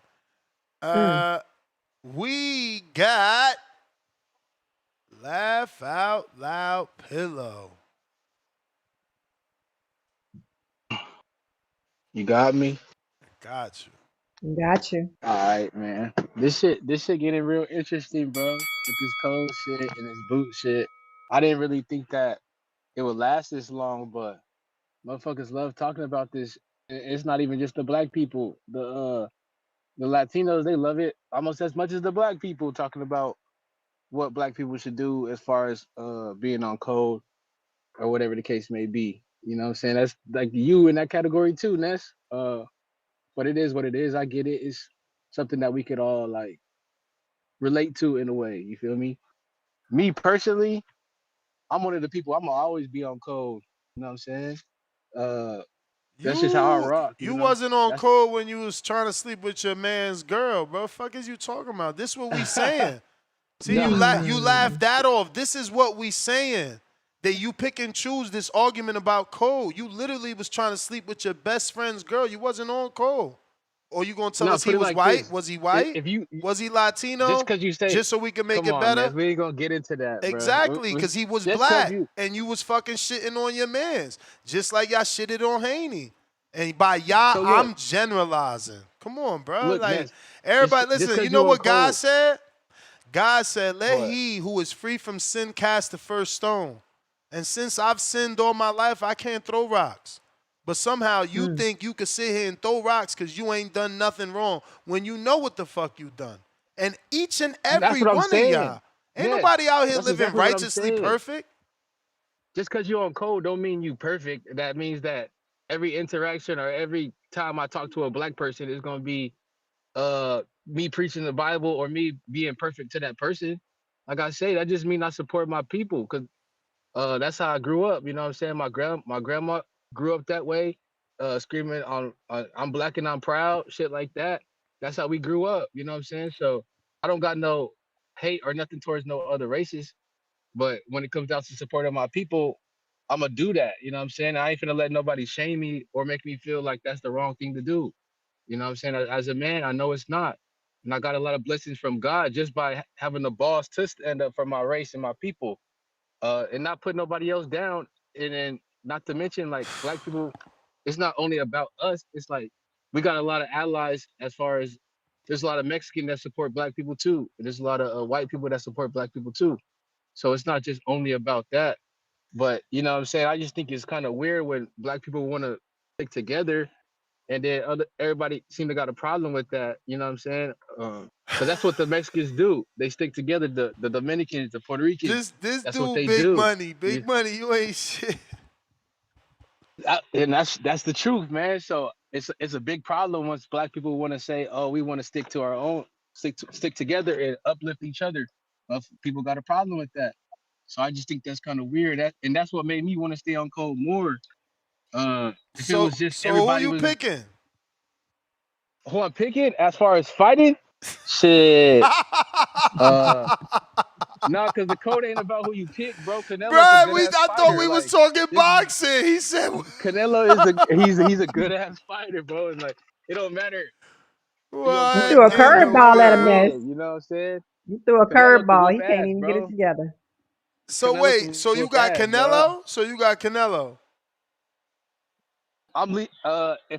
If I had to put my money, take out my wallet, I'm leaning towards Canelo. Yeah, I mean he's the But you bigger not on fighter. code. No, I he's not am, off bro. code What you if he talking choose about?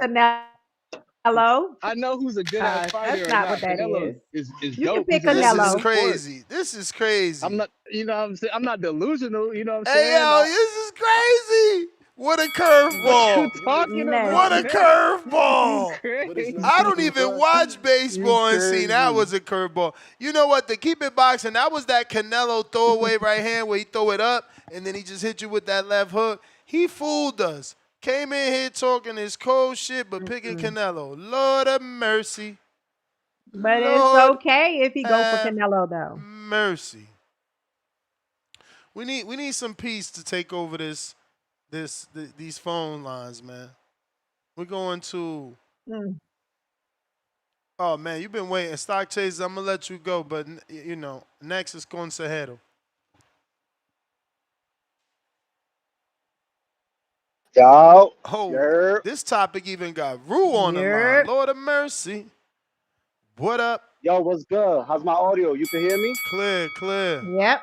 Yo, Hey, keep your keep yo, your. Ness, Never yo, mind. talk to me. Never mind. Never mind. Oh, I bet. Hey, yo, Star, man, apologies, man, for what I'm about to say. Yo, listen, I'm Oh sick and man. fucking tired of hearing about this fucking code, bro. Like, I'm sick and tired. I'm over here listening to the show, and I gotta keep hearing you motherfuckers talk about this stupid ass fucking code that no one give a fuck about, but about three niggas on this fucking shit. Like, stop with the fucking code, bro. Boots is a grown ass man. He could do what the fuck he want. And let's stop fucking with the racial divide, bro. I got friends, all types of races, colors. We don't sit around the goddamn fucking barbecue talking about fucking codes, bro. Y'all want to have that conversation? Have that conversation on your own time. Get each other's numbers and let's talk about code all we want, bro. But the half of us don't want to hear that shit, bro. We're trying to talk boxing, not code. Okay? And then look, second of all, y'all damn well know what Canelo said yesterday when Kellerman what they released, Kellerman say, yo, well, are you like basically asking him if he's washed up? And Canelo said, yo, listen, I didn't have to bring those tools out the toolbox with these dudes I've been fighting.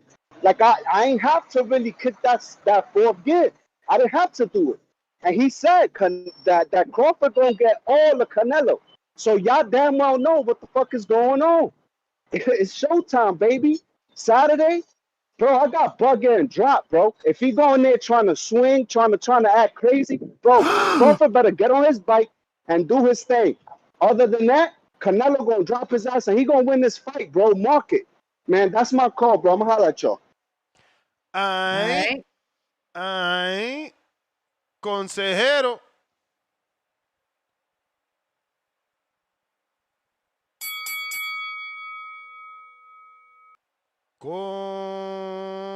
Consejero.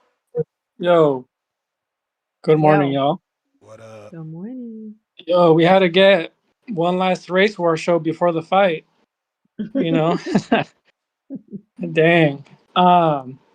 Man, what I gotta say about that? I mean, sounds like it from what I've been observing is right selective code, right, Ness? You got that selective code. Yeah, that's the Uh, argument. man, these sports is where we're supposed to be unified. I mean, especially now because of politics, right? I mean, they want us to be divided. The enemy wants us to be divided. You know, we got a president who's promoting that divide, right? Um, Damn, sports is we're supposed to be unified, and I get it, right? It's cool to support your own, but damn, but to put a fighter down because they're trying to get in that work, right, and elevate themselves. I mean, that doesn't seem like it's code. But I'm just kind of thinking, right? I mean, what happens if Bud loses, right? Obviously there's going to be, they're going to have the pitchforks out on Bud, right? I mean, on Boots, you know. But also, if Bud wins, right, it's just going to further. I mean, shout out to Boots, right? He's getting notoriety. He's not even fighting. It's going to further elevate him, right? But there's other ways also, right, to stand by code and support your own, right, by volunteering, donating, right, and not just right using it for divide, or in sports, like, but yeah, but I mean, obviously, right, we're gonna keep talking about this, but just to kind of switch it up, I had a question, Ness. What do you and Star like? What do you guys think? I was listening to the. Have you heard the Propa podcast, that UK boxing podcast? Ness, I Nah. haven't. Propa. I mean, it's a pretty, I guess, well-known boxing podcast in the UK. But they had an interesting take, right? The UK perspective. They felt like Dana White's not doing a good enough job of promoting this fight. I mean, compared to like Eddie Hearn promoting big fights. Do you think that's trueness? Do you think Dana White could be doing a better job of promoting this fight? I mean, absolutely. But I'll tell you this. His interviews are reaching me because I'm a boxing fan, but they're out You of feel like it's your time, boxing but it's not interviews. your They're time. being conducted on MMA sites, MMA channels, or mainstream channels. So it's gotta help. That was the bell, though. We got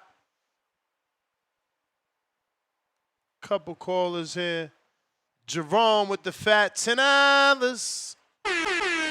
Floyd and Bivol tapped Canelo's high guard with their lead hand and proceeded to go through Canelo's defense, both under and through. Is this tactic a bigger vulnerability than the Bud movement? I don't know. I don't know why people say Bud is gonna move. I mean, I must have to watch the Postal fight again. I guess that's the one where he moved some. But I thought that was because Postal was boxing. It was boxing a boxer. I gotta go see that. I should put it on now, but that was never. I don't know. Maybe Maybe I like it after all these years. Samat $5. Ness JT Lion, cause Bill kept saying before the fight against Ryan, Rasa for Haney. And Rasa was riding for Haney more than Ryan, which we were. JX, they even made shirts. JXV88, $2. Tone standing on business, and he not even here today. Nah, he sent me that because he at the barber shop. Adam Torres, $5. Good show, as always. Thank you. New Orleans. Malik, what up? Fuck, Malik, give me one moment. Give me one moment. And You good, bro? Damien, I apologize, my brother. I do. I really do. He says $10 Zell about an hour and a half ago. Lord of mercy, I'm so sorry. Do the one you make the most money on. They want to shorten the show, get the bag. They want to get through the day. They want to get through our day, and they fucking the show up. So basically, that was on the suggestions for the KO. Shout out to Damien. And now we can get to you. I'm so sorry. And Malik, what up? What up, Malik? What's good, man? What's up, Stuff? Hey. Man, look. If we playing Russian roulette right now, Ness, who you got, bro? What you mean? Fuck all that. Fuck the code. Who you got? What you mean, Jelly Who Bean? Gotta see the weigh-in. Nice. What you mean? You always gotta do this, see the man. weigh-in. You know I gotta see the weigh-in. Look, I'm gonna show you why. I've been showing y'all why. Y'all just don't want to believe. I need to see the weigh-in. I need to see the weigh-in. I feel you. All right. I feel you on the weigh-in. You don't think his arms look this skinny? Because I already asked Star and she acting like no. But you ain't think his arms look skinny. Not in the picture with the great lighting, the next day picture in the video when he like, So look, let me ask you a question. Floyd arms ain't look skinny? Bro, you talking about inexperienced Canelo. If you don't get up out of here, bro, that man ain't been the same. Man, look, you that man ain't that ain't that dude. Right? That ain't that dude. That ain't that dude. If you want to believe that, that's on you. I'm not So about to Ness, believe. I'm just asking you. if I'm the I'm not not about saying to arms look. We look, just going believe. off how the arm look. We just so going if the off how the arms look arm look, man. skinny, if the arms look skinny You anyway, said the in Ness, arm you looks going with skinny. I'm Canelo? giving you an I example of a gotta dude see. who I had a gotta skinny see them arm. arms. We need to see the rehydration. Let a man see the rehydration. But look, man, if you already know who you Rehydration. got already, all right. Hmm. You supposed to already know who you Why? leaning towards Why? at Why are least. you supposed to What you know? mean? Why? Bro, you had how many? Bro, how many? We had like a year, bro. Who you We got? had a year for this Who fight to you prepare for got? this. Man, you know who I. Man, you know who I got. Who you got? You know who I. You know who I got. Who you got? Man, come on, man. Come on, Start man. We waiting. know we Start rocking with waiting. Bud. Start waiting. You know we rocking with Bud, man. Okay. How you What you gonna mean do it? who we How you got? gonna do it? How you gonna do it? How you gonna do it? Bro, we gonna make it look easy, just how Bibble did, just how Floyd did. We gonna make that shit look easy. What you mean how? It's gonna look easy. It's gonna be the same shit. Canelo gonna fucking get tired around round 5. Watch. Go watch the Bibble fight. He got tired in round 5. Bibble Oh. took off on his ass. Oh, I Go ain't watch it. know Bud threw 700 punches per fight. Man, let me double check that. You I'm gonna saying, check but right look, you now. saying I that got he you. not gonna be prepared to do it? I got you. I'm gonna check if Bud ever threw 700 punches per round. This is a dude I mean been per preparing fight, for him for over per 2 fight, years. right? No Per fight. excuse, man. No excuse. What? There ain't no excuse to lose this fight, bro. No excuse. You had enough data. You seen what you seen a smaller guy beat him. You seen a bigger guy beat him. You got enough data. You got enough skill. You got enough. True. Like I'm not gonna give him no excuse for losing. I don't see him why he can't win this fight. This is a winnable fight. It's winnable. I'm not saying I mean, Canelo all can't fights win. are winnable, bro. It's 50-50 when there's two men in Shit. there. Man, you know certain fights ain't winnable. Hey. Let's stop it. We all know certain fights, you know who you picking from the who you got Devin Haney, Brian Norman. Who you got? You know who I got. Uh-oh. Now I know who you got. You know who I got. You Uh-oh. see him, Star? You see I him? see You see him. how he switch up? Now you know who Mm-hmm. I But it got. feel like it's You your know who I time. rock with. Mm-hmm. So we But be it's on the not your same time. page. I know who you got on Saturday too, brother. Don't worry. Hey, man. Paulie said no. I said Madrimov at the stage Crawford fought him is a better fighter and more difficult opponent than Canelo at this stage Crawford is Mm. fighting him at. Essentially, the timing of the fight, the current Canelo isn't much anymore. Maybe stronger and bigger, but that's only because Crawford is coming up 3 weight classes. So that's Paulie's response to me making sure he didn't say Madrimov has more IQ. He just saying, Okay. basically it sounds like he's saying at this point, Madrimov is just a better fighter. Mm. So that's also wild. But hey, salute. Salute, salute, salute. All right. Looks like we got another counterpunch from JT in a place to be. Mm-hmm. He's not on the line. He is not on the line. Vu in a 504.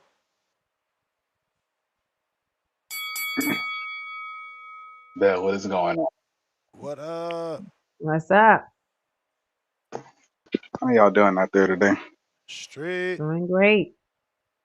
All right. So just gonna put some picks in and keep this one as pithy as possible. MJ's pulling the upset off this weekend. Let the Eastern European How biases you come through, watching but it? Did you find TV on that or what? just gonna have to do old school Japanese YouTube upload. Just wait for our friends in Japan to drop it whenever and watch it then. That's Fire what you stick. had to do back in the day if you followed Japanese boxing. So that's the only option I have. So hey, it is what it is. Mm. Patty Donovan should get a late stoppage. I mean, he was clearly winning the original fight, but I mean, just let his motion get the better of him. As far as the main event of this weekend, I can't stay on code, unfortunately. The pick that I've been making since this fight was announced is going to be a draw. This is going to be a boring fight. We're all going to leave from wherever we're watching this thing very aggravated and disappointed. Like a lot of big events always leave us, and That's what Canelo and Crawford are gonna bless us with, a very dull draw. So then they're gonna rob us for the very first Netflix pay-per-view sometime next year, I'm guessing too. But whatever. I mean, boxing kind of stinks, so well, what do you want? You guys try to have a nice day though. All right. Alrighty then. I got a $5 Apple Pay from Ambrose. Boxing has no room for racism, quote unquote code, or any of that BS. Boxing is a word sport. When you become a champion, you are considered a world champion. Every race, every nationality. Okay, so he misspelled world. So he said boxing is a world sport. When you become a world champion, you're considered, when you become a champion, you're considered a world champion in every race, every nationality. 100 emoji. We got CYP with the $5 Apple Pay. He says CYP is the voice of the black man, not just on a show, but in business, education, fatherhood, and marriage. I am the leader who takes the insults and gives them to all the enemies of our progress, blacks included. If you don't like it, come take Excalibur out my hand.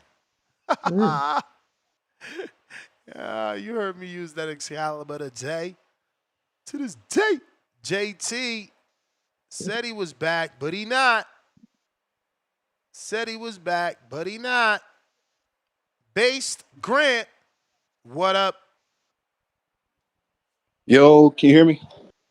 Yep. Yep. Salute, high star, Iness. Hey. Honestly, I haven't been watching the sport forever, but this black code or this code among black fans is non-existent. There was no code with how we treated Deontay Wilder, with how we treated Haney. We wouldn't be platforming Tiafimo and Ryan Garcia. There wouldn't be people arguing on their behalf if there was this thing called a code for black fans. This is a new development. I don't know if we've ever had this discussion on this show until Boots started training with Canelo.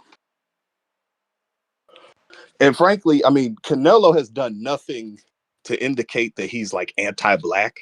The whole conversation is it doesn't make sense. Like I could understand if like, oh, Boots is training with Tio.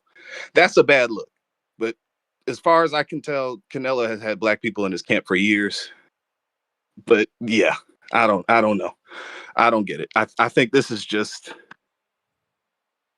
worry from Crawford fans because they know chances are Boots helped give Canelo a really good look for the fight.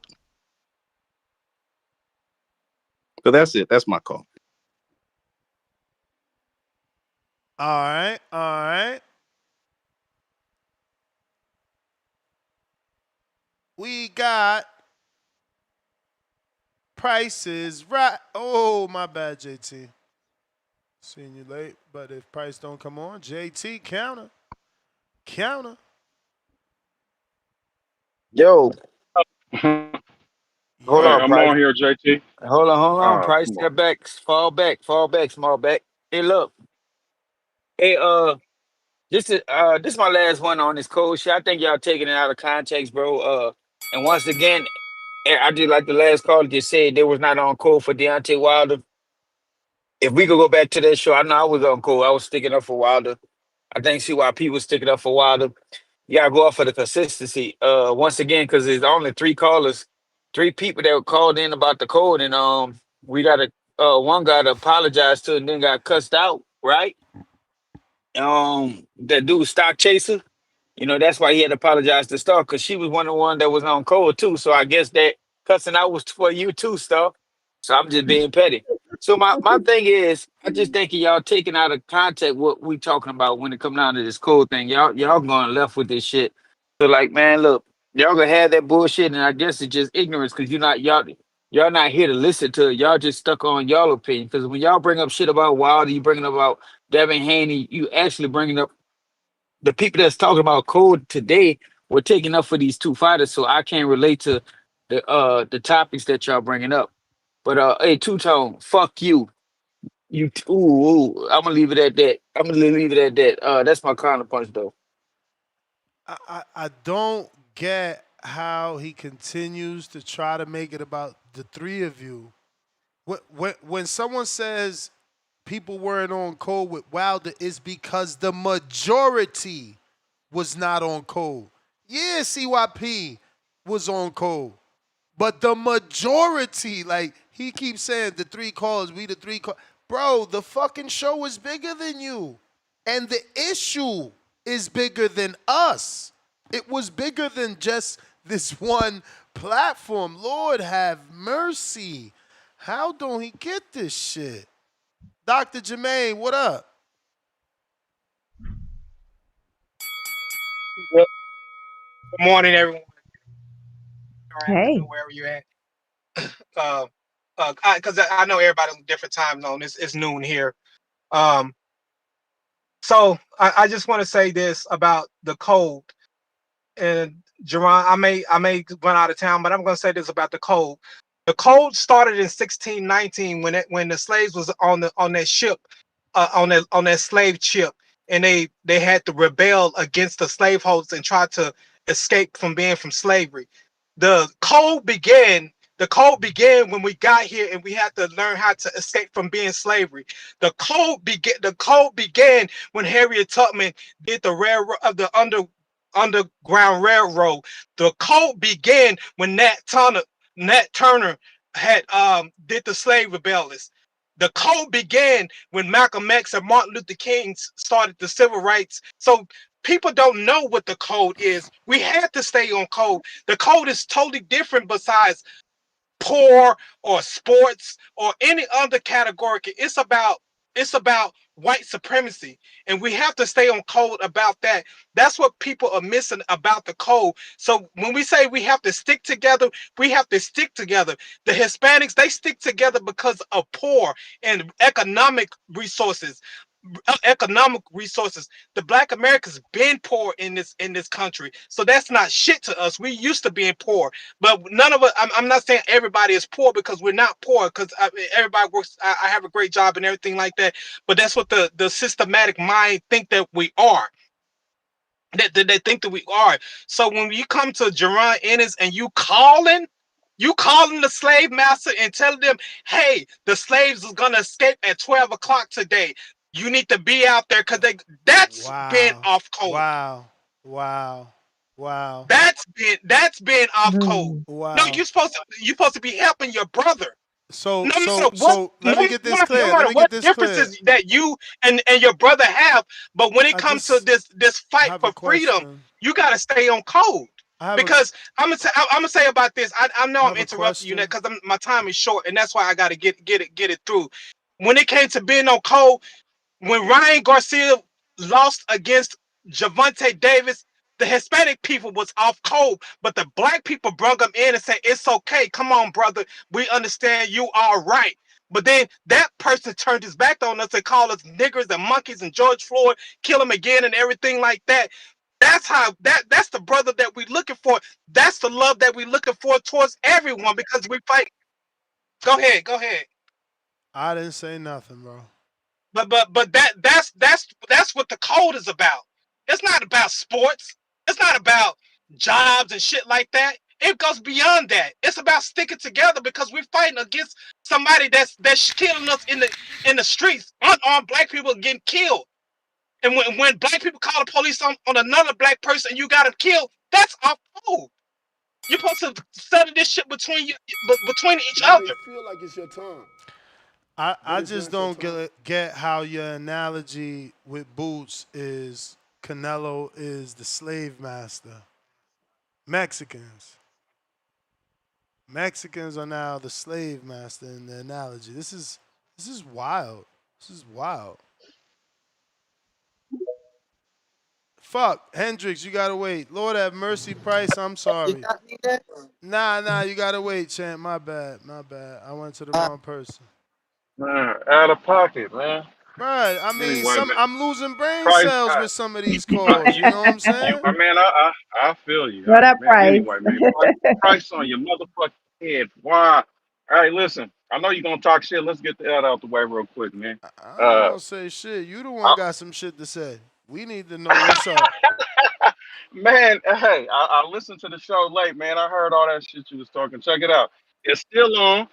I'm gonna take my fine on the chin. It's nothing, man. You feel me? But like I said, Ness, I'm not these elite young niggas that's out here in the gym, bro. I run my own company, bro. I ain't So got you time just to be. plan Look, on I'm showing jumping in up. there. You just plan on Huh? showing up.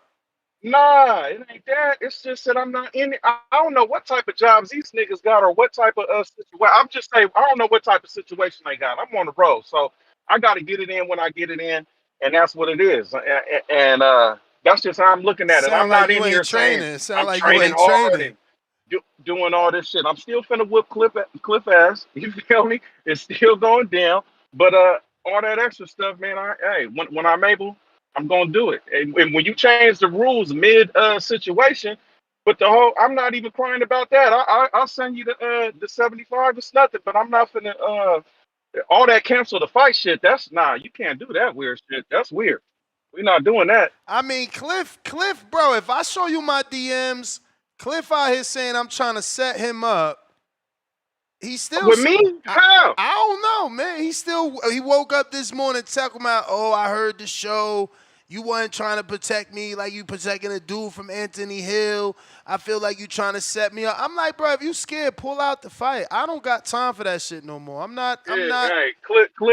No, I'm a newbie, man. Hey, I do the same shit he do. Well, I ain't gonna say that, but listen, I ain't got no training, none of that. He should. I'm not gonna say he shouldn't be scared because it's an ass whooping coming, but I'm not one of these dudes that's in the gym, young. That's all I got to do. I got a damn job where I only what is it called, part time job, and I can spend all day in the gym. I ain't got a life like that, man.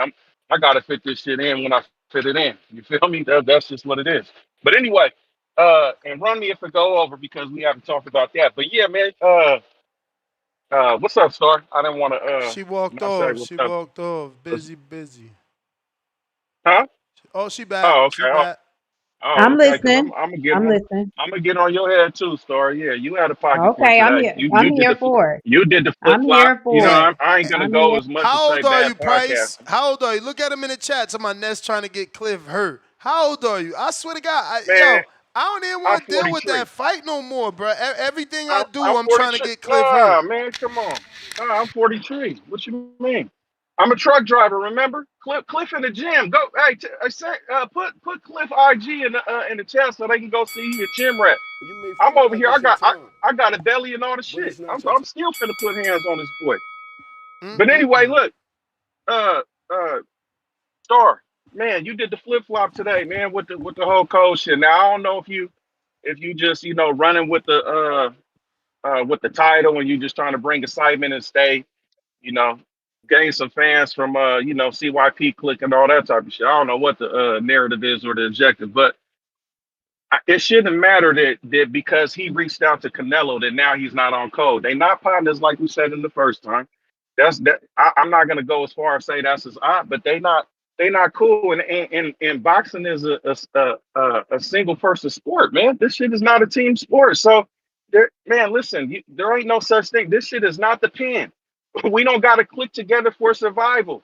All that cold shit is, man, that shit's boozy as fuck. Like dude said, I'm with him, man. Said this shit is corny as hell. These grown ass men jumping on here talking about code, man.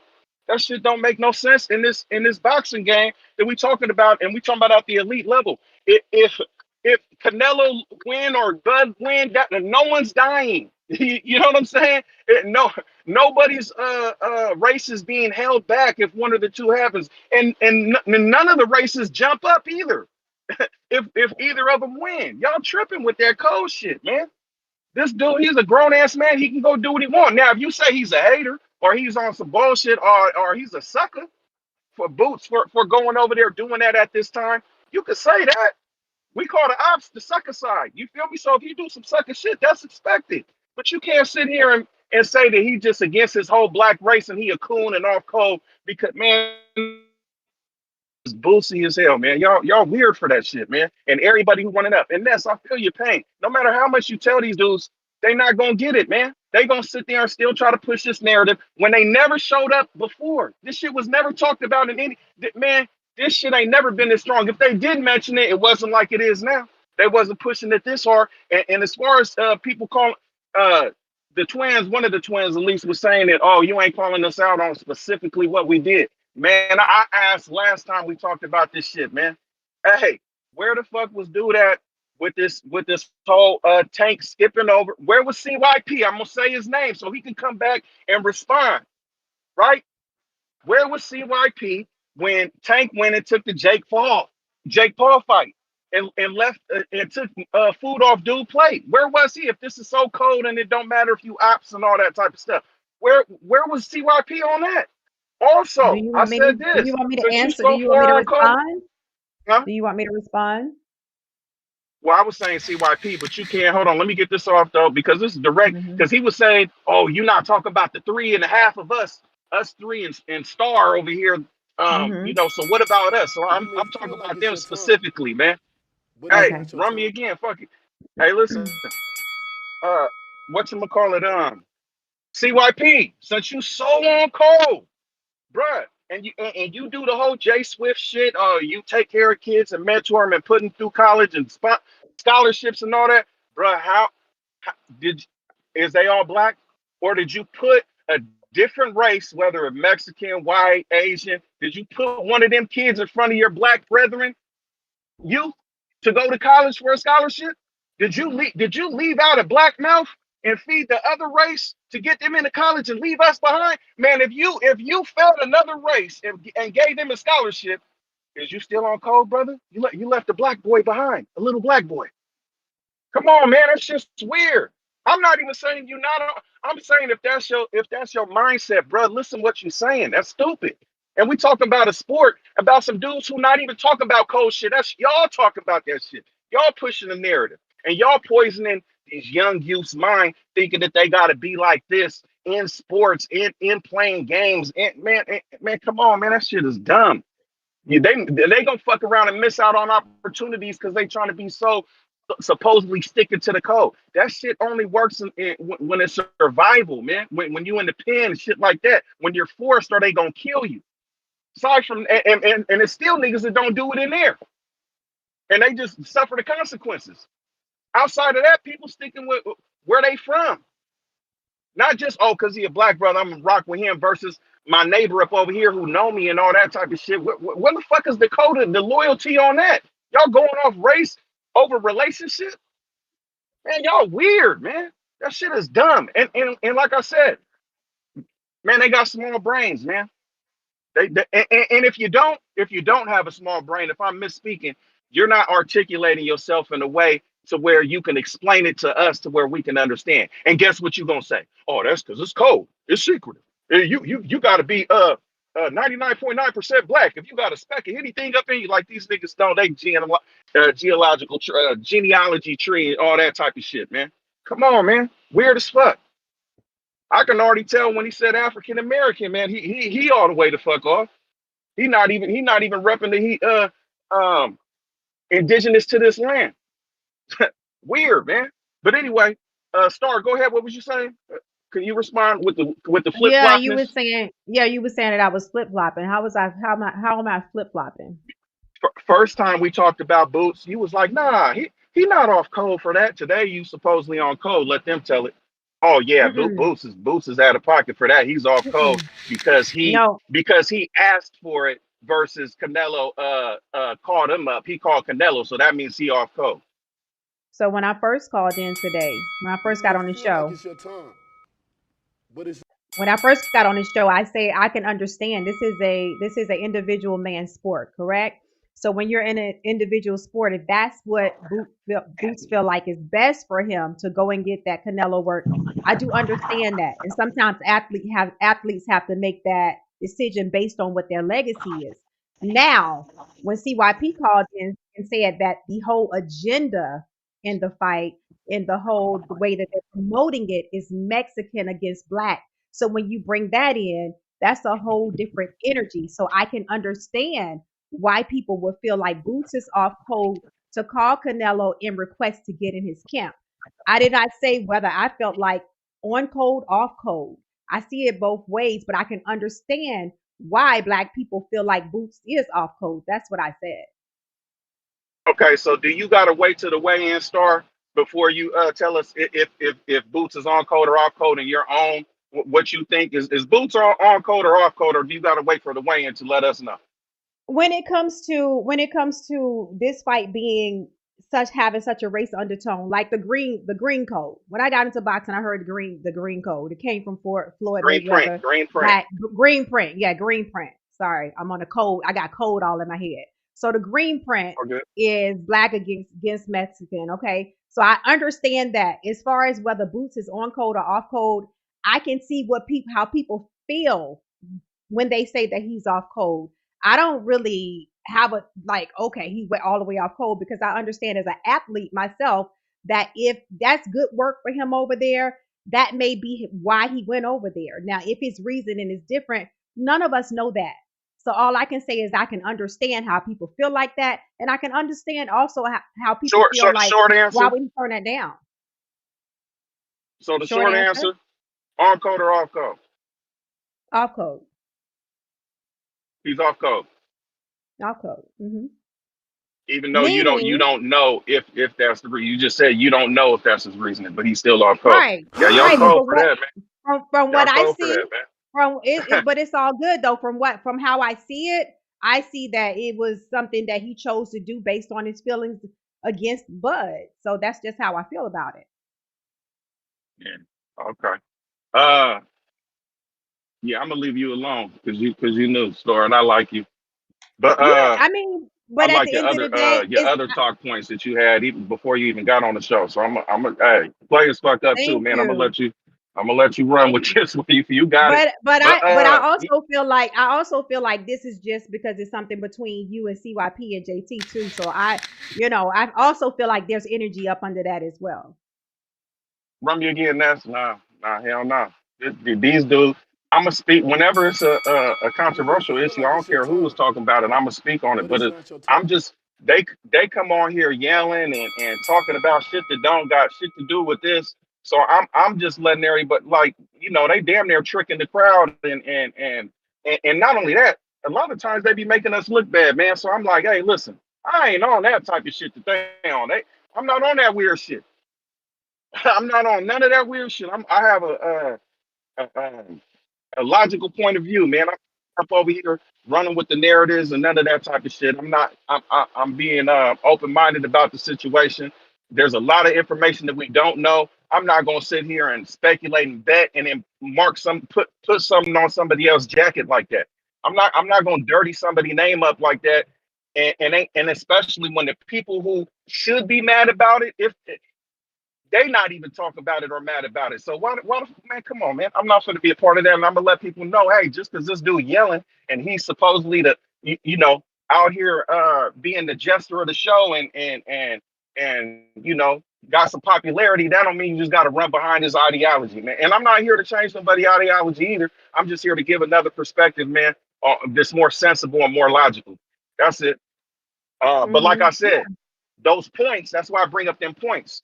All that shit is backwards if you ain't sticking on when it matters, when it's survival, when you over here uh pushing your brethren ahead, when you putting someone else ahead of them, then you can talk all that cold shit then. Don't talk that shit now when we man, you talking about a sparring partner. Come on, man. Y'all tripping, man. And then with the whole history that he been knowing that family and all that, like, come on, I don't give a fuck if he was a Bud hater. That still ain't off code. That's just it, man. Fuck that nigga. That don't mean that you off code. That means I don't fuck with dude. You see what's OG the boss and CYP going back at it all the time. You think CYP finna go grab that nigga off a cliff? Hell no. They rivals. So he gonna be like, fuck that nigga. So, and that's just what it is. That had nothing to do with code. Now, guess what? If they was in the pen and it was some Mexicans or something, and they was finna, and they was outnumbered, I bet the niggas stick together then. So your beef with me That's is what it is. about your feelings towards I don't JT have and a see what I don't have a beef with you, I mean, or you I were don't beef saying with you don't, females. But my thing is but this: no, but I when you just think called in, with you were saying this. I was all I just right think with with you before today. So today, because my opinion is different than yours, you still why all aren't right. you good with me today? Okay, No, you all still all right, right. okay, I just don't like your. I don't agree with your perspective on Boost being off code. You saying that he's off code. okay, And he's off code because he called Canelo. I don't agree with that. hmm That's it, and we can disagree. I still like you. yeah, You still cool. all good, I okay. still want you a panel member. You feel me? You still in probation right now. We still, we just gotta make a note. You know what I'm saying? And we, I'm on your probation. but but guess what? I'm on code. I want to see my black sister up there. So you feel me? I'm not gonna say nothing and dirty your I'm name not. up I'm. and write a review on you and all that. Nah, we're not doing that. hmm But again, I'm not gonna give you the super Please don't extra write a review. special treatment where I don't call you out on stuff because at the end of the day, it's to make you better. You feel me? That's it. Yeah, I welcome that. Absolutely. I Oh, welcome good. that. All right, next I'm gonna say, hey, listen, man, price on your head, man. Cliff, man, hey, listen, the only way it's canceled is if Cliff sit here and he pull out. Other than I'm not taking nothing else other than that. So whatever the committee Man, come up with, you're on some bullshit. I'm you fighting that. you better hope he coming, man. We ain't heard from Cliff.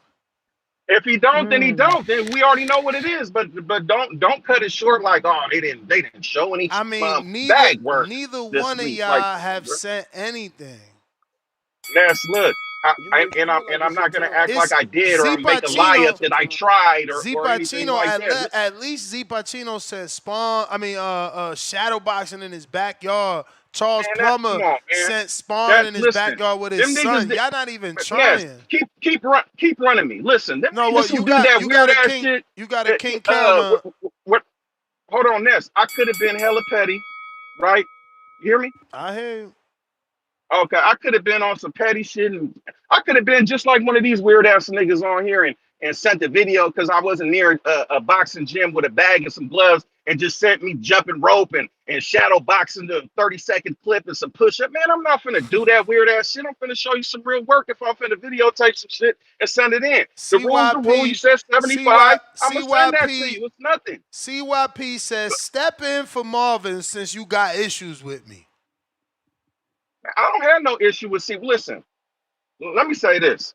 Don't take it that I don't have no issues with you like a nigga scared of you or some shit, bro. I was there when you gassed out, my nigga. I was rooting for you too. You feel me? I seen what happened. And guess what? I'm not gonna hold it against you that that's you your whole life or even this fight. Niggas for sure ain't scared from you, nigga. I'm from Cali too, nigga up top, nigga Northern Cali. So you already know how we get down, nigga. And guess what? I will be at the motherfucking fight party. You gonna see me, I'm gonna see you. And no, nigga, I'm not running up to you, shaking your hand, cheesing in your face, acting like I'm a fan. No, hey, listen, I like some of your takes, man, just like I said about Star. But some shit you on some bullshit and I'm gonna call your ass out. You wanna be sensitive about it, nigga, go ahead and be. You wanna call here, talk shit, or cut a nigga call off, do what you do. Nigga, you talk weird, nigga, then it's a problem. You feel me? And when I say talk weird, I'm talking about in person. You act like you want to do something, nigga, then it's a problem. Aside of that, nigga, this is a show. We Y'all niggas, talking. And, let me huh? interject it. Make sure y'all have all these conversations outside of the event in the parking I lot, don't in listen. that hot ass sun in that parking I'm lot. not even gonna conversate. I'm not even gonna conversate with dude. I might come introduce myself, but I'm not gonna say no spicy shit. How You you feel me? gonna introduce yourself without shaking a hand? You already said you ain't shaking a hand. You don't have to shake a hand to introduce yourself. I give a nigga a head nod. I respect him that much. But the reason why I said I ain't shaking his hand because he tried to say, "Oh, you niggas talk hands when you see me." Oh well, nigga, I'm not gonna shake your hand if you feel like I'm in that category, nigga. That's what I'm not. So no hands will be shook. You feel me? And as far as the fight, nah, nigga, stay fighting who you fighting. I'm fighting Cliff. We can talk about it afterwards on the next Border Wars or some shit like that. You still got me? I got you. Oh, okay, because someone called. I was just making sure. Did you get all that? We got all that.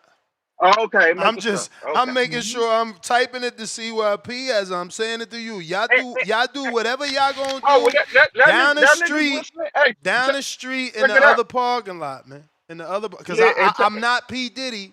You feel me? I can't afford but none of this shit that he You been may through. feel like yeah. it's your time, Hey, but but to it's that, not your Ness, time. because on the show yesterday, you was like, oh, you know, Price ain't never been in Border Wars, and Cliff faked one time. Hey, man, Cliff's business is Cliff business, but check it out. As far as nigga, No, because I come to a lot of your we shit. can't I hold up support the you, slots. We can't hold up the slots. But you absolutely right. I was looking for an editor to record the show, and I noticed that you was at the Jamel Charlo Canelo fight party too. bro. I I fuck was with you. about I was Man, about to I'm a clip community you. member. I was about to clip you and send it to James. Come on, man. Listen. Dude, hey, I was trying to leave dude alone. I heard him call in yesterday, man. I was listening. Yeah. I don't even want. I don't. Yeah. I don't even listen. This the thing about James. To me, it's just comical because James a little dude, man. You know what I'm saying? So I can't. It's not even right when I don't even feel right after I talk shit about James because it's not even fair. You know now CYP that's different. You know what I'm saying? Yeah, he ain't my size, but he up there a little bit. You know what I'm saying? So that's different. And he more aggressive. James, he don't want that problem. You know what I'm saying? He James a talking, lover but boy. He a lover, man. He not a fighter. He a lover, man. yeah. So when they bow out, I let them bow out. You know what I'm saying? I ain't even tripping. But again, I'm not on here calling nobody out their names. None of that shit. When you're doing some shit that I don't agree with, I'ma speak on it. And I may be wrong at times, and we can come to terms. Or you may be wrong. Now, I'm not your worst enemy Wait, because man. we disagree about something. Now, I was all excited thinking you caught my subliminal. Now you got me thinking you ain't catch the subliminal You from the. said a lover, not a fighter. What else you say? No, man. I'm talking about when I first said I was gonna clip the video for James. What you thought I was talking about? I thought you was on the same page, man. I thought we was here, man. Nah, that went over my head. Bruh, What? come on, Break it man. down. Break it down. It was somebody to your left, man. Uh, You was yeah. there with somebody, right? Yes, I'm not finna look. I already know what I do. Aha! See, You that's what I'm saying. feel me? Hey, that's all I'm saying. That Oh, y'all was having a okay. I y'all. didn't get it. Yeah, Okay. I didn't get what Jesus you were saying. Christ. Okay, yeah. But see, Ness, Over I ain't his, gotta do all that. I ain't gotta listen. over the When I head, hey, over the I'm head. remember, I'm the nigga that showed up with the minivan. You feel me? Telling people pile in, we finna go knock something. You feel me? So it's yo, he yo, that's already know true. how I move. That's You know what true. I'm And saying? It's good. everybody said y'all had fun. I ain't go with y'all, but I definitely heard y'all had fun. RJ, Tone, they definitely vouched. Yeah. Tone. Me and Tone text. It's good. But anyway, listen. I see whoever there on Saturday. So I'm getting the load right now, so I can come down there. I'm pulling up in the 18 wheeler, man. Let's I'm go. finna Did You you may get uh to feel that like it's your hotel time, yet or finna pull up. what? but it's not your Not time. man. I wanted to fuck with. I ain't gonna put him out there like that. I'm waiting because I'm thinking should I get a room over there by Tone or should I mess with the Palace? You feel me? So I'm in between them two because the truck parking at the Palace. But I'm gonna make my decision today. I gotta holler at Tone a little bit more and then see what's up. Oh, y'all connecting, huh? Hey, he said he had like a 5 piece. He I hit that nigga quick like, he, hey, hold on. he I is. need He is that I motherfucker. need I thought he was joking when I finally was putting the list together. I'm like, bro, it's just two, oh right? yeah, no. And he Hey, really that he that really a +4, man. That man crazy. Hey, that nigga sent me a picture already. Like, hey, look, I said, ooh, okay. I might have to. I was gonna bring a little a tag along, but I might have to go solo. But yeah, I'm to the neck. That's what's up. All We gonna right, see what happens. Purse. You the man. It's all good. I'm gonna send that to you. All right. We Right. got JP in the place to be with the Zell counter. Okay. I was gonna say, damn, you skipped me. Oh shit, I did skip you, but he got a counter. But that's why, cause he got a counter. That's why you got skipped. You know that. Yeah, Ness. How I 50 couldn't said power of the dollar. I couldn't take no more, Ness. What I you couldn't couldn't take no take? more. What you couldn't take, good brother? Look, man, first of all, let me just say this. After me, my code, this shit should be play, but my code, God's word, God's people. But this code shit y'all doing, for one, I feel like this is black exploitation. Mm. I feel like you're taking advantage of my people emotions. Oh, me? Oh shit. I do feel like you're taking it. I ain't gonna say you, but this topic is easy to take advantage of my people emotions, man. That's why Mm. my niggas, stop calling in, giving these fucking speeches about civil rights, Martin Luther King, Malcolm X, Maya Angelou, Emmett Till, all that Somebody shit. said Harriet Tubman too. Harriet fucking Tubman, Nat Turner. Who else these niggas done said? Creflo Dollar. Nelly I don't Fuller, know. Nelly Fuller Jr. We got to stop this shit, man. Look, all that you hear Mexicans and anyone else calling in for 8 fucking hours qualifying. Stop asking. Stop qualifying. Stop giving explanation for you doing what the fuck you doing. Now, I'm not a code person necessarily. However, it's only applicable sometimes. And in boxing, when you got this type of fight, quote unquote, a green print, this is where we're supposed to have fun with the code. The problem with boxing has been Canelo's been the face of it, and he haven't given us this 2 to 3 times a year like he should have been doing over the past 5 to 10 years. Boxing is at its height at the moment. So if we have this momentum 2 or 3 times a year, now boxing's back on the map. But we haven't had this. It's supposed to be fun, okay? But y'all niggas gotta stop, because that shit to me makes us look pussy. And they sitting back laughing about you, all you niggas is calling and spilling your fucking heart out and all this weird shit. Stop that shit.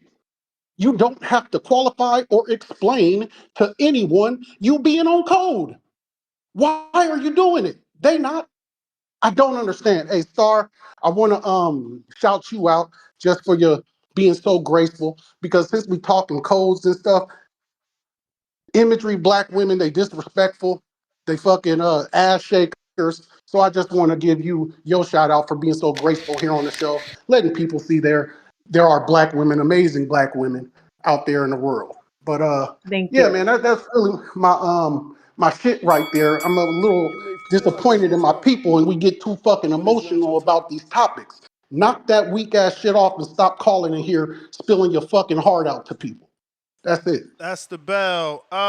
Listen, man. Listen, I know in the chat y'all be like, "Oh, Ness, we part of the show too." Cool, you part of the show. Your opinion does matter, but you can't be getting at the caller that's keeping the show going, because when there's no callers, we don't say, "All right, let's talk in the chat." Right? The show ends. So, I'm not really understanding why people are not allowed to have an opinion when it's an opinion-based call-in show. Jared, Right. counter punch. Yeah, Hendrix is happening. Jared, I went to you, champ. I don't know what happened there. Did he get tired of waiting at the last second? Because Jared, I went to you. What up, Jared? Let me double check. Is he not on the line? Don't look like, I guess he got frustrated. Jared, we went to you literally as you got frustrated. Hopefully you hear that on a playback. Mhm. JT with the counter.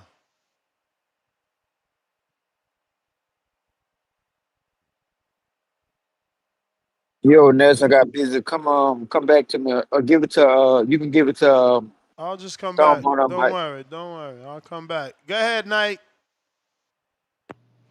Appreciate that, JT. Shouts out to the show. Shouts out to Star. Hey, man, I'm going to say it one time and one time only. I'm on code, been on code. You know what I'm saying? But everybody else with that bullshit talking about, man, it ain't a code. We ain't on the code. Shut the fuck up. Y'all the same niggas. When Floyd fight the Mexican, it's the green print. It's Floyd. Like, shut the fuck up with that shit, man. I'm tired of these niggas, man. Niggas know who I've been riding with. I've been saying Crawford ninth round stoppage before this shit. I've been saying it. You know what I'm saying? And and then everybody tripping, talking about, oh, we not saying you going against Cole and this and that. Y'all damn right it's wrong time in boots because you reached out. It's not like Canelo reached out. Canelo said he didn't reach out. Boots, you reached out. Yeah, you're trying to get good sparring, this, that, and the third. But what the fuck was that good sparring when you was fighting Karen? You didn't reach out then. What was that sparring when you went for your first championship, your first belt now? The first belt he ever got when he unified. Why he ain't call Canelo an undisputed champion? Be like, Canelo, I need some insight. I need these rounds. I need to know how to fucking fight a champion. That nigga didn't do that, man. So y'all stop that bullshit, man. Like Star said, it's his vendetta against Crawford. That man was in the bed sleepy, and Crawford said, "Nigga, we sent you to fight. You ain't want to fight, huh? Huh? Huh? Stop lying. Stop playing." Crawford said, "Yes, we did." That nigga didn't refute it. So come on, man. That's just his personal vendetta with Crawford. But, yes, sir. Help is on the way. 2 more days, you know what I'm saying? Hopefully Netflix ain't crashing like it did with Tyson and Jake. Like, that was crazy right there. But, yeah, man, we got Bud Crawford. Ninth round stoppage, all these motherfuckers who talking about, oh yeah, man, this, that. Like one of the callers, that boy tricked the hell out of everybody. That nigga was like, yeah, man, Crawford, I like Crawford, da da da da. But I'm logical. I'm not saying that I'm logical. Canelo's gonna Yo, win. I'm man, logical. chill, man. That's my man, Laugh Out Loud Pillow. Everybody should be allowed to pick who Man, they that's why his want. name. Come on, see? Boxing guys clipped you. See? There it be. Uh-oh. This what happens. This what happens. That's why that's his name. Laugh Clippy out clip. loud. We laugh out loud at that nigga, man. But there's my call, man. Crawford and 9, man. By stop. I ain't. You may feel like it's your time, But but it it's ain't not your your time. time. It ain't your time. Phone lines are open. We got A-Side Stainless with the King Counter. A-Side Stainless. Yo, you can hear me, Ness? Yes, sir. Yep. What up, yo? Miss Star, nice to meet you. Nice to meet Appreciate you you as well. rocking out with us, man. It's crazy. Like a woman comes on here and all of a sudden all these dudes get soft. You know what I'm saying? They Yes, Mm. get sir, no, sir. soft. Please and thank you. They get soft, man. Yes, sir, no, sir, please and thank you all of a sudden. You know what I'm saying? But I Nice That's to appreciate hear. good, having Nice to that man. hear. pop. You know what I'm saying? I'm gonna rock out with it. Um, I gotta agree with JP on this code stuff. I ain't know that we were supposed to stay on code as minorities. I thought that was supposed to be against the man. But let's please just stop, man. I ain't I ain't gonna put it on you, Ness, but at the same time, yeah, it's on you. It's your topic. But man, we gotta stop putting all our business out here in the street for everybody to see, man. Like sometimes our opinion just need to stay with us. Whether it's as a culture or as a people or as minorities. Like it ain't gotta be out. That's what they want to do anyway, right? Divide and conquer. You know what I'm saying? So let's stop making it easy for them, man. If y'all want to talk boxing, let's talk boxing. But how can you stay on code in business when you in the business? Like that's not even making sense. So let's, like I say, the fight here, man. Y'all done tell us y'all side, stay where you at. You know what I'm saying? And we'll talk on Saturday night after the fight. That's all I got though, man. That other one was for I guess it was Nike Hendricks, whoever couldn't get through because they was getting shot out by counterpunches. So if you want another call, he can have it, man. So I always say, please make sure you push that thumbs up, share this and every episode of the Boxing Voice podcast. This is TBV for life. And if you ain't on Patreon or at least a YouTube subscriber, you know what you are. Shout out to El Camino. Peace. All right. Shout out. We got Price with the 20. Says, Rent, Star, put me down for Bud. All right. I got you. Drop a bomb for that dub. And let's see who is next. Bobby Cuts, what up?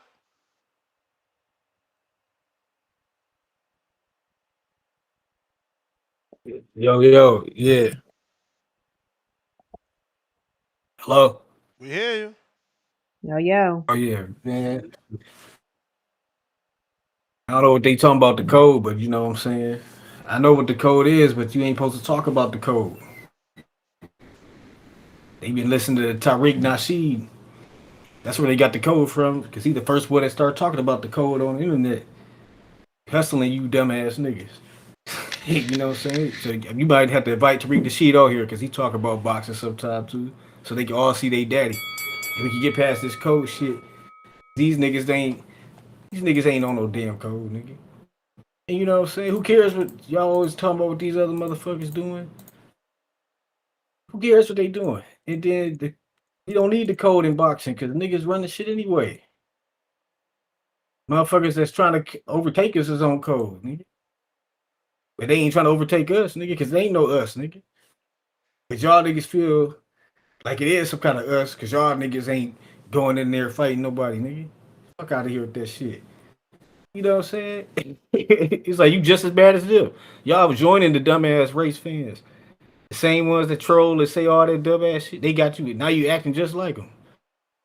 You know what I'm saying? You let them get to you. You let the trollers win. You know what I'm saying? Now you listen to the 78 Sports TV, that milk dud headed ass nigga that think he a pimp. Talking about some cold shit. Make your video. And then I'll repeat the same time. He got the code from Tariq Nasheed too. He just a fake Tariq Nasheed. You know, Tariq Nasheed like the Bill Haney on steroids. You know what I'm saying? He like the final form of what Bill Haney hoped he was going to achieve, going viral and shit. But he got all these niggas money. He got his finger all in these niggas' booties. Got these niggas talking about code. Nigga.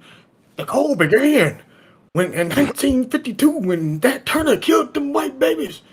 The code began when this nigga going crazy. This nigga in here about the motherfucking preach the gospel, nigga. You know what I'm saying? Like, what's wrong with these niggas, dog? You know what I'm saying? They just killed the white supremacists. Just got killed by a white man. It was the white man on code when he shot Charlie Kirk. Turned him into a pack on video, nigga. You can watch King Vaughn get killed and you can watch Charlie Kirk get killed. A black nigga and a white nigga. Who was on, and they both got killed by their own race. So who was on code?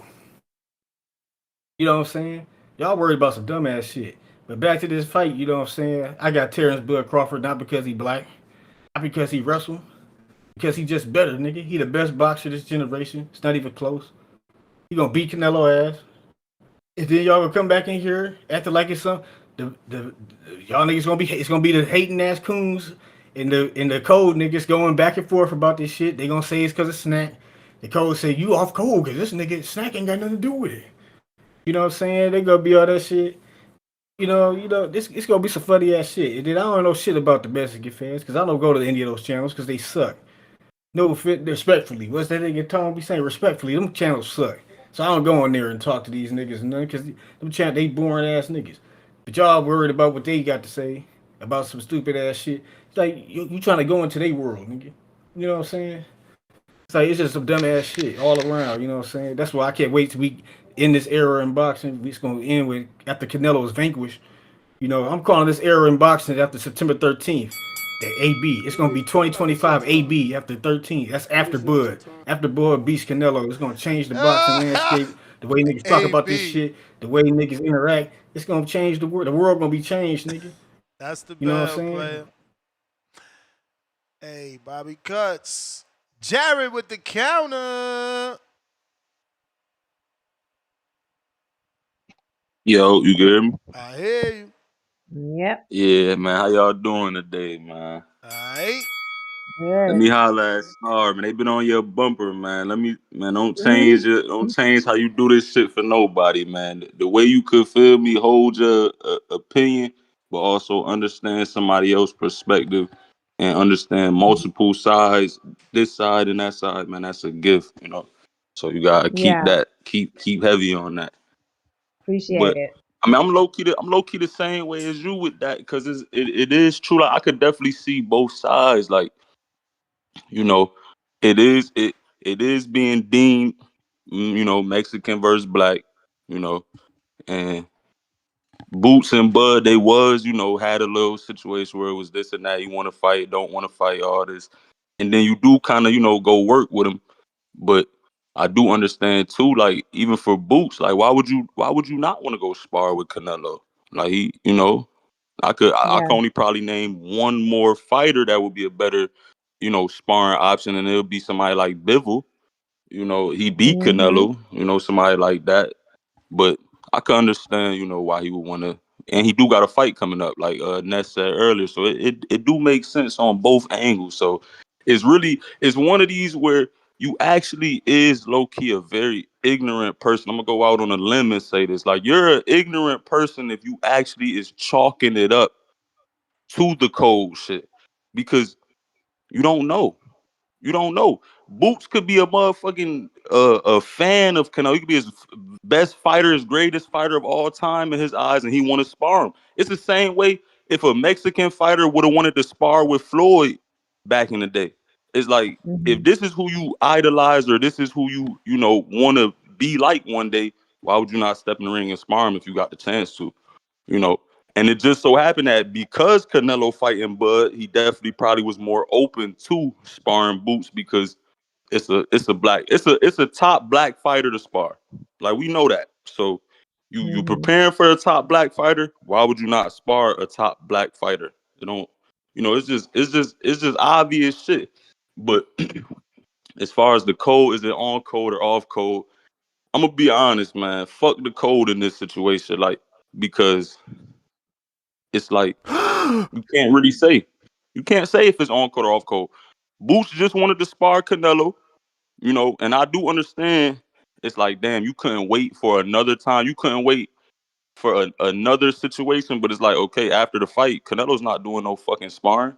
So this was the chance to spar Canelo for your upcoming fight, and it just so happened that he had a fight. So Mhm. a nigga like me though, I'm gonna be honest. I probably wouldn't have sparred Canelo while he was about to fight Bud. I think I would not do that. But You I may feel don't like it's your believe that it got time, anything to do with the code but though. it's not your That's all time. I got. Good call. I You got thoughts on that or no? I'm just asking Yeah. before I start reading super chats. I didn't want to cut you off. No, I mean, I like the fact that he's saying he can see it both ways because sometimes it's like that. It's just not, it's like down the middle. Okay, I can see what you're saying. I can see what you're saying. And people should be okay with that. So I appreciate that call.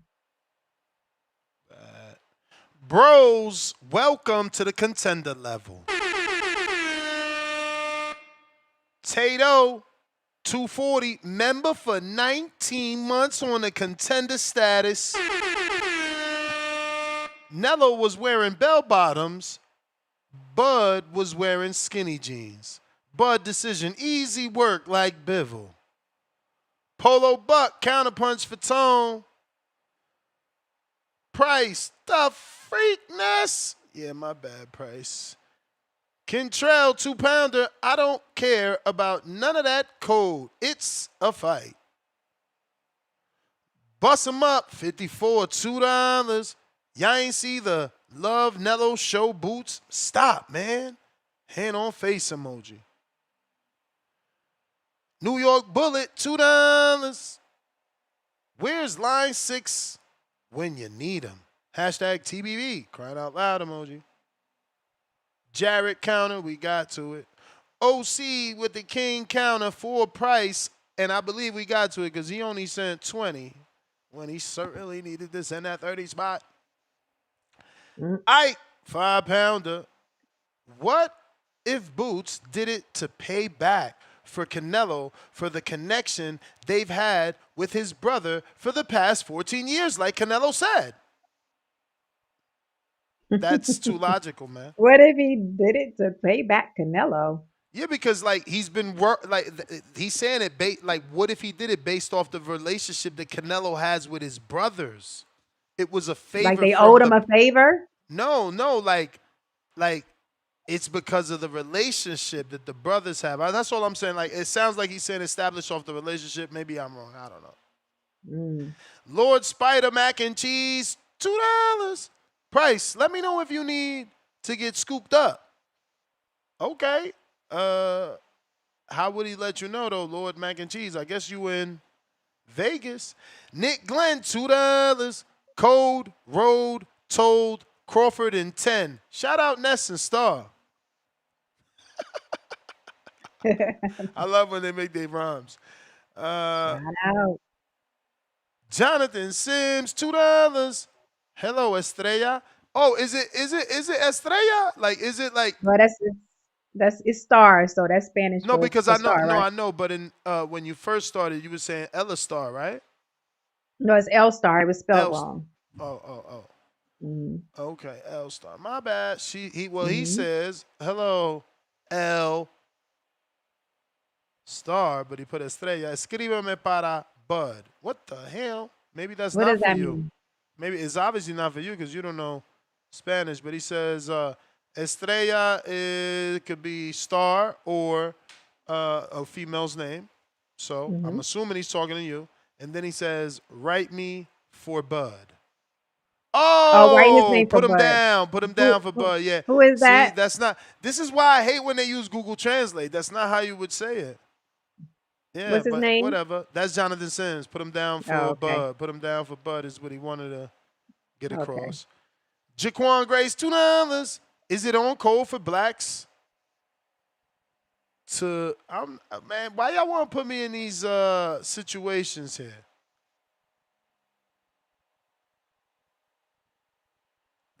He says, is it on code for blacks to mourn Charlie Kirk? Oh God, Tell me about it. I ain't doing it. Mike.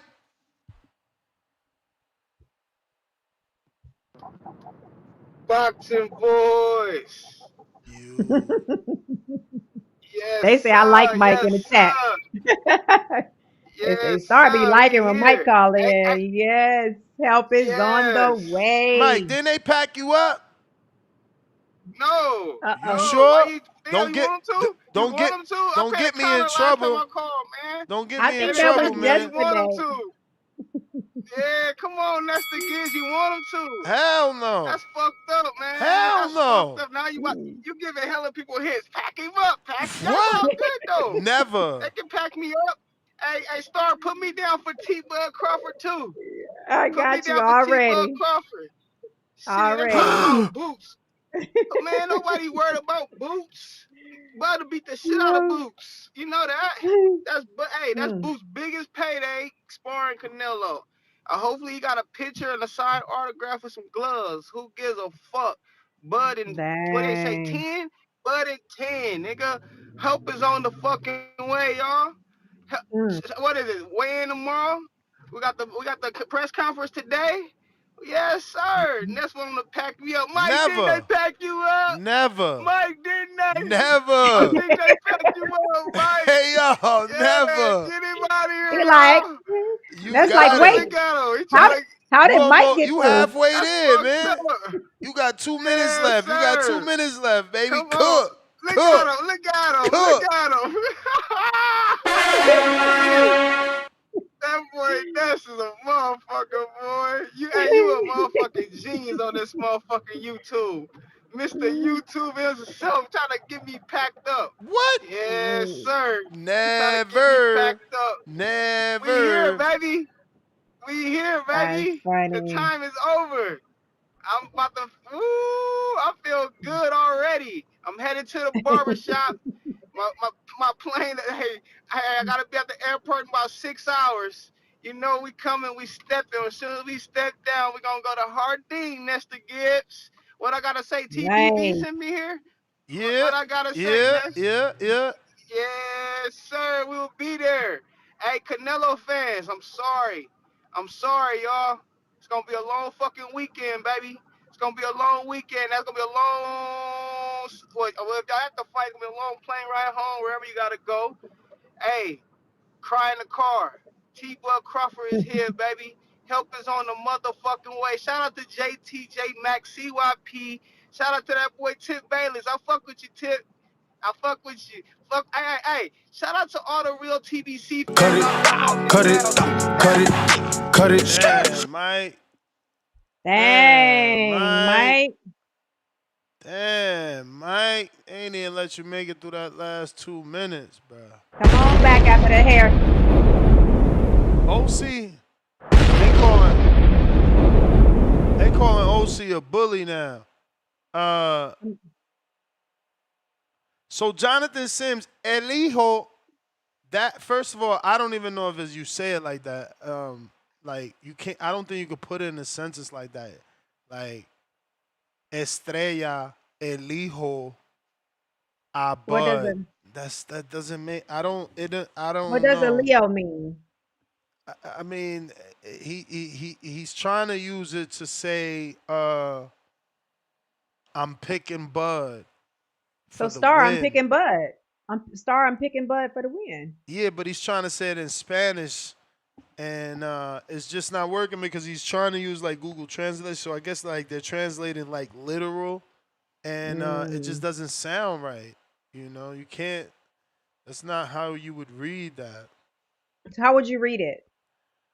I mean, again, that's how you would read it because that's what he wrote, you know, but it doesn't sound right to say Estrella elijo a Bud para la victoria. Like, I just wouldn't use elijo, I guess. I mean, I don't know. But, yeah, that's what he's got. He's got Bud for the victory. Okay. Pablo.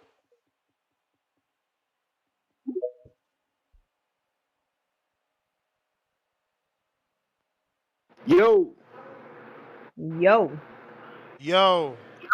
I'm on. Yup. Yes, sir. Bud motherfucking Crawford, baby. Hey, Mike. Yes, sir. I just finished watching the Charlo and Canelo fight, man, and I'm convinced it's a done deal, man. Crawford, he might stop him, man. I don't know. He might stop him.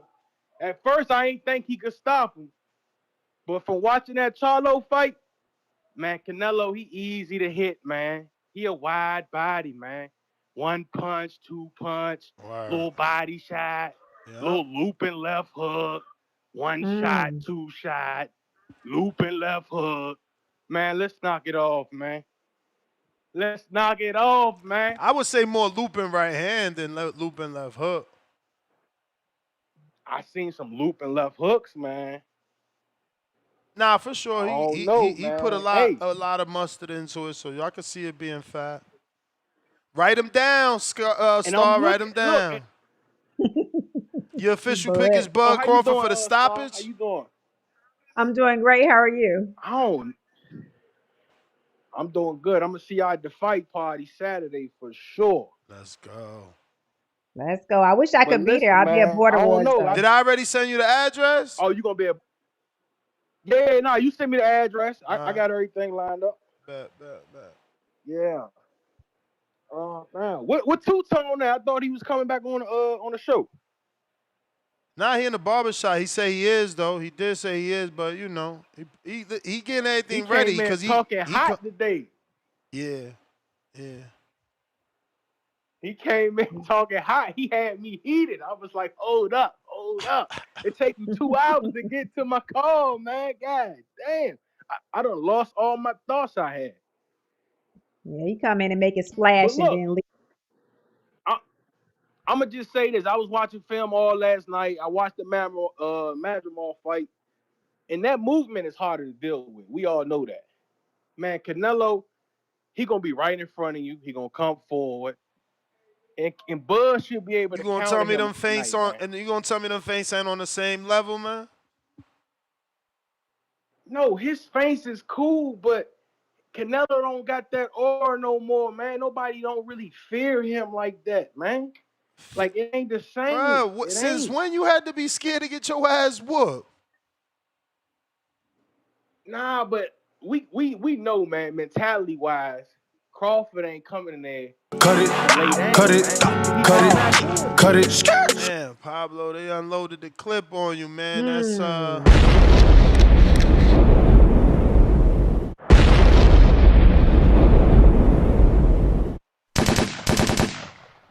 Nasty work. OC done unloaded the clip on you, man. He said, pack up, buddy, man.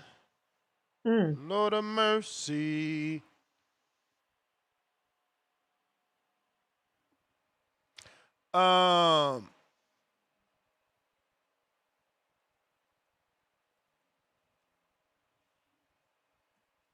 Dom, what up?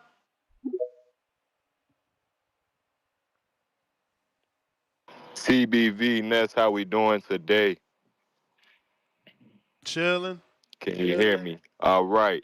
So, I'm actually tired of this whole like code conversation. I feel like I'm excited for the fight.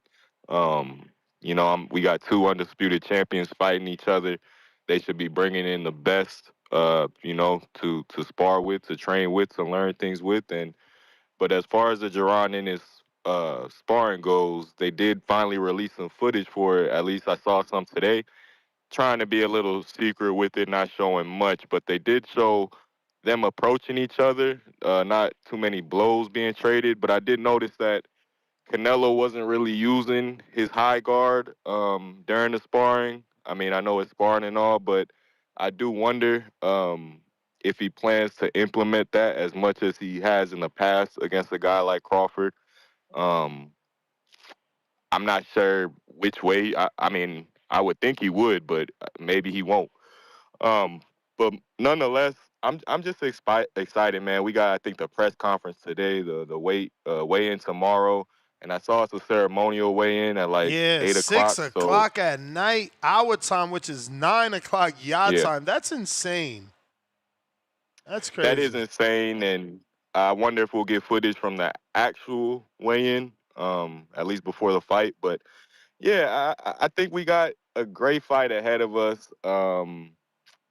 Put me down for Bud Crawford all day. You could have put me down a year ago or 2 years ago when this was first being talked about. And every day I'm believing in him more and more. Um, yeah, man, I think it's gonna be a great one. I really don't have much to say today, but I'm enjoying the show and I'm gonna keep listening. Peace. All right. Nice. Let's go. Let's go. 48 hours to go. 2 days Class out. and bound. Hey, hello, how's it going? ¿Qué Oh, onda, compa? Hey. chilling, chilling. How are you? Hi. Ahí vamos, we're good, dog. Yeah, man, so it's finally here. But a fight I never thought we'd actually get. But I mean, money talks, and here we are. So I'm gonna keep this very to the point. Um, I'm picking Canelo. I honestly, I don't think this was not a hard pick for me to make.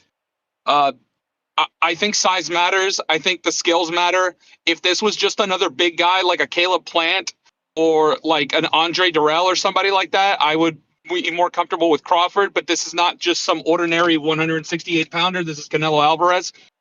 I think something that people are kind of missing on this entire thing is we've seen Canelo lose, but the context behind it is something that I don't think is favoring Crawford. Like in the Floyd fight, we saw Canelo Alvarez at 152, mind you, fighting against arguably the top one boxer of all time in Floyd Money Mayweather.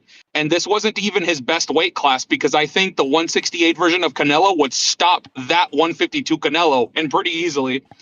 Bivol, 175 pounder, who the only person to have slightly buzzed him and even given him a real tough time was Artur Beterbiev, who is arguably who is the biggest puncher at 175, who can box.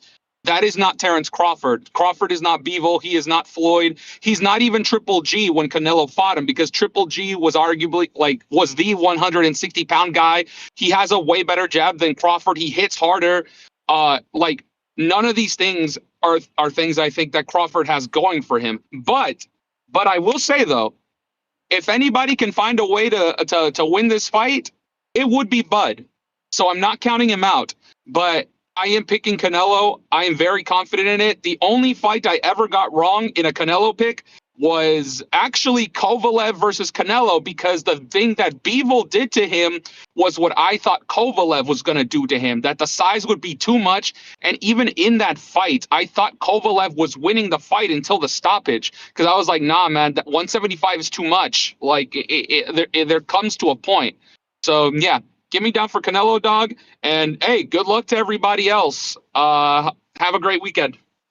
I like it. All right, all right, all right. Last call for callers. If you're trying to call in, now is the time. We got John, $2. Shout out Ness Star. Salute, salute. Shout out. We are not the same, $5. It would be crazy if dudes really wasted all that hot breath on what's quote unquote code, and they man Bud still gets packed up. Canelo went 10. Vivid Majin, welcome to the prospect level.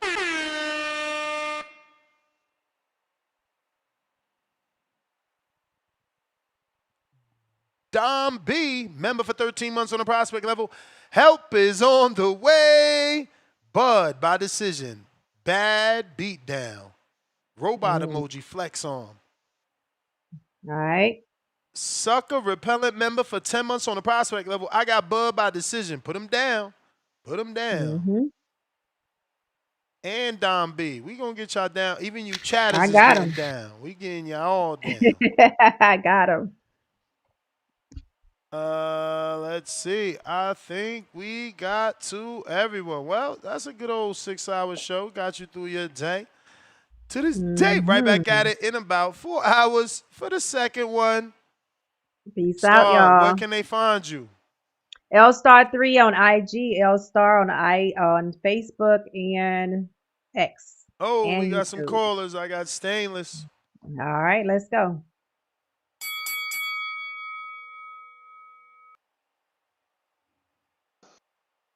So I ain't know he was doing predictions today. Yeah, put me down for Crawford. I ain't been here to tell Starson. Yeah, I got Crawford. I ain't got no way on how he gonna win. I just think he's gonna win. Crawford money line. All right. We got Jonathan Sims. Yeah, yo, can you hear me? Yes, We sir. can hear you. Okay, good. How y'all doing today? Straight. Good. How are you? I'm doing well. Doing well. Great show, Ness. Like what they say, evil genius. And Star, you're tough. You're tough. So I give you credit for that. Thank you. You're tough and you have the right mindset, especially for the negativity, because some of that is negativity is just people trolling, getting through their day. And you just got to be tough skinned and receive it the right way. Sometimes you give it back to them. Sometimes you just let it roll off your shoulder. And sometimes it's somewhere in between. So good for you for Right. understanding that part of the game and keep it up. Thank you. But before I get started, yeah, for sure. We're coming out of Palms today, New King James Version. This is actually the scripture of the day for those who follow along with Bible.com. You know, we don't want to plagiarize the Bible, as the one brother mentioned some months ago. So Psalms 27:14, King James Version.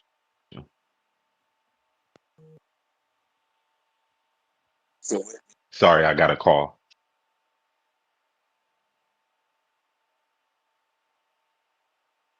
Whoa. I got Sucker Repellent. Hello. Yep. Oh, you there? Okay. Yeah, I got a call. My bad. You need to read your super chat, Ness, because I No, could wait. sir. No, sir. No, sir. No, sir. All right. No, sir. All right. So wait on the Lord, be of good courage, and he shall strengthen thy heart. Wait, I say, on the Lord. So that's God's word for God's people. And to my non-believers, here's what I'll say. For any Christians that think they should just sit on their hand and expect to be blessed, I understand why you look at them as idiots. You got to do your part, and then the Lord will bless you in the parts that you can't control. Shout out to my TBX family, you know, the only movement, and you know who you are. So to the topics of the show, I understand what both sides is. Well, it may not be a topic, but it's done transformed to this, the boots thing. I understand where both sides is coming from. I get it, I feel right? like it's Like your time, there's history there with the but it's not your family. time. I got you on the counter punch, Ness. You heard me? Bet. I heard So you. I get it from the boot side, the history with Canelo working with the brothers. There's a relationship there. You know what I mean? That's a open channel for network. I get that. And that's to answer your question. If that was my son, when we get there, absolutely, I would take him to spar in Canelo's camp. Absolutely. I would take advantage of that opportunity. So I get that. But on the flip side, I understand like those same points. You've known him for a good portion of your life. Why now do you want to get that work? How many fights does Boots have? None of those other times you decided to try to get work with Canelo. And then on top of that, if it's ringside conversation, y'all got a relationship. You ain't never talked before when you was working with my brothers, with his brothers. So it just seems a little odd of the timing of it. And then from a competitor standpoint, I want to be the first one to beat Bud. I don't want somebody else to do it. So I'm not about to help you beat the dude I want to beat. Man, he ain't Matter of getting the fact, opportunity, and he see that clear as day. You talking about I want to be the one to be Bud? Like he of it. next up. All And of then a from a sudden, competitor standpoint, I want to be the I, first and one I to beat anticipate Bud. that. I anticipated that response from the evil genius. And the only thing I could say to that is if Bud doesn't fight him, that's on Bud. Boots is his own man. He got to create his own path. But I don't want anybody getting what I want first. I want to put that scarf. I want to put the stick in the donut. So if he don't get the opportunity, so be it. But I don't want another man to do it because I mean, whether Canelo does it or not, according to you, he's never going to get the opportunity anyway. So why do I want somebody else to like? Nah, because he either ain't I'm looking gonna at it do it or like one of that. my partners. He looking at it like going to get rounds with one of the best in the world, bro. Like y'all making it more than it is. That's all. Ness, and I'll be with you if it was before the Bud signing. Like I said, why now? You all of a sudden want to get rounds. Why How many not? fights Why does not? Boots have as a pro? Why not? When else did Canelo need him? Did he Because need that him for the window has skull fight? always. Did he need him for the skull fight, bro? Like, come on, y'all gotta be realistic with this. But hey, you entitled to your Okay, opinion. so okay, listen. So Canelo needed him, so that's why Canelo reached out to him for sparring. That makes sense. That makes sense, right? Canelo needed him, so Canelo reached out to Boots to come to camp to spar because they have a relationship. No. Boots reached out to Not that him. far. Boots reached out to him because he knew he would be perfect spawn for Canelo. Oh, that's what Boots knew. Okay, hey, kudos to Boots. Again, I'm not mad at him for doing it. I just think the timing's a little weird. Cut it. You packed up, man. You packed up, man. Uh-oh. Yo, my man OC got the big guns out, man. Stop messing around, man. Stop messing around. Nasty. Star, we got another one. We got Edgar Granados, which is crazy. As many people as he be knocking out, he picking Bud by decision. You seen that? Nope, I got him though. We got OC with the pack up, drop the bombs. And he Nasty says, OC. You may feel like it's your appreciate the time, biblical quote, Sims, but it's not but your you time. lost me at TBX. Middle finger emoji. In the sky, wave them side to side, keep your hands high. Yo, profound dreamer. Hey, gather around TBV. That's if you're still listening, and get on down with these profound rhythms. Nest Star, what's up? Good afternoon. What up? Listen, I'm gonna get What right to it. up? You know, I sent in the super chat earlier with my prediction, but I'm just going ahead and say, once in a while, once in a blue moon in boxing, These fights come around. I gotta remind everyone why weight classes exist for a reason. At the end of the day, Terence Crawford is too big to be successful in his first attempt, one-off attempt at 168 pounds. He's too big. He put on too much size, and Canelo got to step in there and show him why weight classes exist, and he can't afford for his legacy to take a hit by losing to another skilled American fighter. He already lost to Floyd. He get a pass on that. Bivol ran the truck over him. He get a pass on that because that was a weight class too big. He cannot afford to take a loss to a guy like Terence Crawford, who is doing this for the first time, putting on all of this weight. And if we look at the open workouts or the grand arrivals, even as far as 4 days out from the fight, Terence Crawford looked like he's sweating down already. His hair was all fuzzy and skin was all dry, voice was cracking, lips was cracking. Like, the fact that he had to start the dehydration process so far out from the fight date was crazy. Normally, guys start cutting weight and dehydrating the night before. He had to do it 4 days in advance. Just to let you know, Crawford is going to come into the fight night around 190 pounds, and he don't got the experience to carry that much size against a guy as skilled as Canelo. So Canelo got to step on him and get him out of there. That's why I'm picking Canelo for 11th round TKO. He got to stop this boy or rest. Canelo, the Mexican community, they going to be looking bad out here in these streets. Like, you can't come outside, show your face. They're going to have to be scared to come outside. Ooh, they're going to have to stay inside if Canelo take a loss like this to Crawford. So, yeah, that's my pick. I just want to go out here officially. I know I done said a lot. Dudes was mad at me yesterday because I brought the facts. And I just came out here today to let y'all know Canelo's going to step on that man. He's going to have to remind him why weight classes exist for a reason. And Crawford done made a mistake and put on way too much weight. All right. You got sucker repellent down for Bud decision? And Profound Dreamer for Yep, I got him. Canelo.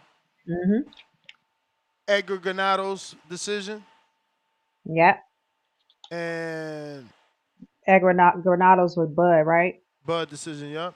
And then we got Sucker Repellent says play that Stainless and Mozzie. Yeah, cause you know this ain't the show. You could say that on X Spaces or YouTube, this portal, Discord. So when the ref looking at you, and then he say, "Are you ready?" And then he look at me, and he say, "Are you ready?" Yo, that's when it's real. You seen how a nigga spit, see how a nigga hit. Shots fired, doesn't eat with the extended clip. Kept asking for it, so that's what he finna get. Yeah, got a plan on my punchline, now he wanna quit. Stainless on the apron, the greatest to ever do this shit. Next up, sports, right now, you on stupid shit. Your arms too short to box with guard. And Stainless is a boxing guard. Let's make the altar call. Y'all pray is answered. They pray and asking, I'ma pray that man tip. You taking chances, vibrating enhancers, blazing accurate, taping, tapping, his face with jabs. He can't understand it. These A-side tactics, yeah, you next up a Stainless classic. Now we at border wars, towel in the corner for him, full counter shoulder roll. Told you I was gonna show him Stainless versus Lil Homie. Skateboard and keep it rolling. Hush over the crowd, that's how you know it's over for us. One way in, one way out. That's what happened when you bring your mouth. What was you saying, nigga? One way in, one way out. Stand that 8 count off a flash knockdown. What was you saying, nigga? One way in, one way out. Touch gloves, fight when the bell sound. What was you saying, nigga? One way in, one way out. That's what happened when you break your mouth. What was you saying, nigga? It's the hot one. You would get dropped, this left straight, hit like a shotgun. Body bag him, this that Fury, but it ain't tight, son. I ain't the one to trade with. Pack him up and leave the ring stainless. This overhand to leave his box brainless. He getting stopped, you see his tank fading. Don't call up talking tough if you ain't down to run the fade. Let's make border wars so you can stand on what you saying. Knock him out and celebrate. It's flags everywhere. What's this, the PR Day parade? Super chatter, angel face. Rest in peace to Spider Rico. We is meat till it's day. Whoa, they right hook to his body, hit him like a fold eight. Follow up to the noggin, wobble like Bacole. Stop the noise, he woke up and hear the doctor voice. This the purge, I ain't got no choice. This border wars, shout the boxing voice. One way in, one way out. That's what happened when you ran your mouth. What was you saying, nigga? One way in, one way out. Stand an 8 count off a flash knockdown. What was you saying, nigga? One way in, one way out. Touch gloves, fight when the bell sound. What was you saying, nigga? One way in, one way out. That's what happened when you ran your mouth. What was you saying, nigga? One way in, one way out. That's what happened when you ran your mouth. What was you saying, nigga? One way in, one way out. Stand an 8 count off a flash knockdown. What was you saying, nigga? One way in, one way out. Touch gloves, fight when the bell sound. What was you saying, nigga? That's what happened when you ran your mouth. What was you saying, nigga? I like it. JT said put him down for Canelo. I don't know. Gotcha. I don't know why when he's been defending Bud and cutting JT. people off. Exactly. But What? say it right Okay. there, man. Say it right there. Put me down for Canelo. He trolling. He want Canelo, man. Tip I got you, Bellis. JT.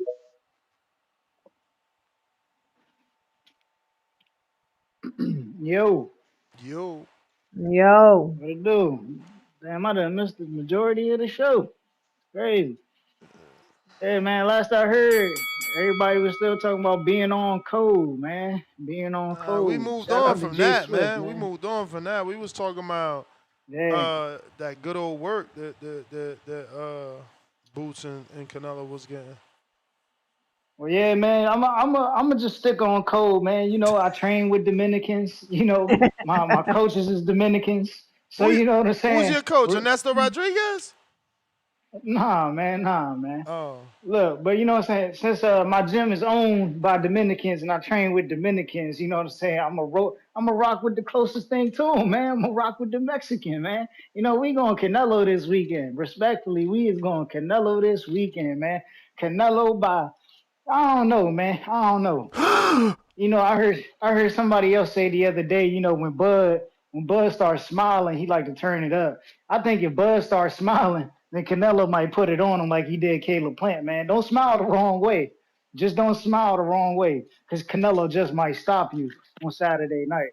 Respectfully, man. I don't know if I'm going to the party or not. I'm gonna be out there though. I get there. I think I get there around 9. I get there around 9 tonight. I gotta go straight to the blue, Fountain Blue. Yeah, the Fountain Blue. Yeah, I gotta go straight to the Fountain Blue because the fight started at 8. So I get there at like 9 o'clock. So I gotta go straight there to see Jaleel fight and shit. And I don't know what I'm doing Friday. I don't know if you still got tickets or whatnot. I'll hit you up. Well, just let me know something, and I'll probably step out. But I don't know. I'm gonna be with my cousin for the most part. But yeah, man. Yeah. Who going? Brett B Norman going? I know. Yeah, B Norman going. Yeah, I just might slide through, man. Y'all know that storm. You know, when that storm come through, man, I can't miss it. You know, I'm a storm chaser, man. Got to tap in with my boys, man. Got to tap in with my boys. Y'all know we got a big fight coming up in November, man. You know what I'm saying? Damn. The team putting on Thurman back in October, B Norman back in November. You know what I'm saying? Shit, Tank back in November. Hey, man. Hey. It's gonna be a wonderful year of boxing, man. Yes, sir. Hey, man, I'm about to head out. I gotta head to the airport, and I'll see you later, bro. All right, champ. All right. All right, stop. Demo.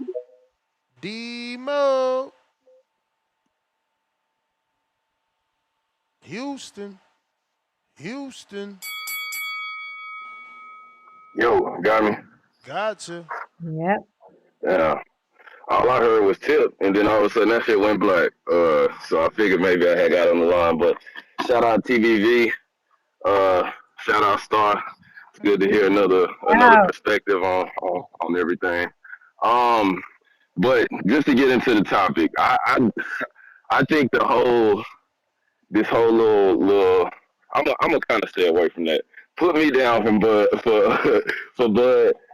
I want to go decision. I want to go decision, but at the same, well, I'm gonna go ahead and say decision. I see it going either way, but I just see him winning regardless. And you can really Right. put next to mine. You can put next to mine that I got Bud. You can put next to mine that I think he just gonna, like I said, he gonna be better on the inside, which is gonna shock everybody. So like I said, Gotcha. I think he's just gonna be the better man inside. Of course, we know they both can box. They both got dog. They both can finish. You know, they both got defense. So it's just, I think it's gonna come down to obviously the inside. I'm not worried about him taking the power because if he needs to, he can move. You know, regardless what niggas say, he can say fuck what y'all saying and stick to his game plan. If his game plan say I can't take the power, let me move. So you know, it can go however it go with that shit. But the code thing, like I said, I really want to stay away from it because I agree with certain parts of both sides. You know what I'm saying? We done seen it where the code ain't really followed in certain situations. We done seen it followed in some situations, but this one, after finding out that Canelo said what he said, that Boots reached out to him, it's I agree with the timing thing. That's what I can say. I agree with the timing thing. But Canelo is also smart. It's just like any other situation. He took advantage of it. Like he knows the magnitude this come with. He know that Boots isn't Crawford, but he's similar. Not gonna say close to, but he's similar. And of course, we know they got their little back and forth beef. So you know what I'm saying? I'm not gonna say beef, but they little back and forth. So he like, well, why not take advantage of this? Bring Boots into my camp. Whether he's been there, like we said, he could have been there before. Could have been there any other year, any other time. We still don't know whether that's true or not. We only seen these pictures around this time, so Canelo could be playing it smart. You know, this is a mental warfare game. Obviously Crawford don't give a fuck, so most of the fans shouldn't. But the fact that he tried it, it shows you that he's thinking about Crawford the same way that Crawford thinking about Canelo, because he's taking it serious. You ain't gonna go to them extents to even try any mental warfare type of shit like that if you don't feel, you know, any threat to this man. So he know he know Crawford is a threat, just like Crawford know he a threat. But yeah, put me down. I got Crawford better on the inside, and that's my call. Gotcha. You may feel like it's your time, but it's not your time. Alrighty then. We got Jay Lidslow. What up?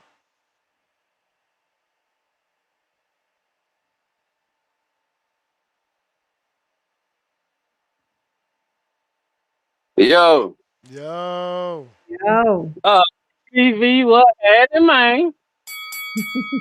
What happened? Put you I ain't down nothing. for Canelo? We putting you down for Canelo? Start getting the list together. Yeah, right. In another lifetime, which will never be. Nah, I ain't messing with no Canelo. I fuck with him though, but not on this fight. I got Bud Gotcha. either by decision or knockout. I said it. I said it. Whatever. Hey, What? I said it. Y'all gonna understand Bud after this damn fight. Yeah, trust me, if you never have before, you will this time. But check this. I know start taking a list down this, right? Oh, first of all, let me say, ain't nothing wrong with Boots did. I'm just saying that. I ain't getting into all the other bullshit. Start taking a list for right now. But next, let me ask you a question. This is just for funs and kicks. The people that's coming to the fight as they sign in or however that shit go, can they like put ask us who we going for so they can put that shit like right next to our name or something? Just something for like little funds and giggles. Ain't nothing serious. You know I what I can mean? see what we can do. That'd All be right, cool cool. beans. Second, hey, is the weigh in free? I believe so. But I'm pretty What sure you what what might need tickets for that motherfucker. time? What time that thing crank up? I will have to check. Hold on. Bet. Star, how you liking it on TBV? I am loving it. I'm loving it. I've been listening for a few years, so just getting in the mix and it feels good. It feels good. Good stuff. Good stuff. Yep. Feels good. So the weigh-in is today. Doors open at 5 p.m. and the weigh-in is Oh at shit! Hold 6 on. p.m. The weigh in today? Tomorrow, excuse me. Tomorrow, Oh Friday. man. Friday the Okay, 12th. big. Friday the Hey, 12th. 5 p.m. Doors open. 6 p.m. weigh-in. big. Shit, I land at 10:47 in the morning, man. I'm Oh, you coming. I only good? got 2 stops. The MGM Grand to place my bet and to pick up some of that thigh. Yeah, you understand me, man? I'm coming. And for everybody, shout out to everybody. I don't give a fuck who you going for. And I do want to say one thing on that race shit. I wasn't trying to get into it. I'm gonna say one thing. If you go for somebody just for their skin color, bruh, I don't even know if you're a real boxing fan. So, Star, I'm gonna ask you a real question real quick with 3 of them. Between Benavides and Andrade, who you went for? I went for Benavides on that one Can I ask you why? because I just thought, well, Andrade, my husband, like knew him in the past. I just never really, I wasn't into boxing when he was really fighting a lot. But I had Mhm. seen Benavides in a couple of matches before that fight, so I just felt like he was a better fighter. Cool bean. And what's your ethnicity? I'm black. Okay, so you chose, and I did too. So I asked that simple question simply to say it's based on skills. It ain't got shit to do with Yeah, nobody color. You understand yeah, what I I'm saying? agree. But shout out to you, Star. Shout out to you, Ness. Shout out to everybody. I'm out there, Cal. See y'all in motherfucking Vegas. Let's go. Turn up. JT.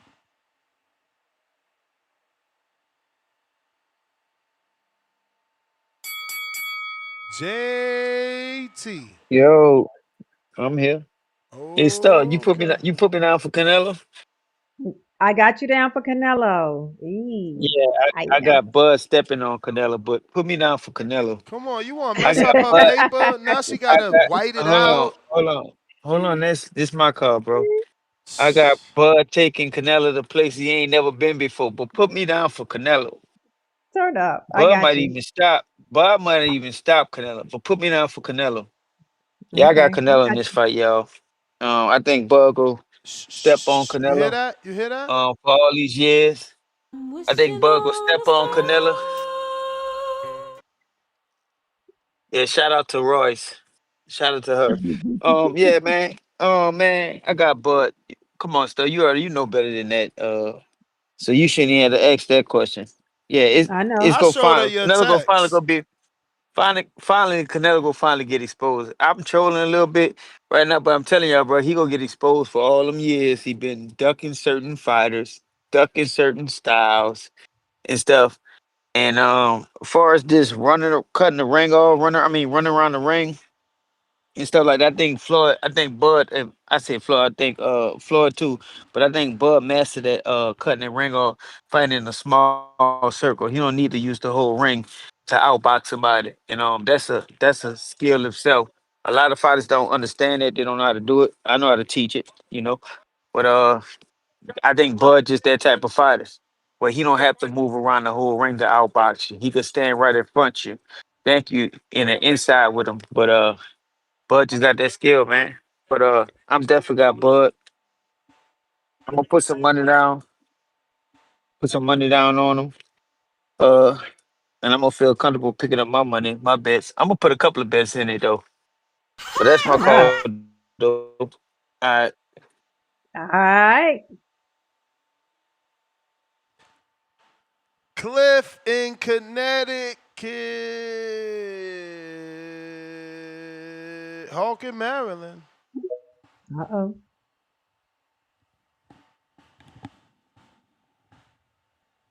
Yo, Yo. Yo. what's up, Ness? What up? Hey, ain't too much. How you doing, Star?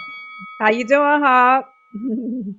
Cool, cool. So you done went from a superstar to a beautiful star. You still reaching for him either way, Turn Ness. You still up. reaching for him. I I hear you. All appreciate right.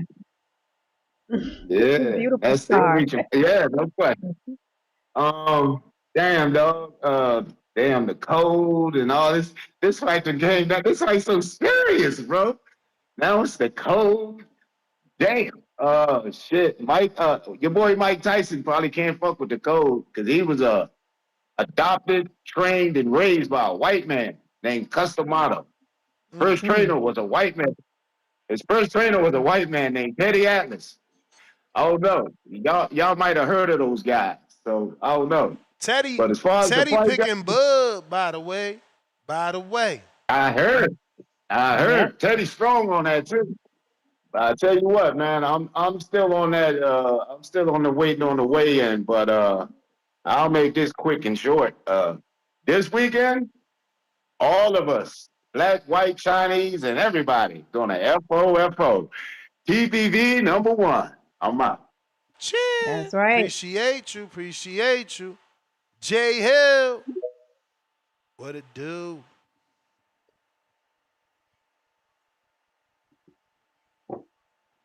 Yo, Yo. Yo, yeah, what's up? What's up, Star? What's what's happening? up? What's good? Yeah, what's up, man? Man, go ahead and put me down that Bud, man. Put me All down Bud, right. man. Gotcha. I was going